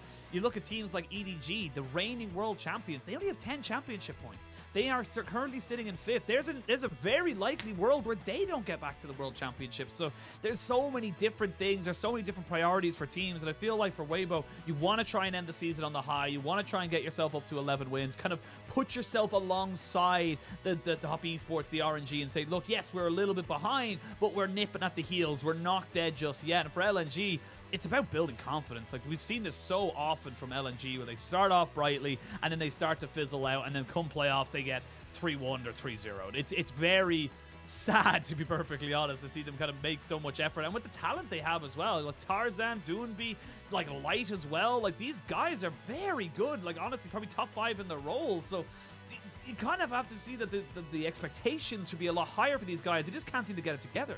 Look, Sheen, all you need to be able to win, to go into playoffs, to make a dark horse run to maybe Worlds, is you need the right pre-game ritual. And the right pre-game ritual in this scenario for LNG would be putting on I Will Survive by Gloria Gaynor. What an absolute banger that song is. It pumps you up, makes you feel good, helps you win some games. Maybe you eat a little bit of, I don't know, What's a good comfort food that makes you feel good and feel like a winner? Hot pot. I like hot pot. Hot pot. Even in this heat, I like hot pot.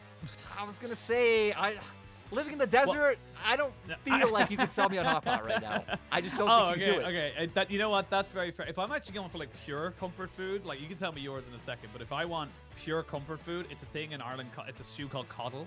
Don't know if you've ever heard of it. It's basically like bacon, sausages, onions, potatoes in like a stew. And it's like the best winter warmer kind of thing. It's like you've had a crap day, it's raining outside, you just got off the bus, you got splashed by a car, and you're just like, oh, I hate this. So you go have a shower, you get yourself nice and warm, you get yourself some coddle. That's comfort food to me. I just knew the second you said, here in my home, comfort food. I just knew somewhere potatoes would be in there. Now hang on now. What's your comfort food then? What's your go-to? Like, I'm having a bad day. What's the go-to for you in the desert? Maybe a chimichanga, which is a fried burrito. Absolutely delicious, amazing. I mean, again, I live in Arizona, so that's what you're gonna. Sonoran hot dogs as well. Hot dogs wrapped in bacon with like peppers and awesome things on them. Amazing. We're taking the draft, so You're making me hungry. We're gonna stop talking about random nonsense. But that spent a lot more time to get into pick band than I feel like it usually takes. Absolutely. We definitely had a little bit of a moment there to kind of, and hey, look, we like to have conversations, we like to build up what I was talking about, the LPL multiverse with Ox earlier. You get to build out, who does what, talks to who, and what kind of timelines we're on right now. We're on the timeline where I like coddle and you like chimichangas. Is that what they're called? Chimichangas? Yep. Cool. There we go. Got it. Anyway, coming back into this game, we're going to see the Yumi band away, thank Christ, but then a hell of a lot of bands towards that top side. The Fiora band away from Ala, definitely one of his old school picks, and then Kennen and Gwen. We have seen the Kennen be a monster for the Shy so far this split. They are not going to let them have their hands on it, but now the Poppy comes back into the draft, and LNG looking at the Zeri. Yeah, I'm really surprised to see the Poppy actually be let through. 100% win rate for SOFM, the split in 4 games, but you hit on it, Zeri being left open, so maybe that's where LNG are saying, hey, this is fine, this is a viable trade, we can go for it. We're also going to be able to get the Trundle, which, right, theoretically, is supposed to be one of the things that do well into it, having the Pillar, being able to steal those stats later on, but Poppy has just been so oppressive this split. I'm going to be curious to see how they do. Now for Weibo, hovering the Sivir. I mean, Sivir incredibly strong. I feel like we don't really see Sivir all too often, though, without the Yumi to pair up with it. Yeah, we do see it with the Lulu, though, quite a bit. So maybe they want to go for a Lulu pairing. Can do very nicely at stopping the Trundle as well. You think of like things that can just kind of jump onto your face and getting in top of you. Stops a lot of that dive with the Polymorph.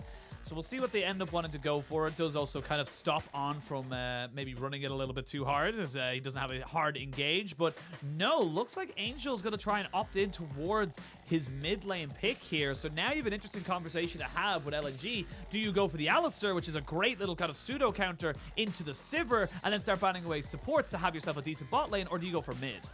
I'm curious to see what Doinby can even go into this matchup, because I feel like it's pretty smart to see a lot of these mid laners just blinding Azir into some of our mid laners that have more shallow pools.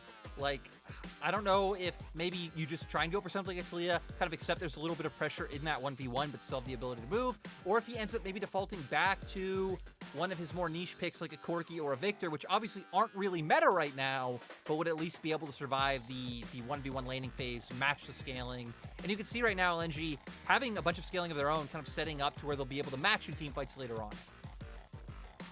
I will say it is Doinby. So when it comes to off meta, I think it's a fairly safe bet to say he might have one or two things in his wheelhouse. No more mid lane Gragas, please, Ashin. No. Yeah, no, okay. You know what? Fair enough. No more mid lane Gragas. I think we can all agree that some things are better than others, and that definitely wasn't one of them. So I'm going to see the Talia banned away, and honestly, I think they're just going to ban away the kind of control mages that can affect the side lanes. Honestly, I wouldn't even be surprised to see them maybe ban away the Lysandra, something that can have that priority and make that point-and-click CC, because it does feel like with the composition you've built up for LNG, you pick a target, that target's not going to be able to move for about 3 or 4 seconds, so if you get caught out here as Weibo, you're probably just going to die.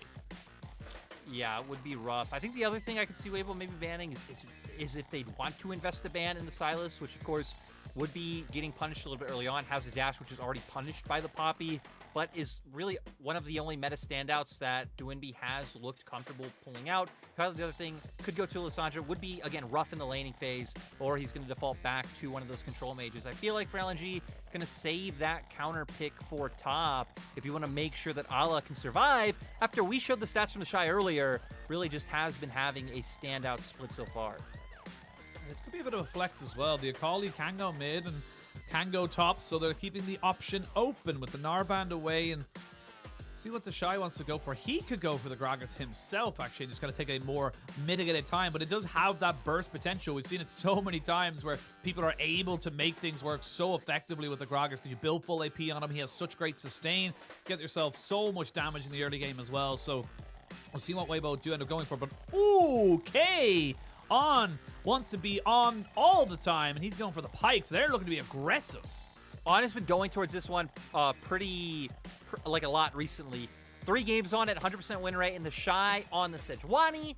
So Weibo going to have a lot of strong team fighting available to them with the CC coming out from jungle and top side. They, of course, have the range damage as well as just a ton of DPS coming out from the Sivir. And for LNG, wouldn't be surprised if they end up locking this one in. We have been seeing a lot of teams just pick this into the Sejuani recently, able to do fine in that early game and match team fighting, but no! No way! Actually getting the Olaf coming out.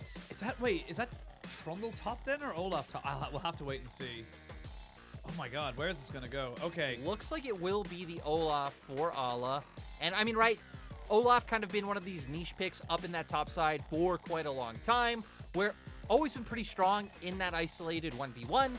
Just one of the stronger champions in terms of like early game dueling in the league, and potentially gives LNG a point of pressure that they are able to play towards in the early game. And it looks like maybe some skirmishing could come online once they get to that level 6 mark. They can try and unlock Dwinby from lane and get him onto the back line of members like Angel and start picking up things like First Rift Heralds.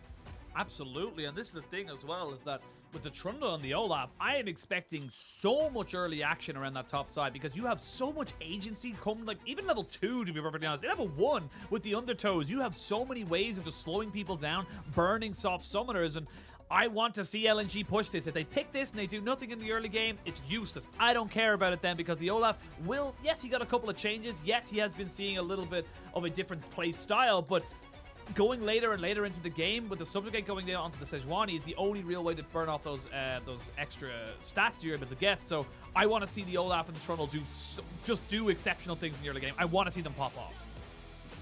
Yeah, for LNG, wanting to see them get ahead early on because it can be a bit of a hassle later. If it does go late, it feels like you're relying a lot on Dwinby to be able to find flanks and get on that back line and just take Angel out from the fight.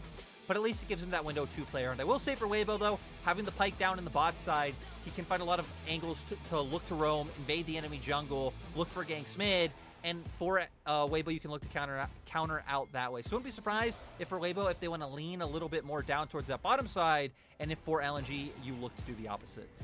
Well, Weibo, they're locked into 6. Nothing they do today will change that, but they can definitely make LNG sweat towards the end of the split. And already LNG starting to set themselves up on this bot side. They have a great level 1, and they're looking to make the most out of it. And we'll have a look at the summoners very, very quickly. Actually, interesting to see their Light going with the Ghost this time around. So recognizing that if he could just get away from the initial engage from the side of Weibo, he's actually in a great spot to be able to kite them out with that extra movement speed. So Undertow comes out there from Ala just to make sure that they know that he's there, and he almost kills off the ward. And I'm curious to see what build he does go in solo queue. Like I've seen people do the Divine Thunder. You've seen the Triforce come out. Things like Stridebreaker are available as well, and a lot of that can dictate what he's going to be looking to do in regards to either just looking for a lot of these fights or looking to skirmish. We'll get a ward down for now, so both teams having information on where enemy jungle starts are coming, but SOFM still hovering around for a little bit, so Tarzan actually going to get a bit of a tempo advantage with the start. Yeah, SOFM starting off on the Wolves, and this is the thing that I will say about the Poppy. The Poppy is great when you want to try on these quote-unquote alternative camp starts. You can get alternative routes very nicely for yourself, and now Tarzan take red into bot side, so curious to see what he's able to do here with this kind of setup right now for himself, because again, the Trundle has a lot of great early agency, and ooh, okay, well, Ala, you know, it's great that you have the axes, but you gotta hit him. I mean, at least for Ala, right? Once he starts getting a few levels under his belt, especially can get his hands on his W. If he does lose a bit of HP, only going to help him out in some of these extended trades later on. You'd assume he should be able to do fine in this matchup, and you said it, right? We want to see some early impact coming out from that Olaf topside. But maybe LNG can try and find a route for an early bot lane gank with the fact that Hwanfeng and On having this push, LNG having to accept that they're going to give up Prio, of course, having that Alistar who really isn't able to make anything happen, but we'll see what Tarzan wants to do now. Sorry, I always love when you play against Olaf or play as an Olaf, and it's just like you throw it, but you've clearly thrown it way too short, so it's just like, boing. It just like lands in front of them, and you've done no damage, and you just pick it up and go, sorry, I'll pick it up and then try again. But now Tarzan, this is a big push coming in. Now Hwanfeng has no flash. He does have heal, but does he have himself a way out? That's the real question. As he's on the Sivir, we're going to see them try and get the stun off, and that's a great move here by On. But an auto attack comes in. Tarzan will have to trade back his life, but it ends up being a 1-for-1 trade as LNG start to get the ball rolling. I mean, LNG able to kill the AD carry. Sadly, not really able to deny anything for the fact that the wave is into their turret. Still going to be a nice little pickup, but On now having those double buffs, so going to be able to spam spells a lot more efficiently, as well as just having the burn from the red buff there. I'm not quite sure how much he'll be able to make happen with it. I feel like making plays on mid should be really hard, considering you're up against an Akali. She has all the mobility there. You have the Shroud as well. So it feels like you're either having to look directly for picks in the bottom lane and bring your jungler down, or you need to be looking to invade the enemy jungle and try and catch out the Trundle. We'll see here of how this all goes down. Of course, we see Lumao going in after On goes for the hook. Hwanfeng, great job of flashing. Problem is, Tarzan had already gone for the wraparound. LNG gave up the lane at level 1 and allowed this push to happen. Just really nice pathing. But sadly for Tarzan, hook comes back up. He's under turret, and that is all she wrote. Yeah, that is all she wrote. I will say it was actually interesting there up towards that top side. Permafrost did not get taken by the Shy just yet, so kind of prioritizing, I imagine, his Winter's Wrath onto the minions over the actual CC. Now he's actually taking it at level 4, so just able to get the push going for himself, but just utilizing the fact that, yeah, your jungler is dead and was bot side, so my jungler is almost certainly going to be top side, and I have the priority, so now Ala's going to have to try and just be respectful coming into Tejuani, and this is why we see the Tejuani pick blind so often. It's just such a strong lane pick that even when you think you have a counter, still does an extortionate amount of damage. Yeah, I feel like it's not only strong in terms of the trading able to come through, but I mean, you're also the type of champion that you're very safe in lane. You have the Q to be able to escape. You're very useful in team fights. We'll pause on that for now. I mean, LNG obviously seeing on this ward, but maybe trying to set up for an opportunity. Tarzan here in SOFM, pretty close by. Not a million miles away, as we can see there that Tarzan has just put himself into a good position to maybe get a gank off, but they're just holding the way for the moment. So full reset going to come in here from the LNG bot lane just to keep themselves safe and happy. I will say that sadly there for SOFM, he did miss one of the little minions there, so losing out a little bit of CS and thing. But look at the CS difference right now between the junglers because of that gank in bot side. Tarzan hasn't really been able to kind of go for that, and the Trundle is starting to fall a significant amount of behind in this matchup. Tarzan prioritizing, trying to get his laners an advantage rather than his own.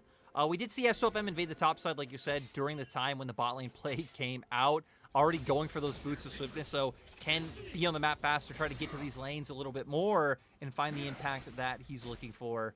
And, you know, coming into a Weibo LNG game, I gotta say, the pace that we've seen so far, not too surprising. A bit of attempted action coming out from both sides, but I feel like both of these teams have leaned more on teamfights coming on later in the game. You can already see that for Weibo with how they've drafted, but even for LNG, right? Because their early games have been so mistake-ridden, and a lot of their wins have come off the back of these late-game teamfights earlier in the split when Duinby was on Corki, which is why he's actually sitting so high up in the MVP voting. Yeah, it definitely is the thing. Like I said, slower games, I think LNG have a third lowest or third slowest average game time. I think Weibo aren't far away from them either from that particular end of the scales. So both averaging around 31.5, maybe 32 minutes per game. So we do get into the 3-item, 4-item territory for most of your major carries. Is curious to see now as well. And I'm actually curious to kind of pick your brain a little bit. Obviously, we're starting to see teams lean away as Gonna have himself a little bit of a beast skewer as the Lumao does end up backing away. But we are seeing teams lean away from banning the Zeri and leaving it open and kind of saying, look, we're happy to let this one go. And I wanted to get your kind of thoughts on why are we seeing, you know, teams, obviously there was the nerf, but is there anything else to it that teams are happier to kind of take into the Zeri or just have them, you know, kind of deal with it later on in the game? Honestly, I'm not a big fan of teams leaving it open. Its win rate, Right. even in recent series, is still absolutely ridiculous. Is Lumao now caught out? Yeah, Lumao is caught out and he is dead, so that's going to be gifted over to Huan Fong. And as you were saying, still ridiculous in recent series. May not be ridiculous in this game, though, but continue. I do gotta say, right, this time around you at least traded it for the Poppy. I feel like most times we just see Zeri left open without really a response trade coming through. For Weibo, it's like, cool. Like, I mean, we were on blue side anyway, so we probably weren't planning on banning out that Zeri. We get our hands on the Poppy, a champion that stops champions with mobility like the Zeri. We'll see here how the gank comes through on playing in Fog of War in River, kind of making them think like they have that pressure right when SOFM's able to come down, knocked into the wall, and just guaranteeing it there. But yeah, Sheen, for this game, I'll say it's the Poppy, man. I feel like Poppy has really been one of the most impactful champions we've seen in the LPL lately, at least for this game specifically. Yeah, well, Allah's going to have to bop his Ragnarok, make sure he rocks himself back out under his tower. Actually popped the Ghost as well, so both top laners burning their combative summoners. Now Allah's kind of back here. I will say, if you're not aware, the Olaf does have some kind of decent sustain, gets extra attack speed, and of course pops the W to pick that one up. And now Tarzan's coming up to the top side, has the subjugate here, so maybe in a position to be able to try to steal away some of these stats. No, not quite able to get on top of him. Does get the auto attack there. Doonby is here. Ooh, not quite able to knock him away, and that's a great roam from Doonby, really solidifying that top side lead. LNG having the ability to bring their mid laner over. Tarzan already in the area. Sadly for Weibo, it seems like they were expecting a play to come through. I think On was already pathing up towards mid, and now On actually might be caught out. Oh, he might be caught out as On is got flash and he's got himself his dash, so he's just fine for the moment. That's the thing with the Pyke as well. We don't see Pyke very often, but yes, he's very squishy in a pseudo kind of way, because if he can get away, he can regen it, but if he can't, he is going down very, very quickly. So we can just see here, this is just Tarzan saying, look, we've committed, Shubsugate is down, we just need to kill the Shy. I mean, good read by LNG. You can see on the minimap, On actually was already moving up, and SOFM was really close by. Sadly, so close on the edge of being able to find that ult. But with the fact that the cover wasn't already here, LNG were able to pick up that kill. But Weibo at least will be able to trade and get a Rift Herald, but more kills for the side of LNG. That was so fast. That was so fast. It's exactly what I talked about, though, because when On is on the Pyke, if you don't get away and you don't get it yourself into the dark waters, you don't regen. So now Huanfong loses both his summoners, and LNG they've just sparked to life, excuse the pun, because all of a sudden they're just getting advantages across the map. Yes, they lose the Rift Herald, but realistically, that's only giving you 2 or 3 plates. They can trade that back in bot. And now we're going to see LNG be able to deny the wave on bot as well. I'm curious to see if SOFM, okay, not going to go for anything, actually going to make his way down to the bot side jungle because that's where On is. But if he would have gone for a type of cheeky Herald drop, considering they're going up against Nakali, Sheila doesn't have the power to stop Azir from being able to clear the wave. And I will say that's one of the things that kind of sucks for LNG, not being able to look to contest that and looking for the cross map on bot side, is breaking open things like mid lane turret are going to be incredibly hard when you're up against an Azir and a Sivir. Okay, Doonby going in onto Angel.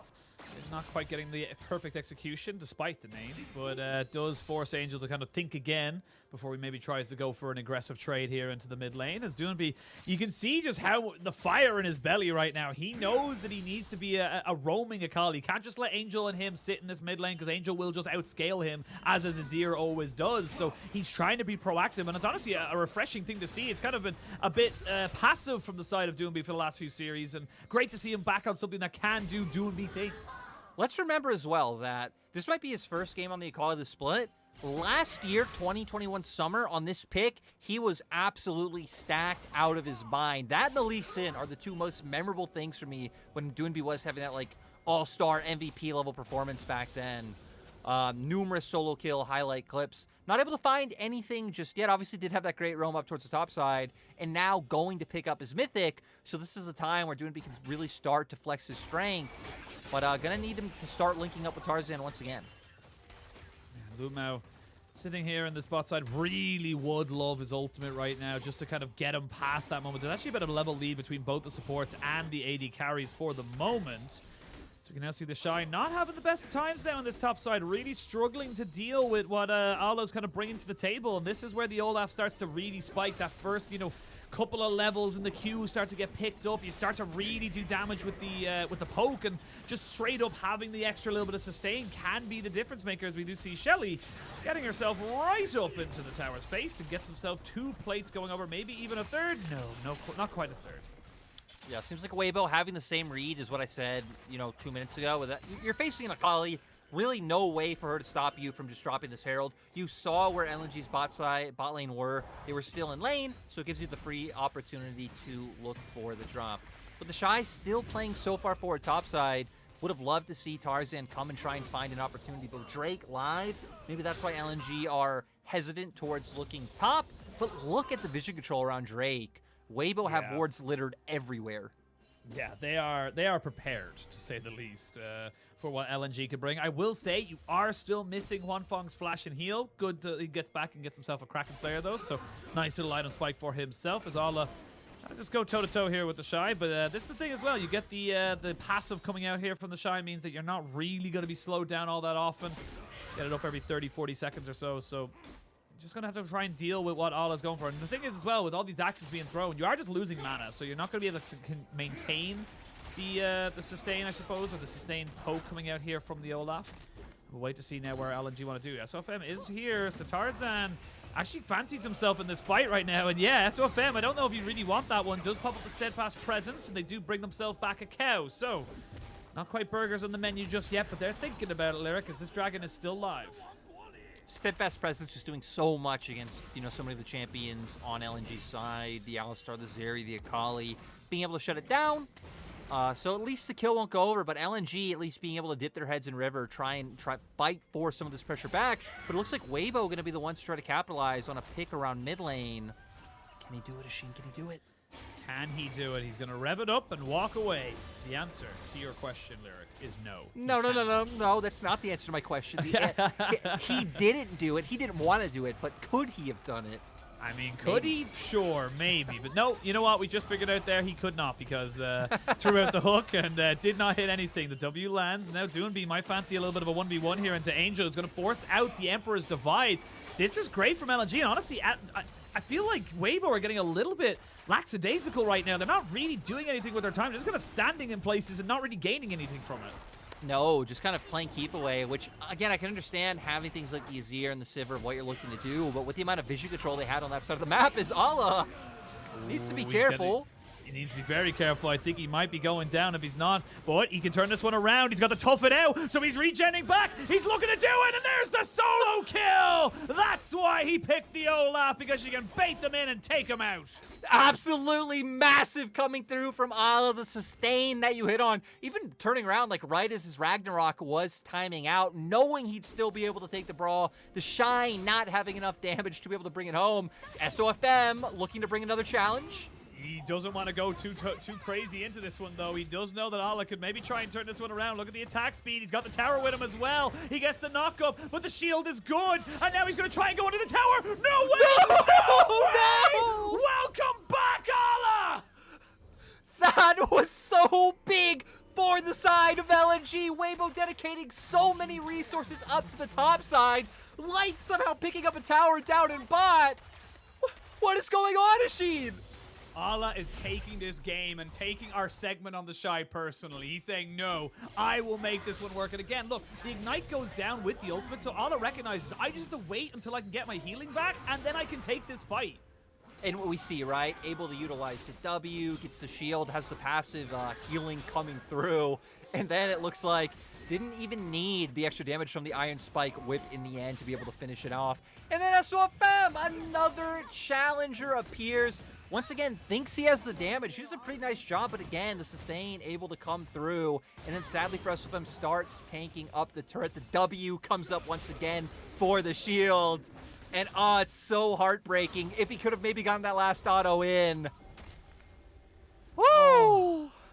And that's just changed the entire dynamic of this top side. We will see Angel taking out the Rift Herald. So actually, it's going a little bit of a merry-go-round for a second, because can't quite hit the eye with the soldiers. But He now got bot lane picked up. Actually, Light going back and actually has 2 items for himself. I didn't even realize it. Light picked up 2 kills, now has an Immortal Shield Bow alongside that Phantom Dancer. So this game, yes, it's very close in gold, but you're looking at it from the dynamic of like who's got that gold. It's onto the top lane and onto the bot lane of LNG. So Weibo, they've got to figure out how to kind of stem the bleeding because this mid game is going to be huge from LNG. It is going to be rough, and especially now when we look at Mythics, right? Gore Drinker on the board, Immortal Shield Bow. I mean, heck, Light's on 2 items. Light's a whole item above Huanfeng on the opposing side as we see they killed the how the Shy. Shy went down in the bottom lane. I mean, pick comes through, getting kited out by the Zeri to buy time for Tarzan to come through. And LNG, you know, I guess keeping this card up their sleeve of subbing Ala back in right when they needed him most. You activated my trap cards, and it's just like, ah, you know, the over dramatic Yu-Gi-Oh! Just like, no, that's what they want right now. But it's not over just yet. Maybe there's another trap card. Maybe there's another twist. We don't know how many episodes are left in this game, so we gotta wait and see what happens. But I gotta say, wait, before you make your actual game point, Kaiba was done dirty. Go on. No, he wasn't. Anyway, no, he was not. He was the entitled rich boy, and no one liked him. Anyway, coming back into the game, minute 30 till the next dragon spawns. It isn't going to be it is going to be between a Hex, Infernal, or a Mountain for the Souls. So all pretty damn substantial for either of these teams, and even having the extra little bit of stats for the single Drakes is pretty huge. They will drop down Shelly.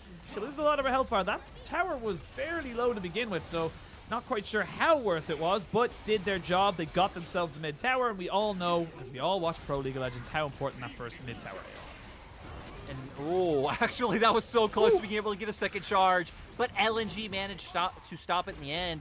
I thought maybe the zoning coming out from Angel with the soldiers would be enough, but LNG now going to be able to try to fight back and get some pressure and probably lean down towards that bot side river. We can see them trying to clear out some of these wards up towards top side now, but Dragon coming up in 50 seconds. We've already kind of talked about the team fighting aspect a little bit, but I feel like the key thing is really being able to get Doinby on the flank, get on top of Angel, so Angel doesn't just have a clear way of throwing that Emperor's Divide out in front of him, stopping the whole force of LNG from being able to get through. But if they can take him down, then, I mean, the only real threat you have to worry about is Huanfeng on that Sivir, who is still incredibly low range, and he will be able to deal with it. Yeah, they're seeing now with their actually ultimate burn there from Lumao, so the Ignite did come out from On. Angel looking to maybe get a bit of a Shurima shuffle going for themselves, but LNG, they got the first dragon, so they're not too pushed about fighting for the second one. Yes, it would be nice, but if they're not in a position to go for it, they can just let it go. So this is where the game starts to be a little bit more fun for the side of the side of Weibo. They can start to move themselves around this bot side, maybe even take themselves that turret. They have got the priority there, but LNG, not to be outdone, starting to move up towards the top. And for LNG, right, their composition kind of leaning heavier into side lanes with the fact that they brought out this Akali and the Olaf. We've already seen what the Olaf was able to do in 2 1v1s, and Doom would be, of course, going to be very strong as Tarzan now caught out. Tarzan a little bit caught out there as he's going to use the subjugate there onto the Shy, the perfect target for this. The Shy has no flash. The Shy has nowhere to go. The Shy is dead.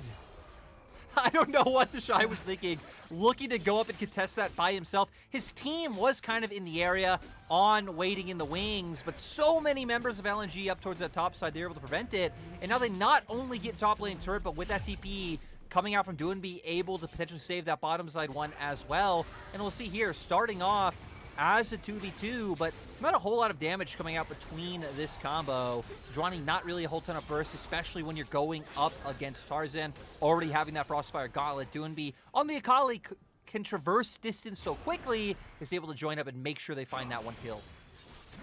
Yeah, and now we got Doinby. He actually not going for the Proto Belt, going towards the Night Harvester himself, so definitely looking to try and be a little bit more burst heavy and just kind of push himself towards those kind of big kind of trades, if you will.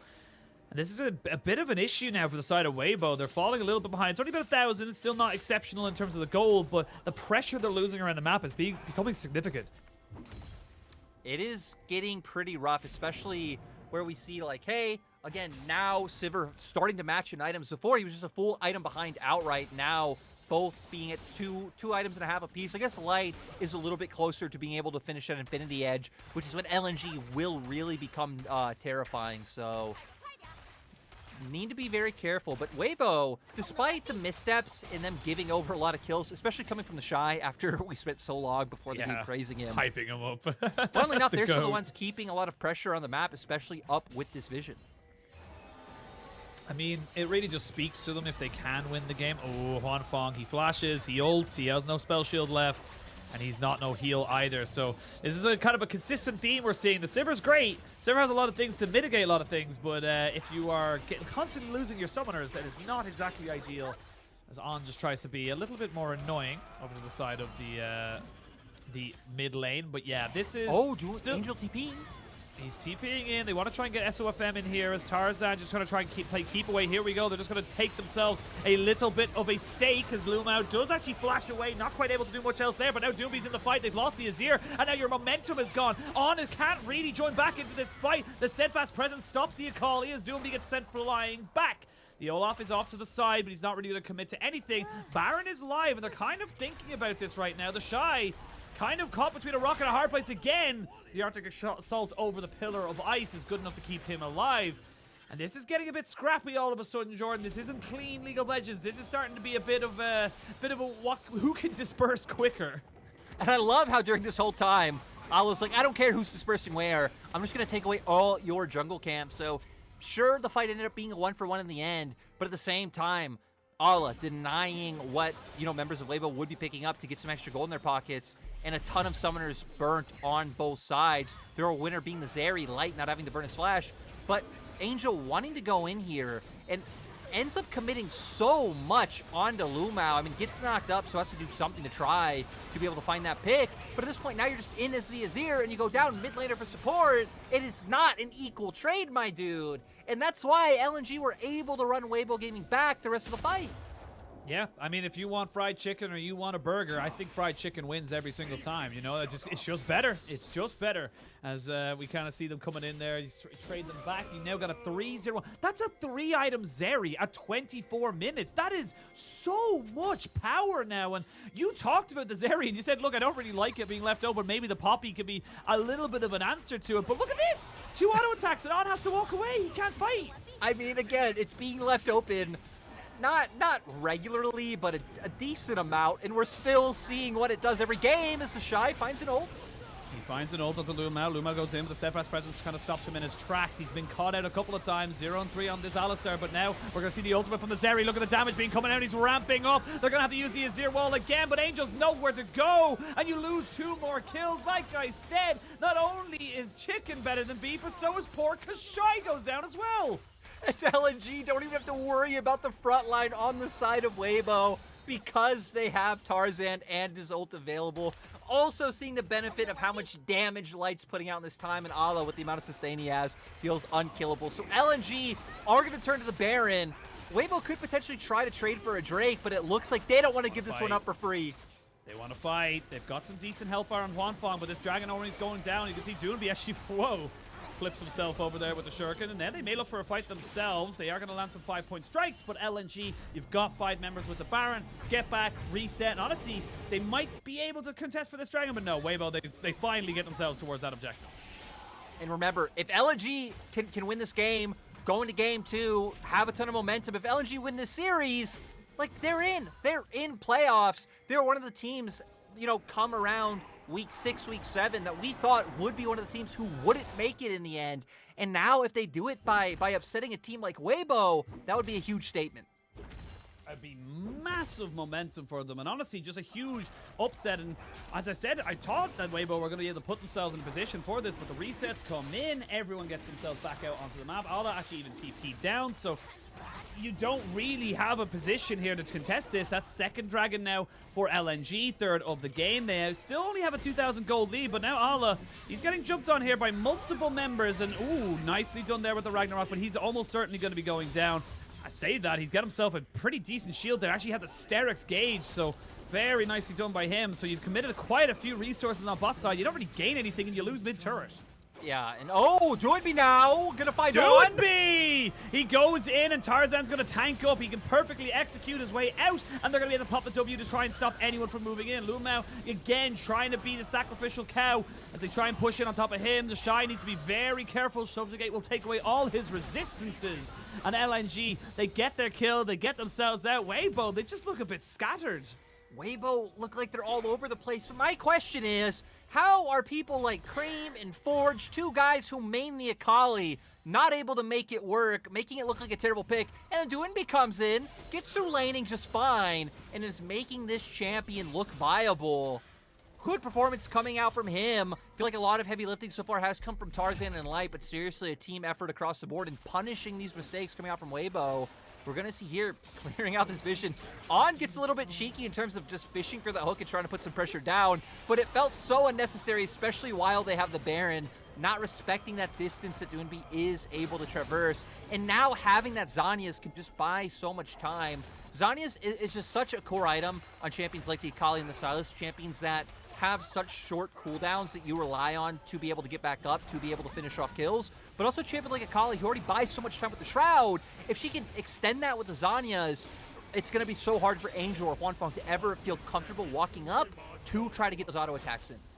And the thing is as well, is that you look at the builds coming up from the other side. Yes, you've 3 items into the Sivir. That's great, but the Shy has built the Thimblewinter and, you know, a Frostfire, so he's not really in a position to be able to kind of go 1-for-1 against Ala, who's gotten much more bruisery. Tarzan does get hooked back, but the W there from Light does mean that he's able to keep everyone at bay. 3 minutes to the next dragon, so no real objective on the map at the moment. They do have the Shrina's Legacy here just to stop the wave from pushing in, but 5,000 gold lead firmly in LNG's favor, and they're the ones that are dictating the pace. They're really putting down the pressure now onto Weibo.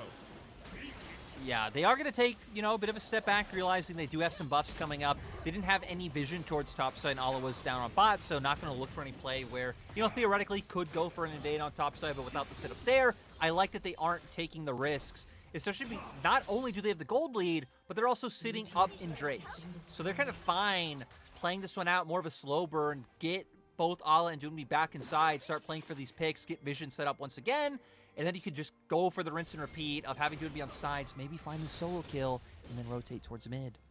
I was thinking about it, but you got a Crown of the Shrouded Queen even for Angels, so hard to 100-0 burst out straight away. You want to be burning that before you go for anything, and now you got the Void Staff alongside that Shadow Flame, so we are starting to get to the 30-minute mark where, like I said earlier, you're getting the 3.5, 4 items here onto your carries. This is where the Azir and the Sivir should like shine the brightest. You are almost full build here for Light, has the Mercurial Scimitar, so we'll have to keep an eye out for that later on in the fights, but level 17 here for Ala. Actually didn't even realize he's 2 levels ahead of the Shy right now, so really trying to make the split push work for himself. As I said, the Shy, we hyped him up, we put in so much for him, but I do feel like this is a consistent thing we see where when he's on tanks, it doesn't look as good as when he's on carries, you know? It's weird because he has splits where it goes different ways. I feel like in spring, like you think to some of his Scion games, that was one of the things he's relying on to have good performances on and for Weibo to find wins. Then he come into summer and he's played Ornn once, he's played Sejuani once, you know, he's played Shyvana, that was also a terrible game. Like, you're right, we've really been seeing him, lean on these carries. Yeah, sorry, just how you said it, it's like, yeah, that was awful. Like, it's like you reminded yourself and just like, I oh man, yeah. I had flashbacks to it. It wasn't pretty. He wasn't Shanji, I'll put it that way, on the Shyvana. But yeah, LNG, statement moment here, but the Shy is off to the side in the fog of war, maybe looking to try and maybe they can kill off Tarzan. Remember, you still have a 3-item Sivir, so nearly 4-item Sivir to be perfectly honest. We'll have that IE very, very soon. So if Tarzan gets caught out, the damage is significant enough to be able to take him out should he be stunned for a prolonged period of time. And I will say, Tarzan actually went for Boots of Swiftness over everything else, because now you can see when he's just trying to put himself into good positions to make sure he can get that Pillar of Ice down. Oh my god. And I wonder, like, how long this game's gonna go. Light's already, like, inching towards his final item. Now having the Scimitar as well. Gonna be able to get rid of some of that CC. We can kind of look across the board, see if anything's like stopwatches. Zanya's coming out, really only on the side of LNG. Lumao having a stopwatch.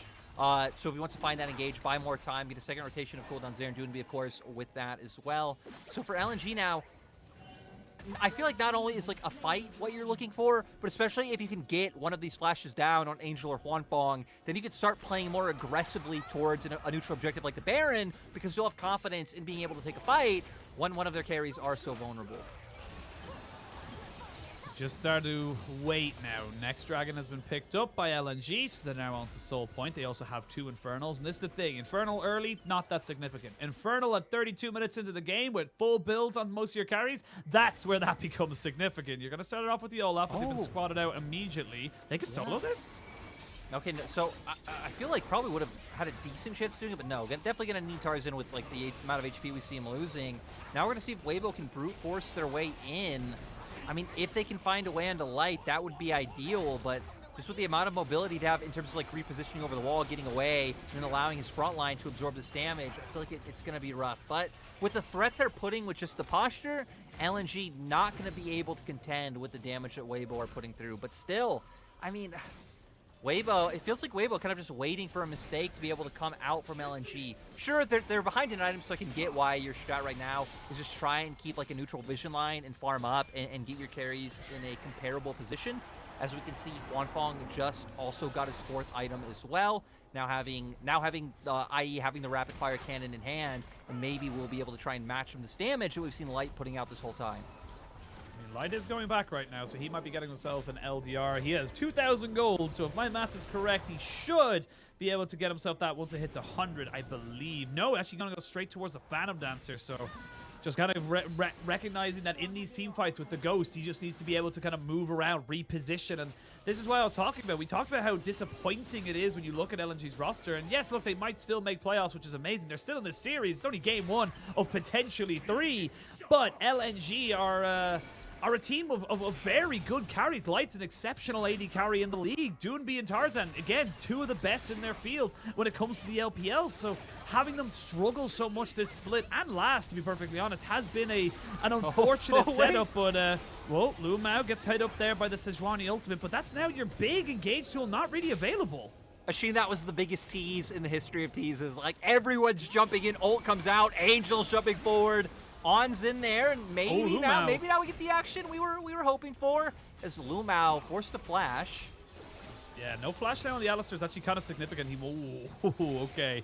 Not as significant as that W damage, but yeah, not having the flash on the Alistar definitely it dampens a lot of your engage opportunities, and it looks like LNG are happy to let this kind of go, ping pong the waves, move forward whenever they can, and wait for this Infernal Soul to happen for them, because they're not really in any danger of losing right now. Actually, I was going to say, it's 8 level difference between top and support there, between Ala and On, so I don't think On wants to take it, but now with the resets coming in, they go for Baron! Oh my god, and they're doing it so insanely fast with the fact that now Light is on that full build. It's just gone! It's just gone! Weibo, no response whatsoever with the resets coming through. I mean, why was everyone resetting? It just made no sense. You put multiple members. I think it was 3 members of the side of Weibo. I think it was the Shy, Angel, and Huanfeng. Basically, all of your damage and engage just left. So what's SOFM and On supposed to do?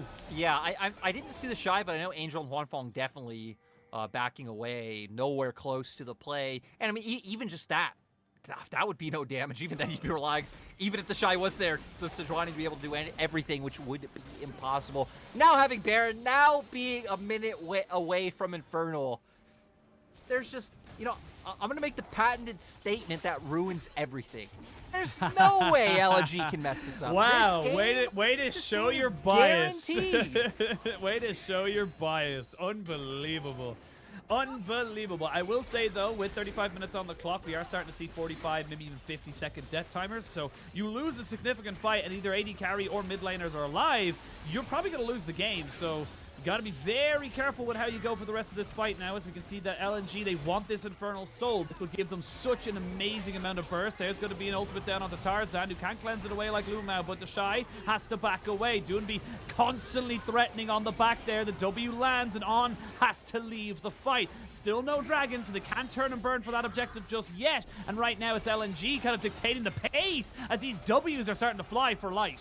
I like that Doonby didn't follow in the Shuriken, because LNG are the team with the Baron. They realized they don't really need to go to aggro, use those Baroned up minions to make them react, to force them to back off, and then gain even more control of the pit and make it really awkward for Weibo to find their way in. And Weibo, They're just gonna give it up. Angel TPing Can't up fight towards it. the top side. They realize they can't look for the fight. And I just wonder, how are they gonna find the win now? I guess you're really just hoping for that mistake to come through, try and get closer to that 6-item point for things like the Azir and the Sivir. But now LNG, I think you just start running this one down. You have so much damage, so much burst. We saw Doonby diving turrets even before they had the Infernal Soul. The Shy randomly just tanks up literally all of his health bar there for no real apparent reason, but Baron's still going for 40 seconds. It's still very difficult for the side of LNG to make this one work. There's going to be good use of the Crown of the Shattered Queen, Lumao and Tarzan. They are tanky, but if they get caught out, they will be killed. So, flash burn by Tarzan and an ult burn by Lumao. Light starting to back away, and you still have to respect the damage available. We are starting to get into very late game territory here, Lyric. It is a 5,000 gold lead and an Infernal Soul, but I don't even know if that's going to be enough for LNG. They need to find a fight. You know what? I'm going to make a prediction. Light gonna get a pentakill this game. I feel like that's a fair prediction because when I see a Zeri, I feel like it's a 50-50 chance of if I see a pentakill in that game. So if that happens, I don't know if you remember, last year you promised you'd let me call a pentakill. I did, but you never did. We literally talked about it before a game. In a game, a pentakill happened, Dasheen. Before that specific game. It's a true. So like this is the thing. I think I have casted. If my maths is correct, I have casted the most like major region pentakills. Nice flex. Yeah, I know. Nice flex because in fairness, it's the LPL. It happens a lot. I just happened to be here when it happened, but I just get very excited. That's my Ashina, and I feel like this is a good time to get excited because both of these teams staring pretty intensely. Looks like an engage. Bound to come through. Summoner, I mean, flashes up across the board except for Tarzan, so he's the one member kind of keeping our eyes on to not walk too far forward or potentially being able to be punished. But now, Guardian Angel in hand for Huanpeng, so you at least have some breathing room in terms of a mistake. Does come through as SOFM goes in. Oh, on. We're going to see another fight coming in here. This is the Olaf. You can't slow him down. You can't stop him. They're going to use the Keeper's Verdict to make the verdict that you need to leave. The ultimate from the Shy will not land, and everyone just kind of backs away. Angel's still in a very healthy and powerful position right now. Doonby might be caught out. The W just to try and separate everyone out as the Shroud goes down. LNG, I told you, I don't know if all this is going to help them. We're in the super hyper late game, and you have a Sivir and a Azir on the other side. That stuff hurts. And I mean, the problem is closing the gap, right? We just saw being able to run them down. Lumao's your only real form of engage. Like, sure, you can throw a pillar behind someone and just try to run at them, but a lot is riding on Doonby. We need to see the Akali get in there. We do need to see Akali get in there, but the Shuriken flip not onto SOFM, not really the ideal target. They're going to jump onto the Shy and burn him down, but Lumao's already been taken out. He's not a very tanky cow. And this game, oh, Lyric, it looks so good for LNG, but they're just not quite able to break the distance. Like you said, the range is crippling them. I made the statement. I said there was no way they could do it, Ashid. When the statement is made, you know what happens. As LNG, like you're saying, ironclad contract. they're using that range advantage. They're using the fact that they have some of these disengaged tools available, like the Poppy and like the Azir, and still having the threat of the Pike. So it's kind of interesting seeing Weibo do this kind of weave in and out strategy, right? The Shy and On kind of going up, trying to fish and see if they find an opportunity to throw an ult or find a pick. And even if the Shy uses the ult and it doesn't turn into anything, if that baits LNG into a re-engage, we've seen between the On the Hunt from Sivir or just the ability to move from the Azir, from the Poppy, that LNG are never really able to commit to the fight once a lot of these ultimates have been burnt. It's going to be interesting. Maybe a pentakill, maybe a Weibo win, who knows. Lots can happen here, Lyric, as we come back into the line. Look, I have a better word than interested. Which, you know what? We don't have like a SOFM. I'll pause. Oh my god. Oh my god. Do the thing. No. You do your thing. No more my thing. Your thing. I can't do my thing anymore because Weibo now being put in a position where they have to fight. It's my thing now, and this Baron might be their thing, as LNG try to put themselves in a position where they can burn this one down. You can see that Weibo, though, not willing to let this one go for free, but they will let it go. Now, can everyone get out alive? That's the real question. Oh, that ultimate from the Shy was actually so clutch. Takes out the engage. But now you've lost 1 for 1. You did lose your post support here, and a minute 30 till the next Elder Drake spawns. Weibo will be able to continue to survive, and honestly, I don't even think Baron's going to help you that much here as LNG, because you have a Sivir and an Azir. They're going to be able to wave clear for days. Yeah, and when we get in positions like this where both supports go down, I feel like Weibo are actually the team in a better position, right? Because Lumao being like one half of that front line, I feel like Olaf not really a great frontliner at this point in the game. The other one being the Trundle. So we're going to see the replay. And Pyke not really bringing too much other than just pressure and like the pick chance that is there and the threat of the hook. Because we're going to see Doinby able to go in, gets the first part of his ultimate through, able to finish that one off, and then not able to reach up with the rest of the members of his team to sadly find more, but still able to equalize 1-for-1, looking pretty solid for LNG. But you said the next fight will be interesting, Asheen. I counted the word sexy. The next fight gonna be sexy. We don't have a dictionary of words we can use or cannot use on broadcast. I'm assuming sexy is fine. That's what we're gonna get. I think I had a question in our chat the other day, and I was like, "Are we allowed to say this word? We're all saying this word. Is this allowed? I don't know. In Ireland, this is kind of a curse word, but I guess it's not in America. But it depends on your audience. But yeah, we'll see now where they're gonna go for this one. Elder will be spawning in 9 seconds. You have the Baron push available to you. Loom now gonna look to try and get an engage, but with the steadfast presence, he's a little bit too early, and the redemption comes down to reset the fight. The W's not quite landing. Honestly, with the Baron buff, you got to be very careful here as well, but they can tell they need to clear this wave. They knew straight away as the Shy, looking like he's going to get assassinated. Perfect execution. The 5-point strike misses, but the Shy goes down, but you've knocked 2 people away, and now LNG looking to try and re-engage on this fight. Angel, though, might be able to take out the Shy, and oh, that W and the pillar to bring it all up. LNG finally find themselves a fight. They might be able to end the game. Yeah, I mean, they have the Baron still available for 50 seconds. This should be LNG's time. They have the wave. They can go for the push.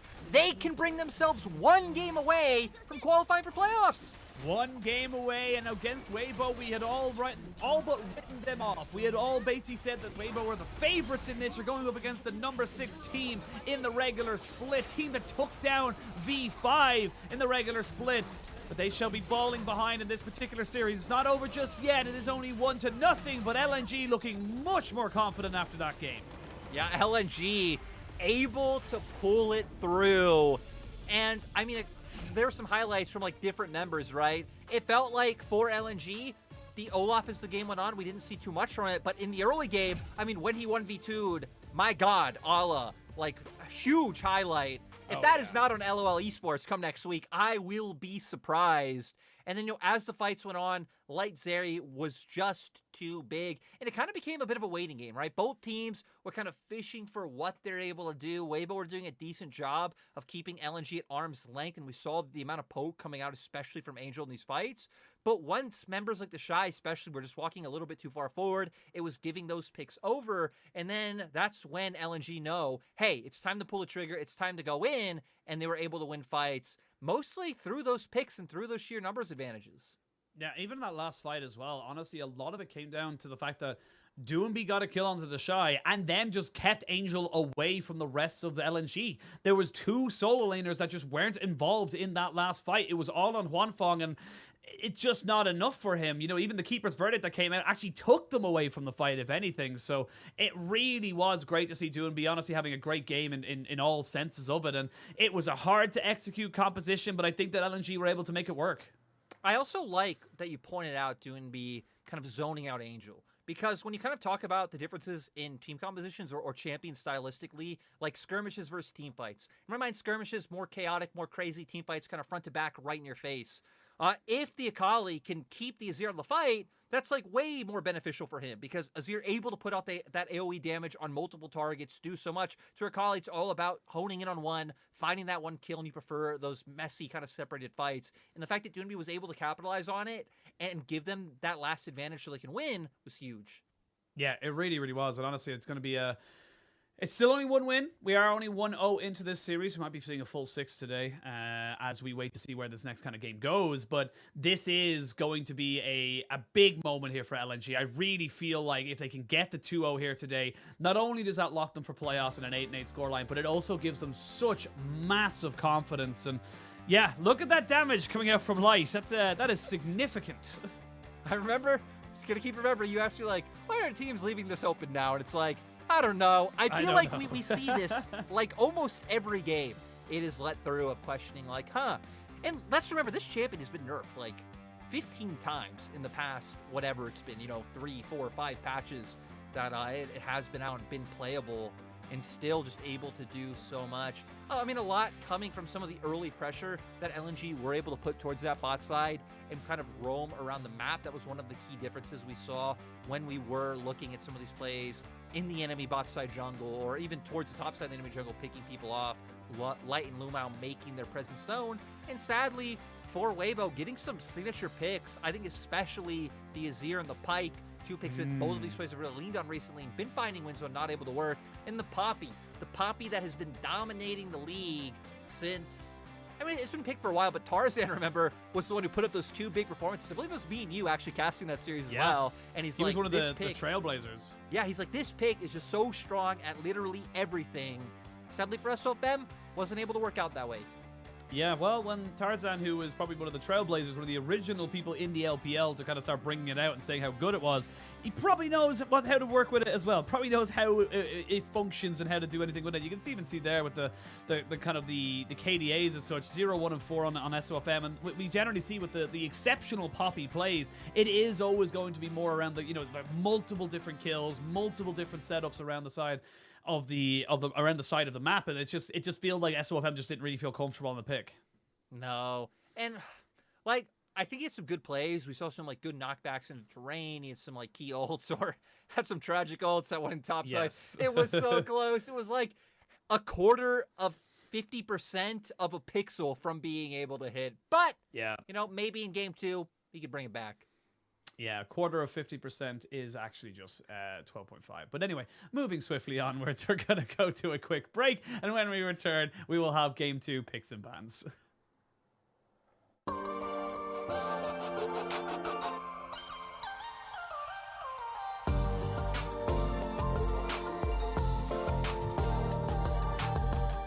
G'day again, everyone. It's Hysterics here, your favorite LPL English shoutcaster, here to bring you yet another Speak in LPL.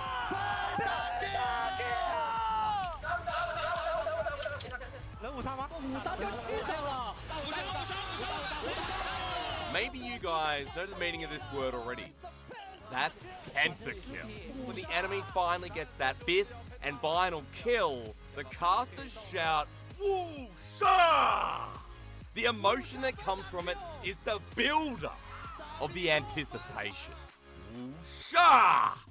In addition, words like first blood, 一血, double kill, 双杀, triple kill, 三杀, quadra kill, 四杀, pentakill, 五杀. 拿下了1血，再拿到一个双杀，拿到一个3杀，收获了一个4杀，一比哥拿到5杀。 If you see a play that is absolutely bonkers, then you can type a series of 6s in the chat, the comments, or even the barrage. Can you remember all that? If so, I want you to go 6 6 6 6 6 6 6 6 6 6 6 6 6 6 6 6 6 6 6 6 6 for this episode of Speak in LPL.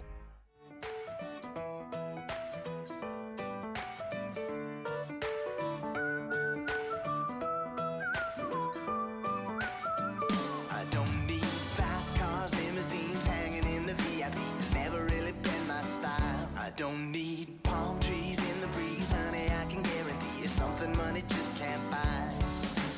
All it takes is just one touch, just one taste of you.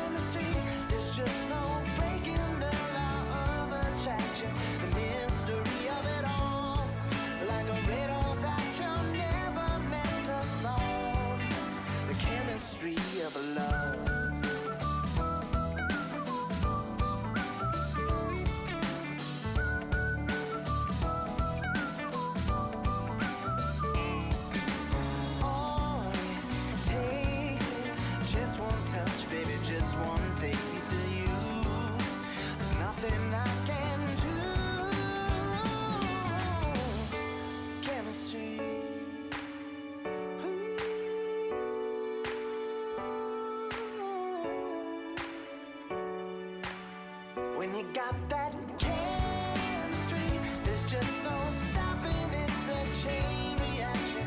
Chemistry, there's just no breaking the law of attraction. The mystery of it all, like a riddle that we're never meant to solve. The chemistry of love.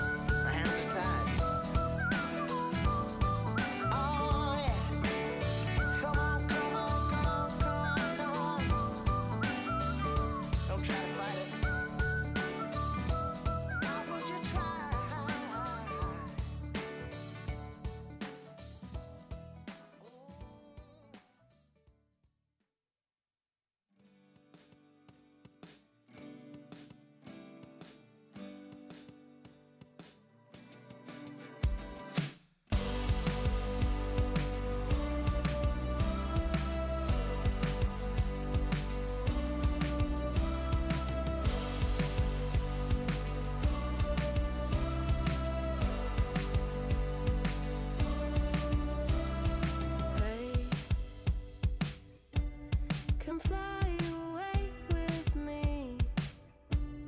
Think how we could be free. Stay up all night. We can last forever. Oh. We'll dance together. Oh. Stay up all night.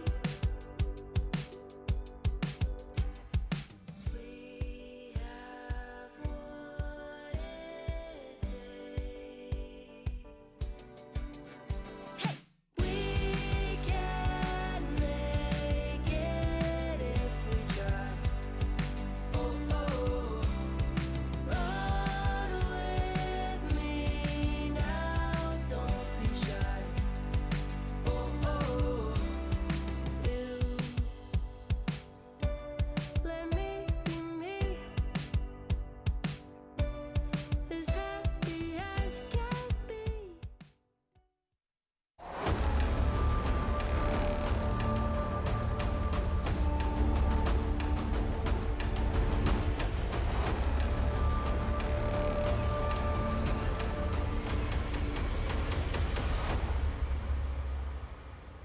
我觉得下一赛表现的话，可能一开始我的表现可能算是比较好的，然后到第2轮可能刚开始的时候打得不是特别好，然后到了常规赛快结束的时候，感觉状态回来了一点。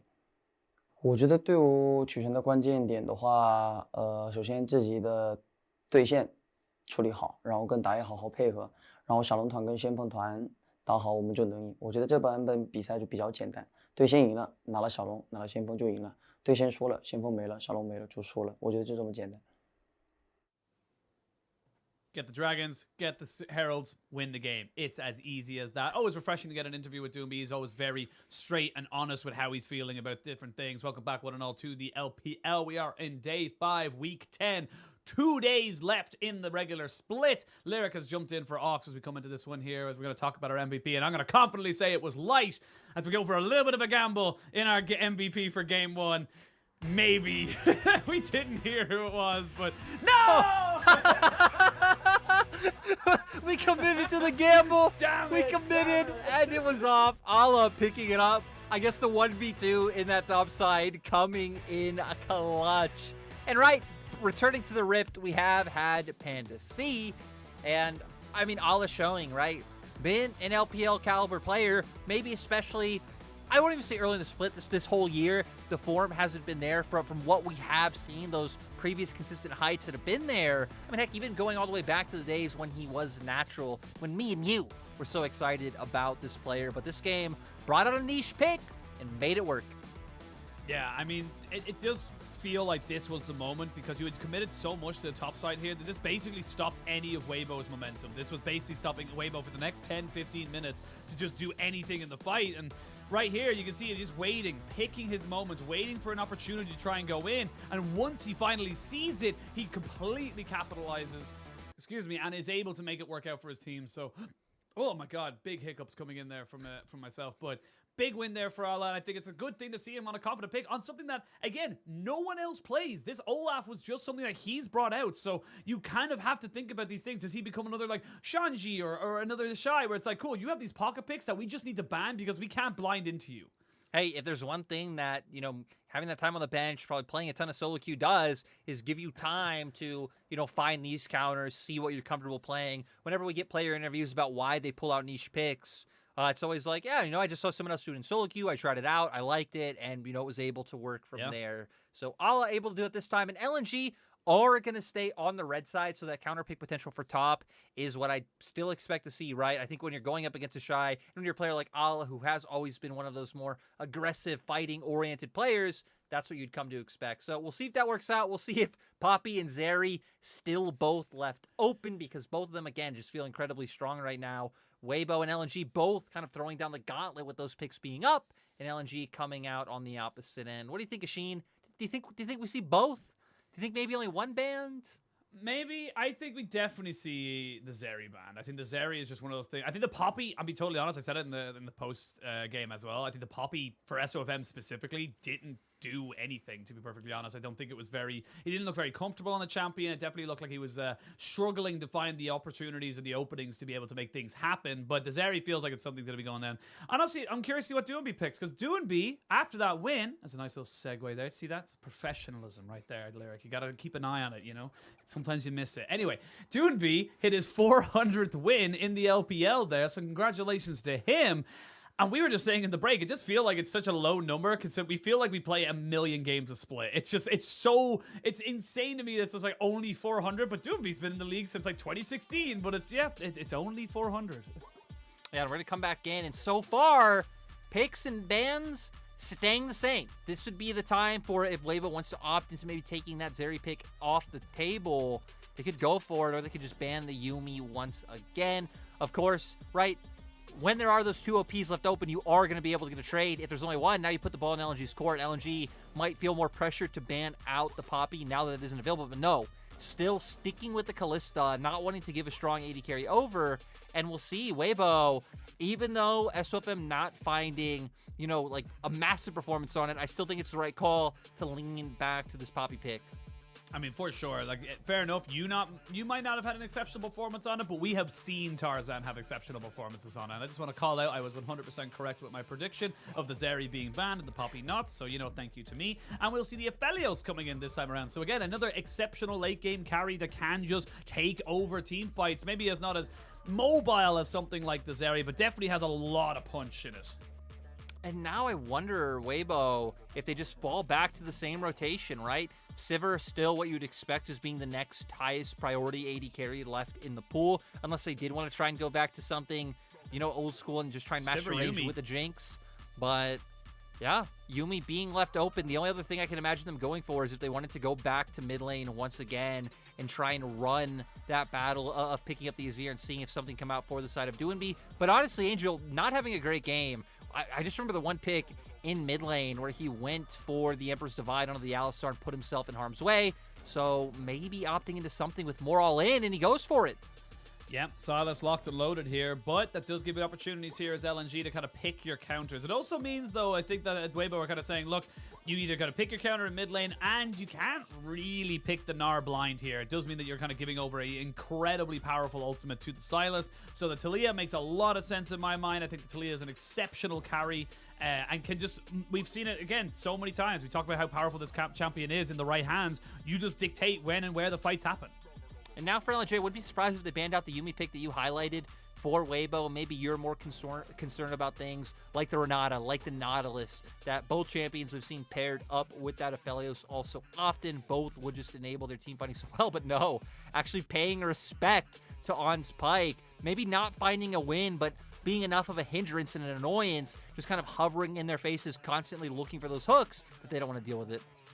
No, they definitely do not. You know what's an interesting little statistic I've noticed for myself now? Angel has the highest KDA of any mid laner at 6.43. He also has one of the lowest damage percentages on any mid laner in the league, down at like, I think it's like 24.5%. So it's just it's always an interesting one for me when I'm like, you know, you think low KDA, you think low damage, or high KDA, high damage. Doesn't always mean that. So we'll see what he's able to do. I like bringing in little tidbits, little fun facts for everybody here. The Olaf bit banned away, like you mentioned. On will not get his hands onto the pike. And it feels like LNG have got themselves a little bit of a winning formula right now. They know that they just need to get rid of things in the bot side, because Huanfeng and On did not have the same level of impact as Light and Lumao. And it feels like if On's just not able to, you know, roam around and be that big engaged carry that we've seen from him so often, he's just not really doing anything in the game. No, so they're going to force him back onto something that he might be not as comfortable on. Now for Weibo, I'm curious to see where they go, because I thought maybe they'd match banning out some of these supports as well. Of course, some of the supports they'd want to ban out do have really clutch, really insane ultimates that Angel wouldn't mind taking away, right? If LNG decided to go for Renata, you would love to have the hostile takeover for Angel, but same kind of being said for the Nautilus pickup. But Gnar, another key pick that is still left open, despite the fact that I think Ala would maybe prefer going for a counter pick. I mean, we know the Shy's Gnar, always been one of his go-to picks throughout the years. Let's see what they want to lock in. Might just go solo. Yeah, the Sejuani locked and loaded here, so happy to take that particular matchup. And honestly, into the Gnar, it's not that bad. You just got to make sure you're not taking too many mini Gnar exchanges. Also, the fact that they're going up against the Sylas, and we know Sylas just a much better user of the Gnar ult than the Gnar himself, I guess is why they're going to opt into this kind of a double-pronged attack, that this not only does well into the Gnar, right, especially at that level 6 point, being able to find those all-ins, but denying the Sylas being able to steal that one away and having the higher impact available. We'll open it up for the Shy, who I wouldn't be surprised for him to lock this in, just because he has been so comfortable on this pick throughout his career. And then, of course, on the Rakan has been, you know, we've seen the Pyke recently, but the Rakan was historically the pick that he leaned on, and no surprise for LNG, going to opt into the Renata that we've been talking about. Yeah, the Renata is just so good at stopping things like a Gnar and a Sylas, even the Rakan as well, like you mentioned, just getting in on top of your face. So very nice to see them kind of go for that particular pick there, and see if Luma is able to go for it. I will say you will have a pretty hard time in the laning phase, but not really a lane that has kill pressure into. Yes, you can get the knockups with the Sivir, not exactly known for her early game prowess. Definitely something that can be mitigated. And honestly, again, we look towards the top side of the map. I think for LNG, you're going to try and make this work with Tarzan again. Look to try and make things work with Doonby getting the roams out and getting those the seismic shoves to make things work in either a 2v2 or a 3v2 top side. 100% agree, especially when we talk about the bot lane 2v2, right, looking for the all-in. Remember the other day, AL played Sivir Amumu. Amumu would go for the all-in, Sivir would try to follow up with damage, and there was just no damage there in the early game, and they were consistently getting out-traded. So, gonna have to be careful, especially with the side of LNG having the range to be able to play with. Renata trying to poke him out, of course, to take a couple nerfs, base HP, and even just your base AD, which when you're constantly going for those auto attacks in these types of matchups, you do feel a little bit. But ultimately for LNG, they have engage, they have disengage. They love when the enemy composition wants to play into them. And for Weibo, they have a really short range composition. 500 range AD carry, a Sylas in the mid lane. They're going to be needing to go in. So I feel like this is where LNG could potentially thrive. Well, this could be it. Final game of the split here for both Weibo and LNG. Well, potentially the final game. LNG 1-0 up in the season. Maybe. Maybe. But LNG, one win away from getting themselves into playoffs. One win away to get themselves the literally best kind of end to the split you possibly can. A 2-0 against someone who you are probably going to end up playing in the playoffs itself. So bodes well for you if you're able to get the win here, but we'll have to wait and see if we're going to one more or if this will be it for both these sides until playoffs. But at the end of it all, still lots to be doing, still lots to think about coming into this one. And for LNG, where do you want to see them kind of prioritize? We obviously know that Tarzan can go for, but you know he can go for we've seen him go for different moves with the Trundle, but where specifically do you think he's going to find the most advantages? I think enabling that his bot lane can do like good in the early game would be pretty nice. You do have some options up there, especially because you assume the Shy going to be pushing in that top side. Kind of look to gank the mini Gnar early, and then maybe make a return visit once Allah has his ult up. because that's when a lot of that kill pressure comes through on that mini Gnar. You can look to start setting yourselves up for things like the first Herald. Mid lane, they should be relatively fine early on. Angel not going to have a ton of kill pressure until he gets to level 3, but even then, I feel like Asalis, you're really waiting for that level 6 mark to be able to roam and impact the map. So I actually feel like Tarzan having a decent amount of options on the map available, and we could see him making his way up towards the top side to start things out. Let's see what he wants to go for. Both junglers going to be starting on the bottom half of the map. As SOFM, you want to be starting as many multiple, enemy camps or unit camps as you can. Your Q just does so well at clearing them up so quickly. Tarzan is actually the complete opposite. He wants to be on as many solo camps as he possibly can get, because it doesn't do exceptionally well at clearing out multiple unit camps in as the Trundle. And we'll see what they both see sides want to go for. Lumao now walking forward and not actually starting with the handshake, so I'm not going to be able to get any kind of aggressive CC down, but is going to be able to kind of just harass them down here with the Q.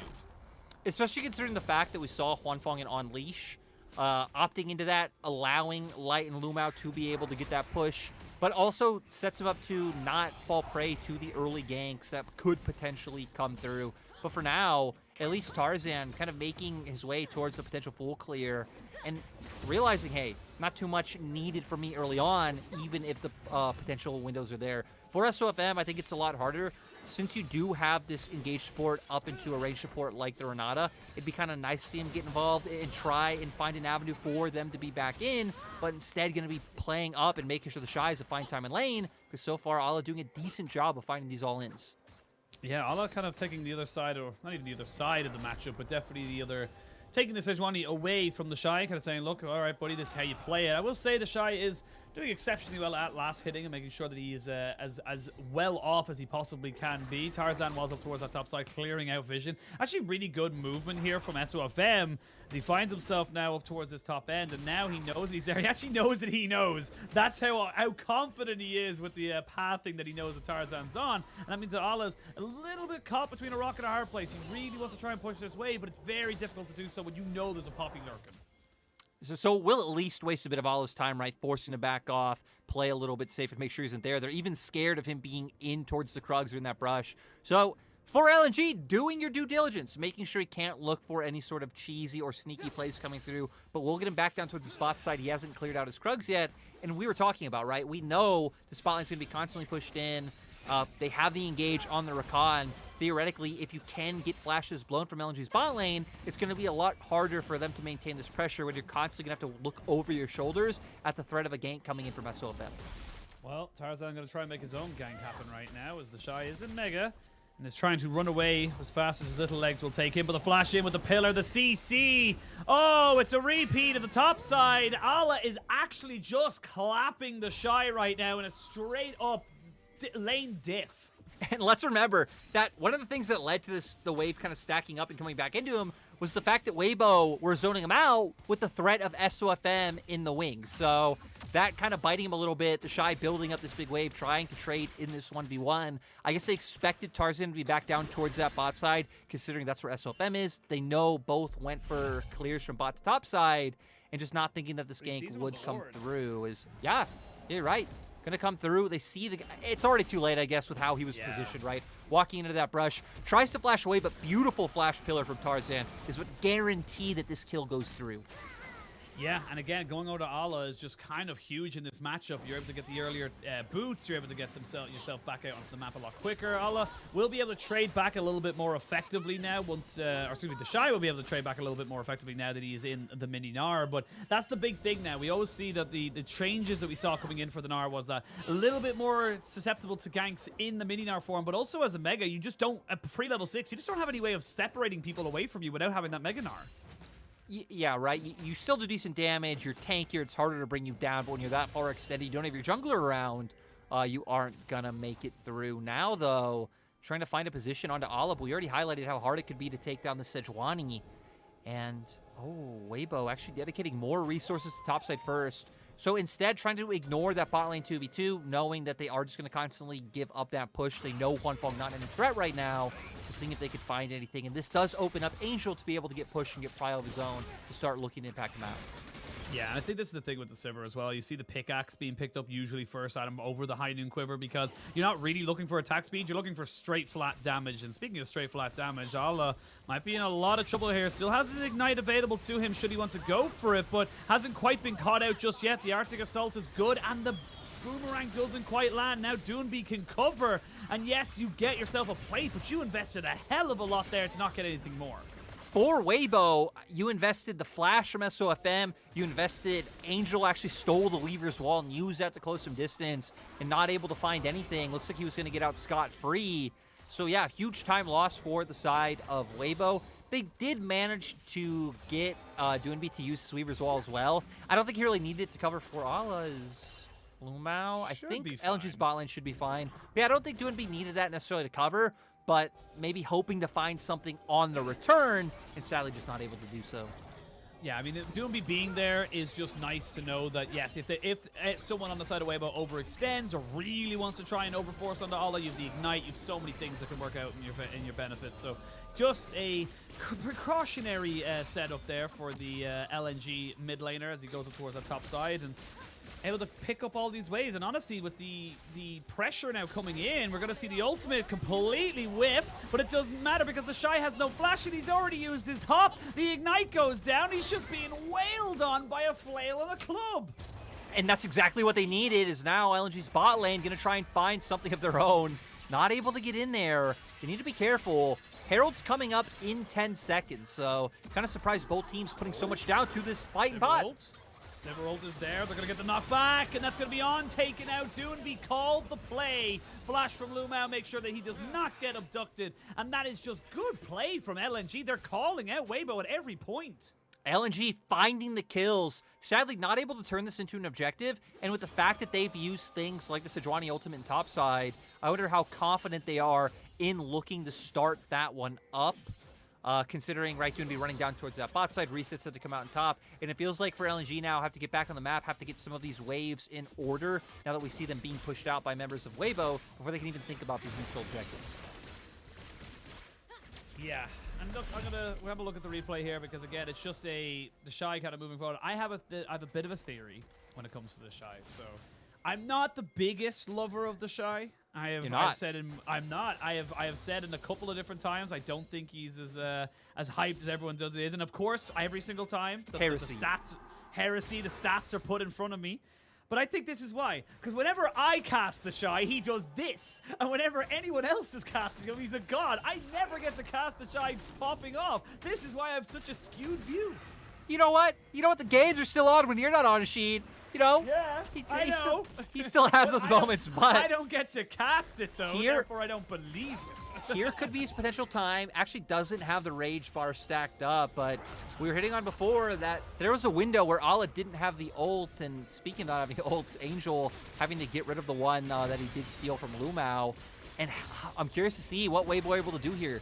The Shy would want his Meganar for Weibo to be able to contest. But LNG, they're going to get this one so low. They have all their ultimates available. They're in a great spot. The great spot. The great spot, a little bit less great. Well, it's still a good one. I will say the Shy is still about 25 CS ahead in his top side, but the 2 kills from Allah does equal that out just a little bit. So now Allah joining in with his team does have the Glacial Prism available to him. The Rift Howl has been down to about 4,000 HP. As we can see, the bot lane of Weibo are going to be in a pincer maneuver. They could get the quickness out and maybe go for a full 5v5. Never mind. It's going to be turned on them. It's an Uno reverse card right now as On doesn't even get a chance to do anything there. Great Renata ultimate means that Weibo have to back themselves away. I think it was stolen there as well. Weibo weren't able to get it. The flick back. The Shy has to back himself away, but a flash forward from Light secures the kill, and he survives! Oh, he lives! Unbelievable from LNG, and they are mopping the floor with Weibo. LNG are finding everything in this series. You can see how badly they want that playoff dream to just be guaranteed and done with today. Beautiful team fighting coming out. Does look like they were able to get that Herald and pick that one up in the end, as there it is in Tarzan's inventory. And now he's going to make sure to get that scuttle towards spot, try and have some vision, and hopefully not let that dragon go through. But we'll go straight into the replay. LNG doing a great job knowing where Weibo's bot lane is. And it looks like, hey, maybe they're being collapsed on, maybe they're being sandwiched. They don't really have to worry about too much. Oh my god, great cancel coming out to make sure that one couldn't go through. But they're able to turn on one side, because for Weibo, you have two squishy members down towards that bottom half of the fight. Very easy for LNG to look for the commit and immediately find one pick. But here, great seismic shove, and then Light flashing forward to get this one down, goes with the Q of the shotgun to make sure he can then follow through with the sniper shot, and then making sure they're able to pick that one up. So overall, I mean, there were so many small things in there that LNG did so well. I mean, like, even then, like, just right at the end, I didn't even notice it. Light gets hit by the stolen Sejuani by the Silas, and then instantly cleanses it, so he doesn't get any benefit out of that ultimate. And now, the Shy, he's been caught out again. SOM Chen trying to run away. He's almost got himself out, but a keeper's verdict. Oh no! There he is! It screwed him! He screwed him just a little bit. He's going to get taken out. Angel cannot help you here.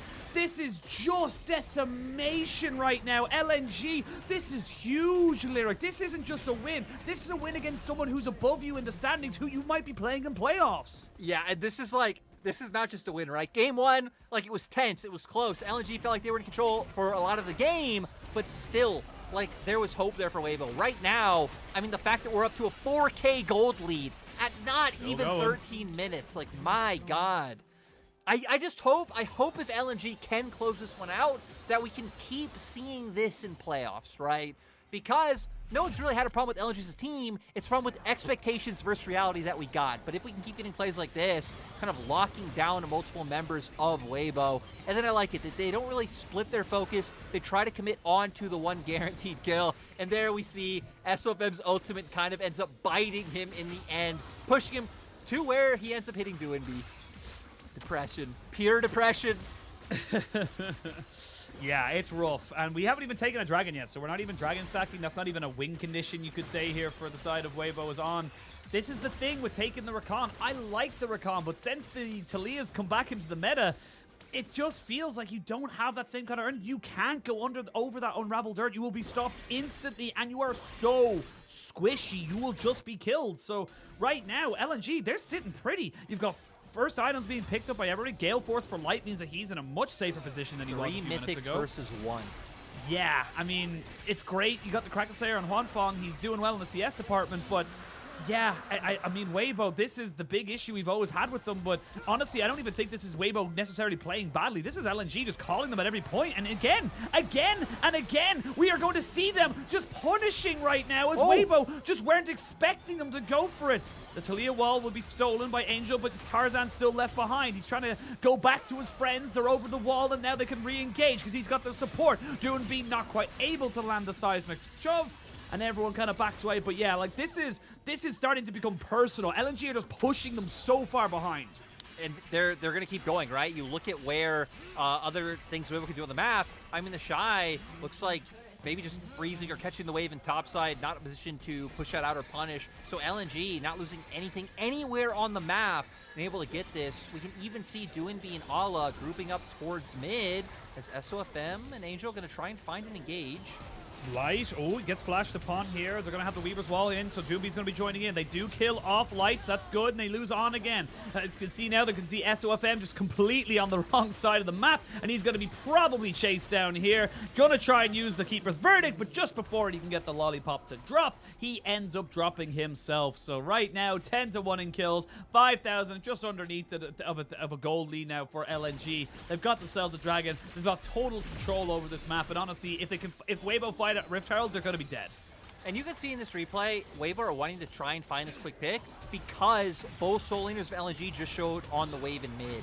But not accounting for this TP to come through. The Moonlight Vigil, absolutely massive. Forces Angel back. I'm surprised he didn't get killed by Ala off screen. And then SOFM trying to come in from the other angle. Lumao able to flash in and guarantee that this one kill comes through. So it's like I can empathize and see what Weibo were thinking, right? Like, hey, 2 members mid, let's try and find a quick pick and back out. But they're so far in. Duinby able to come down, Ala having TP, and everything just goes disastrous.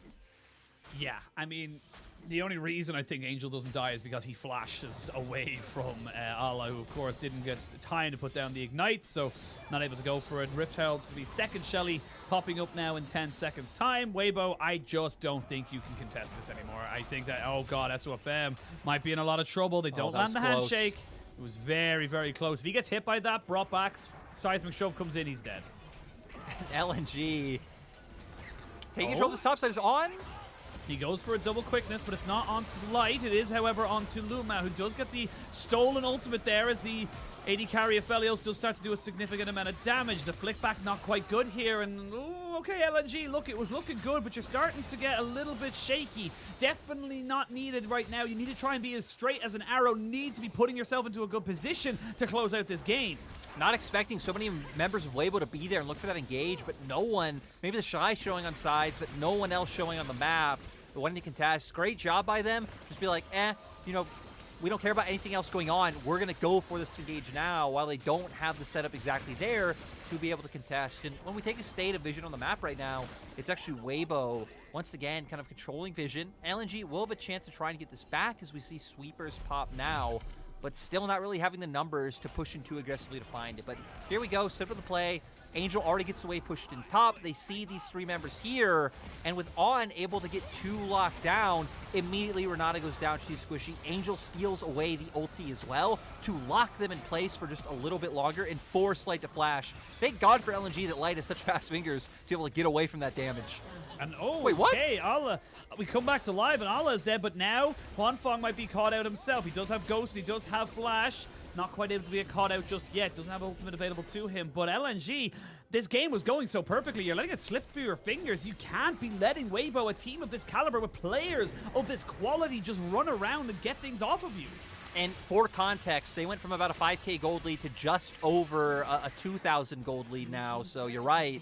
Definitely giving Weibo that wiggle room to get back in the game as we see how the pick came out through bot lane. Two members diverted to make sure that it comes through, and then give themselves some breathing room. And especially once you take out Allah, it removes a little bit of the threat from LNG to be able to group up and try and force fights, because right, he really is that big mainstay engaged for them as SOFM maybe forced to use his own ulti with members of LNG right in front of him. Now I just don't know. I actually don't know why he. I don't even. Yeah, I don't know why he ulted that one. I think he was actually looking to try and stop backs, I believe, so that they couldn't get a reset. But now the Shy, he might have overextended. Is this never going to end here, Lyric? No one's going to be able to have fun. No one's going to be able to do anything. Subjugate comes out, flick back, Bob's your uncle, and I will continue to say that when I'm casting the Shy, he is not very good. And you know what? I will also make my point speaking in this tone as you are doing. The dragon now coming out for this. I don't know why I did that to you. I'm sorry. How did you get the Drake though? Woo! They traded for top lane tier 1. I do love that. To anyone who doesn't know, like when you cast with people for a while, you start to pick up on little things they do, and it will always not criticism. Stop but more like breaking the fourth wall of I shame gotta of a break game. it. The game's not doing anything. I like to educate, you know.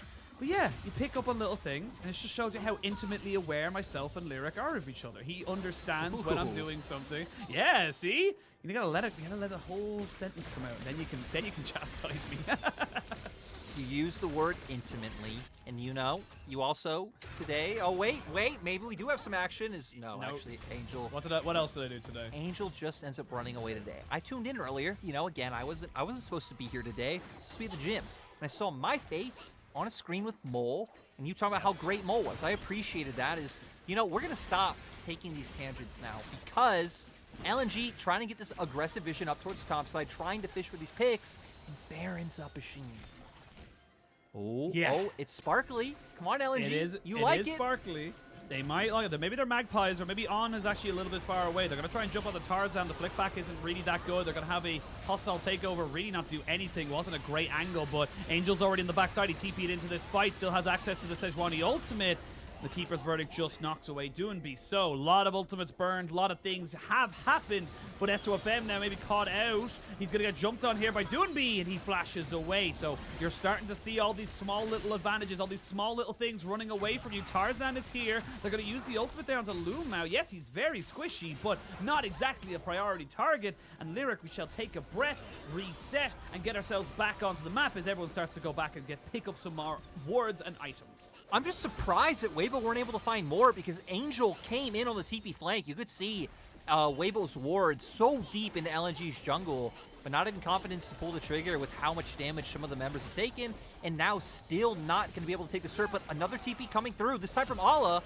This is from Ala on the backside of this when he jumps in the Huanfeng, but that steadfast presence was actually insane right there. Still doing a lot of damage.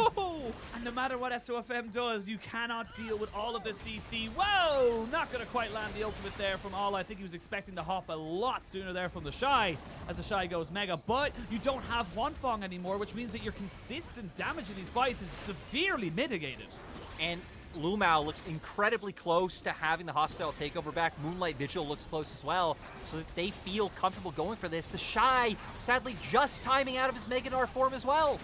Here we go, on looking to try and get his quickness back. He's got a bit of a quarter of it left, so maybe like 20 seconds or so. Well, never mind, I completely misjudged it. He goes in on top of it. There's the hostile takeover, the Moonlight Vigil. The Baron's not quite done yet, but there's a double kill going over for Light. He's going to make it into a triple, and he's continuing to push forward. He's got the Gravitum. They've got the Weaver's Wall. As he's keep pushing forward, they will take him out. 4 are dead. LNG want playoffs now.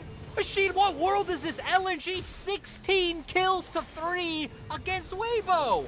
LNG coming in out of nowhere. Some amazing team fights. I love the timing as well. They find the pick so close to the times. Those key ultis are about to be up. We can see here what comes through. Originally, Weibo tried to go for the TP flank, but this time Ala comes in clutch. Sure, it gets locked down, but look at the Weibo members trying to follow up with some damage. Seismic shove from Doinby, able to make sure it comes through, and then flashes from other key members like Dornada and the Trundle to guarantee it goes down. And I feel like the most important thing here, no Meganar in the Shy, just timed out, and LNG's key ultis just about to come back up right as Weibo going for the engage. We see here, goes in. Well, guess what? Hostile takeover is now up. Moonlight Vigil about to be here as well. And yeah, once again, Poppy not able to find what she was looking for, makes it so the Baron goes over to the side of LNG. Well, we're going to go back into LNG because LNG are currently just pushing Weibo back at all fronts right now. They've got the push in bot lane, so they're going to be able to put themselves at tier 2. The gold lead has ballooned to just under 8,000. This is going to become a big moment, you would imagine, for LNG if they can fix it off. The Shy has to jump away as he's nearly towards Mega. You can see him trying to maybe go for it because, again, one big Meganar, one big moment where he's able to catch 4 people where they're not putting damage down onto Huanfeng. That could be the moment there. They're able to turn this one around. The next turret will be falling in the mid lane as On tries to go 1-for-1 against Tarzan. As you can see there, Pillar of Ice pops up, forcing On to use his Battle Dance, and everyone kind of backs away. But for the moment, Lyric, honestly, as you said, what world do we live in? This is just such a different LNG. They feel so much more confident. And they're choking Weibo out from their own jungle, taking their camps at complete vision control. Dragon's about to be up once again, which might not matter. Whoa! Whoa, what was that damage? And they can transition this right into Angel. Yes, it's Doinby versus a Silas, but he's not alone. They're going to cleanse off the hostile takeover. Double kill comes in for Light. They'll have a minion wave in a couple of seconds. Lyric, they might have done it. Yeah, they might just be able to go for the end here, even having some ultis up. Like, they still have the hostile takeover. Tarzan has his ult available. A lot of this coming from the fact that you hit on where is this damage. Light being a full item up over Huanfeng, and they're looking for it.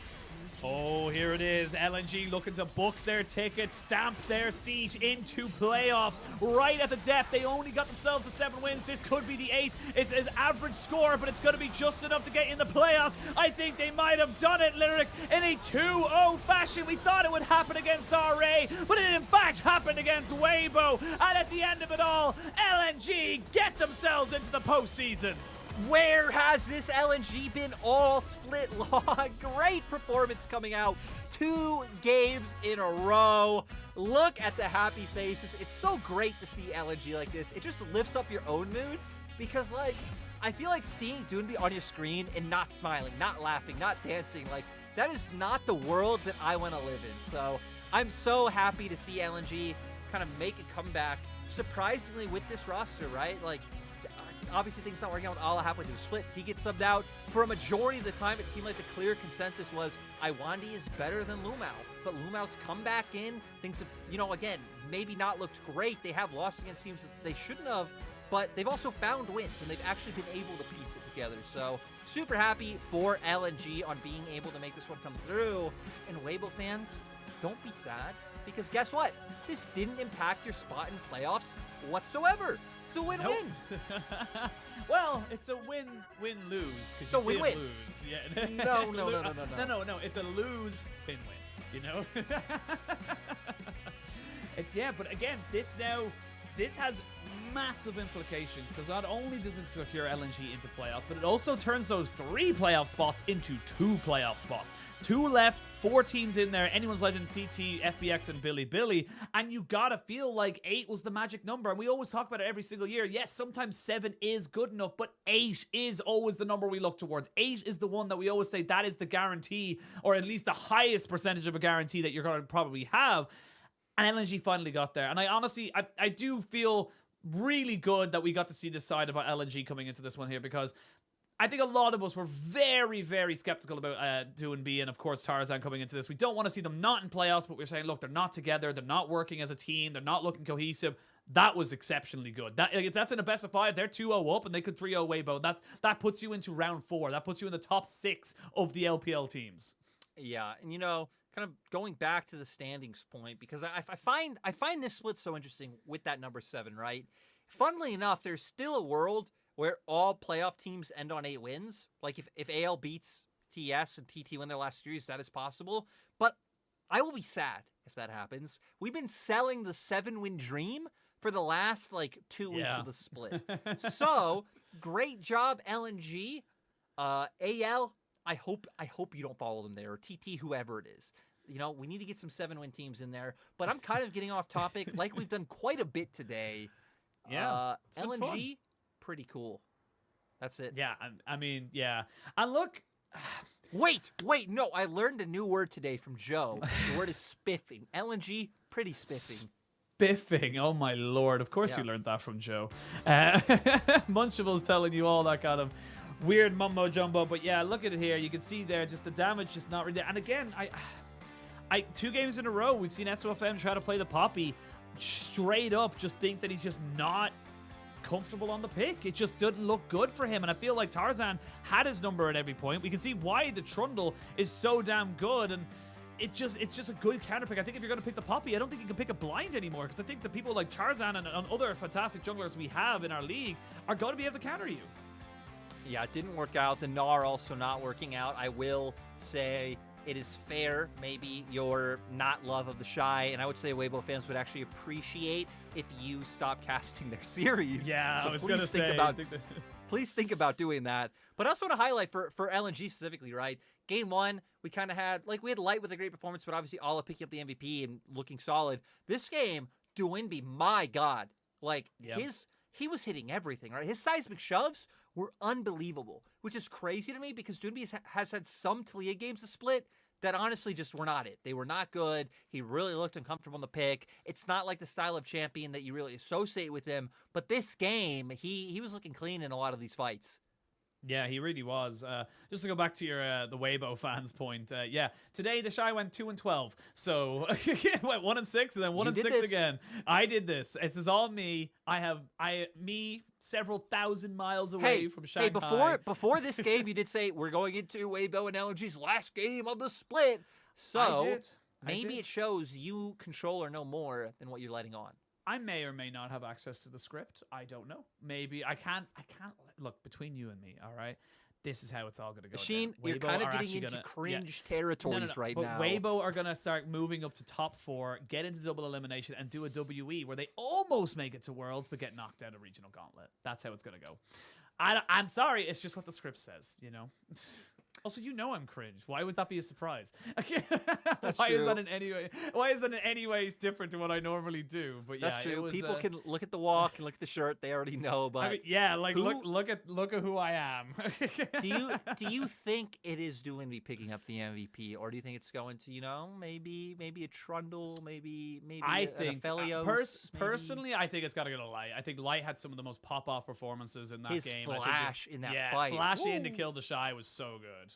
Yeah, I mean, definitely having a stellar performance. He survived in so many situations where it looked like he shouldn't have been able to make it out, made it out by a sliver, and still managed to get the damage in. And that's always the thing you're looking at a good AD carry, right? How much can you stay enough in a fight to be able to get off maximum damage as possible while still kind of playing on that knife's edge of being able to flash out or having those perfect cleanses to be able to manage to escape. And Light, I mean, right, has had everyone at LNG's had an underwhelming split because when a team is failing, it's really hard for individuals to look good. I don't feel like this is...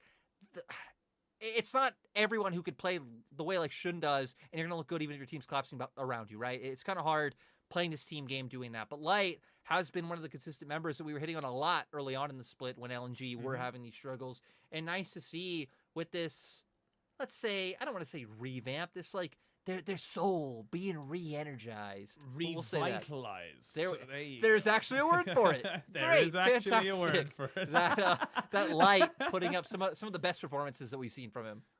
Yeah, I mean, I think as a whole, Tarzan is going to be the MVP. I was going to go into a point about the whole, but Tarzan is our MVP. Honestly, it could have gone to so many different people. I think Tarzan in just consistently cancelling the Poppy ults, making sure that SOFM just couldn't be anywhere, and just being what Tarzan does. He's not a KDA player for himself. He's a KDA player for the team.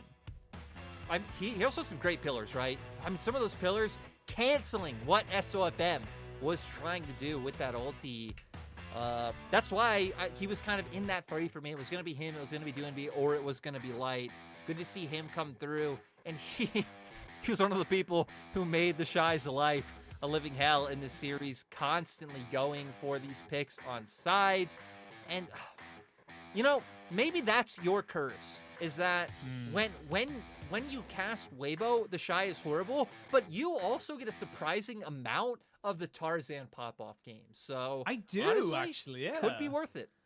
I mean, you know what? If I'm going to take a trade-off, you know what? I'll take it. You know what I mean? It's not perfect, absolutely not, but I also seem to get a lot of Gala pop-offs as well. But we're going to send it over to Wendy, who's sitting by with Doonby after securing playoffs. Hello everyone, welcome to interview, and now we have Doonby from Suzhou LNG with us. A 2-0 victory, definitely a huge congratulations, and now you got a ticket of playoff and achieved 400 wins in LPL. So how do you feel at this moment? 那首先恭喜 V 哥今天非常漂亮的2-0，而且在赢下今天的比赛之后 ，LNG 也是顺利的拿到了季后赛的门票。那硬币哥个人也是达到了 LPL 400胜的一个里程碑，所以说现在有什么样的感受？首先，我今天进了季后赛非常开心，因为我们其实压力都很大嘛，大家都有压力的。因为可能今天赢了，我们是靠自己进季后赛；我们今天假如输了，我们后面就要看别的队伍胜负关系这种东西嘛，就是很复杂。就是我不想这样子，我还是想靠自己进季后赛。然后今天拿到400胜，我觉得哇，真的是打了很多年了，我觉得真的是我真的已经是一个老选手。So I'm super happy that we were able to get the ticket of the playoff because definitely before today's game, we have a huge pressure on our shoulder. If we were able to win today's game, we will get into the playoffs by ourselves. But if we can't get the win, maybe it really depends on the performance of other teams. It's so complicated. We can't decide whether we can get into the playoffs by ourselves. I really don't like that feeling. So I'm super happy about we can get the tickets of the playoff by ourselves. And after today's game, I was able to reach this milestone of 400 wins in LPL. I'm super happy about this. I really feel I played so long on the stage on the LPL, and now I became the veteran. And definitely on today's game, you really performed so good. And let's talk a bit more about game 1, because in game 1, LNG, you guys got advantage, but WBG scaled up quite well in the mid game, and the game resulted in the stalemate until the 3rd Baron. So how did the team communicate in the late game in order to just get a win? 那其实说到今天的第一局比赛还是很焦灼的。尽管 LNG 是前期取得了一定的优势，但 WBG 其实也有很好的发育，然后把节奏给拖住了。所以说呢，感觉一直都是一个无法看到谁能获胜，直到是到第3条大楼。然后所以说也想问一下，可能你们在比较后期的一些交流方面，更多的关注重点会是什么呢？因为其实我们今天打比赛之前，我们知道今天的比赛是非常关键的，非常重要。然后呢，我们也知道，假如我们这样子，就是我们哪怕是我们真的是进了季后赛，真的就算我们进了季后赛，后面如果状态不好的话，还是跟春季赛一样，就是第一轮可能打完第一场，打完一个 BO5，就是后面就下班就没有比赛了。所以我们上次比赛打完 RA 比赛之后，我们调整的就是我们拿到少优势之后，不要送过很大的。我们以前都是拿到少优势，拿到3000的优势之后，直接送个5000块钱就被翻盘了这样子。所以我们第一把可能大家都看起来可能是我们打的不是很顺利，或者拿到优势之后为什么不会滚雪球？其实不是这样子，我们就是慢慢打。我们现在需要的就是慢慢打，因为很多队伍现在是拿到优势之后也不会突然就是突然做一个很奇怪的决策，然后说什么打大龙啊，就什么直接 all in，然后就直接爆炸这样子，不会做这种情况。现在都是慢慢打，一步一步来，先拿小龙，拿先锋，如果是推不了上不了高地，我们再拿一个下个远古龙，下个大龙，都是这样。所以我们沟通其实都是很简单的，我们就等他们送，我们自己不要送，我们就等他们送。So, because today's game is a really crucial game for us, and we have already decided this, I have already noticed this before today's game, and we feels like for today's game we really need to play more meticulously. And sometimes previously we have made some feedbacks, especially after the game against RA. We feels like although sometimes we were able to get a few leads in the early game, like 3,000 goals, but maybe we would just through a very crucial team fight and we maybe lost of 5,000 gold and let the opponent's team to make the comeback, and we just lost the game totally. So we would like to avoid this. So for today's game, we would like to just slow down the tempo a bit. And you can see in this meta, there are so many LPL teams. We just slow down our tempo a bit. Maybe we would like to get the Rift Herald to get the Drakes, and then we'll push the lane. Maybe to try to get the top lane inhibitor or some other neutral objectives. And if we can't do so, maybe we will wait until the Baron, the Elder Dragon, to try to control more map resources. And after this, we can win the game. So we just don't want to through the very important game, the very important tempo, like through the Baron or like lost a Baron team fight. We don't want to do so. We would like to just make some adjustments to make the less mistakes and let the opponent's team, maybe they will make some mistakes in the actual game, and then we can punish them so hardly, so toughly to win the game for ourselves. And definitely the game one, you guys have shown us a perfect teamwork. And let's talk a bit more about game two. You have mentioned the importance of laning phase and also the control of Drake on Rift Herald in the early game. And in game two, we can actually see you guys got some kills from the laning phase. And after that, you have shown the flawless synergy in the first Rift Herald team fight. So what's your focus in the early game in order to open the whole situation to allow the team to snowball? 那其实在之前的一些赛前采访当中，硬币哥也有提到说，可能在当前版本一个对线，包括说对前期小龙和先锋控制的一个重要性。那在第二局比赛的时候，其实你们也是从对线期开始就建立了一些击杀呀，包括说对线优势，而且特别是在第一波先锋团就打得非常好，展现了绝佳的配合力。所以说，可能你们前期关注的重点是什么呢？我觉得现在主要是小龙啊，什么先锋都是，主要是小龙血量太高了。以前小龙都是打一个人可以 solo 小龙的，现在不能打一个人打小龙，需要队友帮他，要两三个人，至少2个人送3个人要打小龙，不然小龙一个人，就是一个小龙我们要打可能要1分钟，真的是打很久。所以现在很多队友不会前面动小龙，都是放着，然后就打团赢了才会考虑打小龙。然后先锋的话就是打架嘛，就是打4、5打5。就我觉得先锋打团能不能赢，就是要看操作。现在这版本就是看每个现场的操作，操作重要，操作好就赢了，操作不好就打输，就这么简单。So I feel about the Drake because we have some changes in this meta. The health of the Drake is really high. Maybe previously the jungler player he can just solo to kill the Drake, but nowadays maybe we need another 2 teammates or at least 2 teammates to help him to get the Drake. Otherwise, maybe the jungler himself he really need to use 1 minute to on one single Drake. So it really takes so much time. So and about the Rift Herald, maybe we really depends on the mechanics. I feels like in the current meta, whether we can get the Rift Herald, this really depends on the mechanics because around the Rift Herald, we always have the 4v5 team fight, and the mechanics is really the key part of the team fight. And definitely you guys have shown the super good mechanics in every single team fights. So congratulations again, and I hope you guys can have a better performance in the playoff. 那也是再次的恭喜你们，也希望你们接下来到季后赛能加油。And back to you guys. Bye bye. 拜拜。Thank you so much, Wendy. Wendy is just a god when it comes to interviews. Not only does she take all of Doombee's exceptionally in-depth and like precise answers to her questions, she then translates it perfectly to us to understand. So thank you again, Wendy. You're absolutely goated in our eyes and always will be. But yeah, that it's insane. And still amazing answers as always from Doombee. I mean, Doinby gives us like 10 paragraphs of in-depth answers. So appreciate him. Appreciate Wendy for always being able to get through it. And you know what, Asheen? I wasn't here the full day. So I want to say, if you missed today, that sucks. But here's the rundown of results. Here's what happened earlier, I don't know where Lyric. we're at. I don't know where we're at.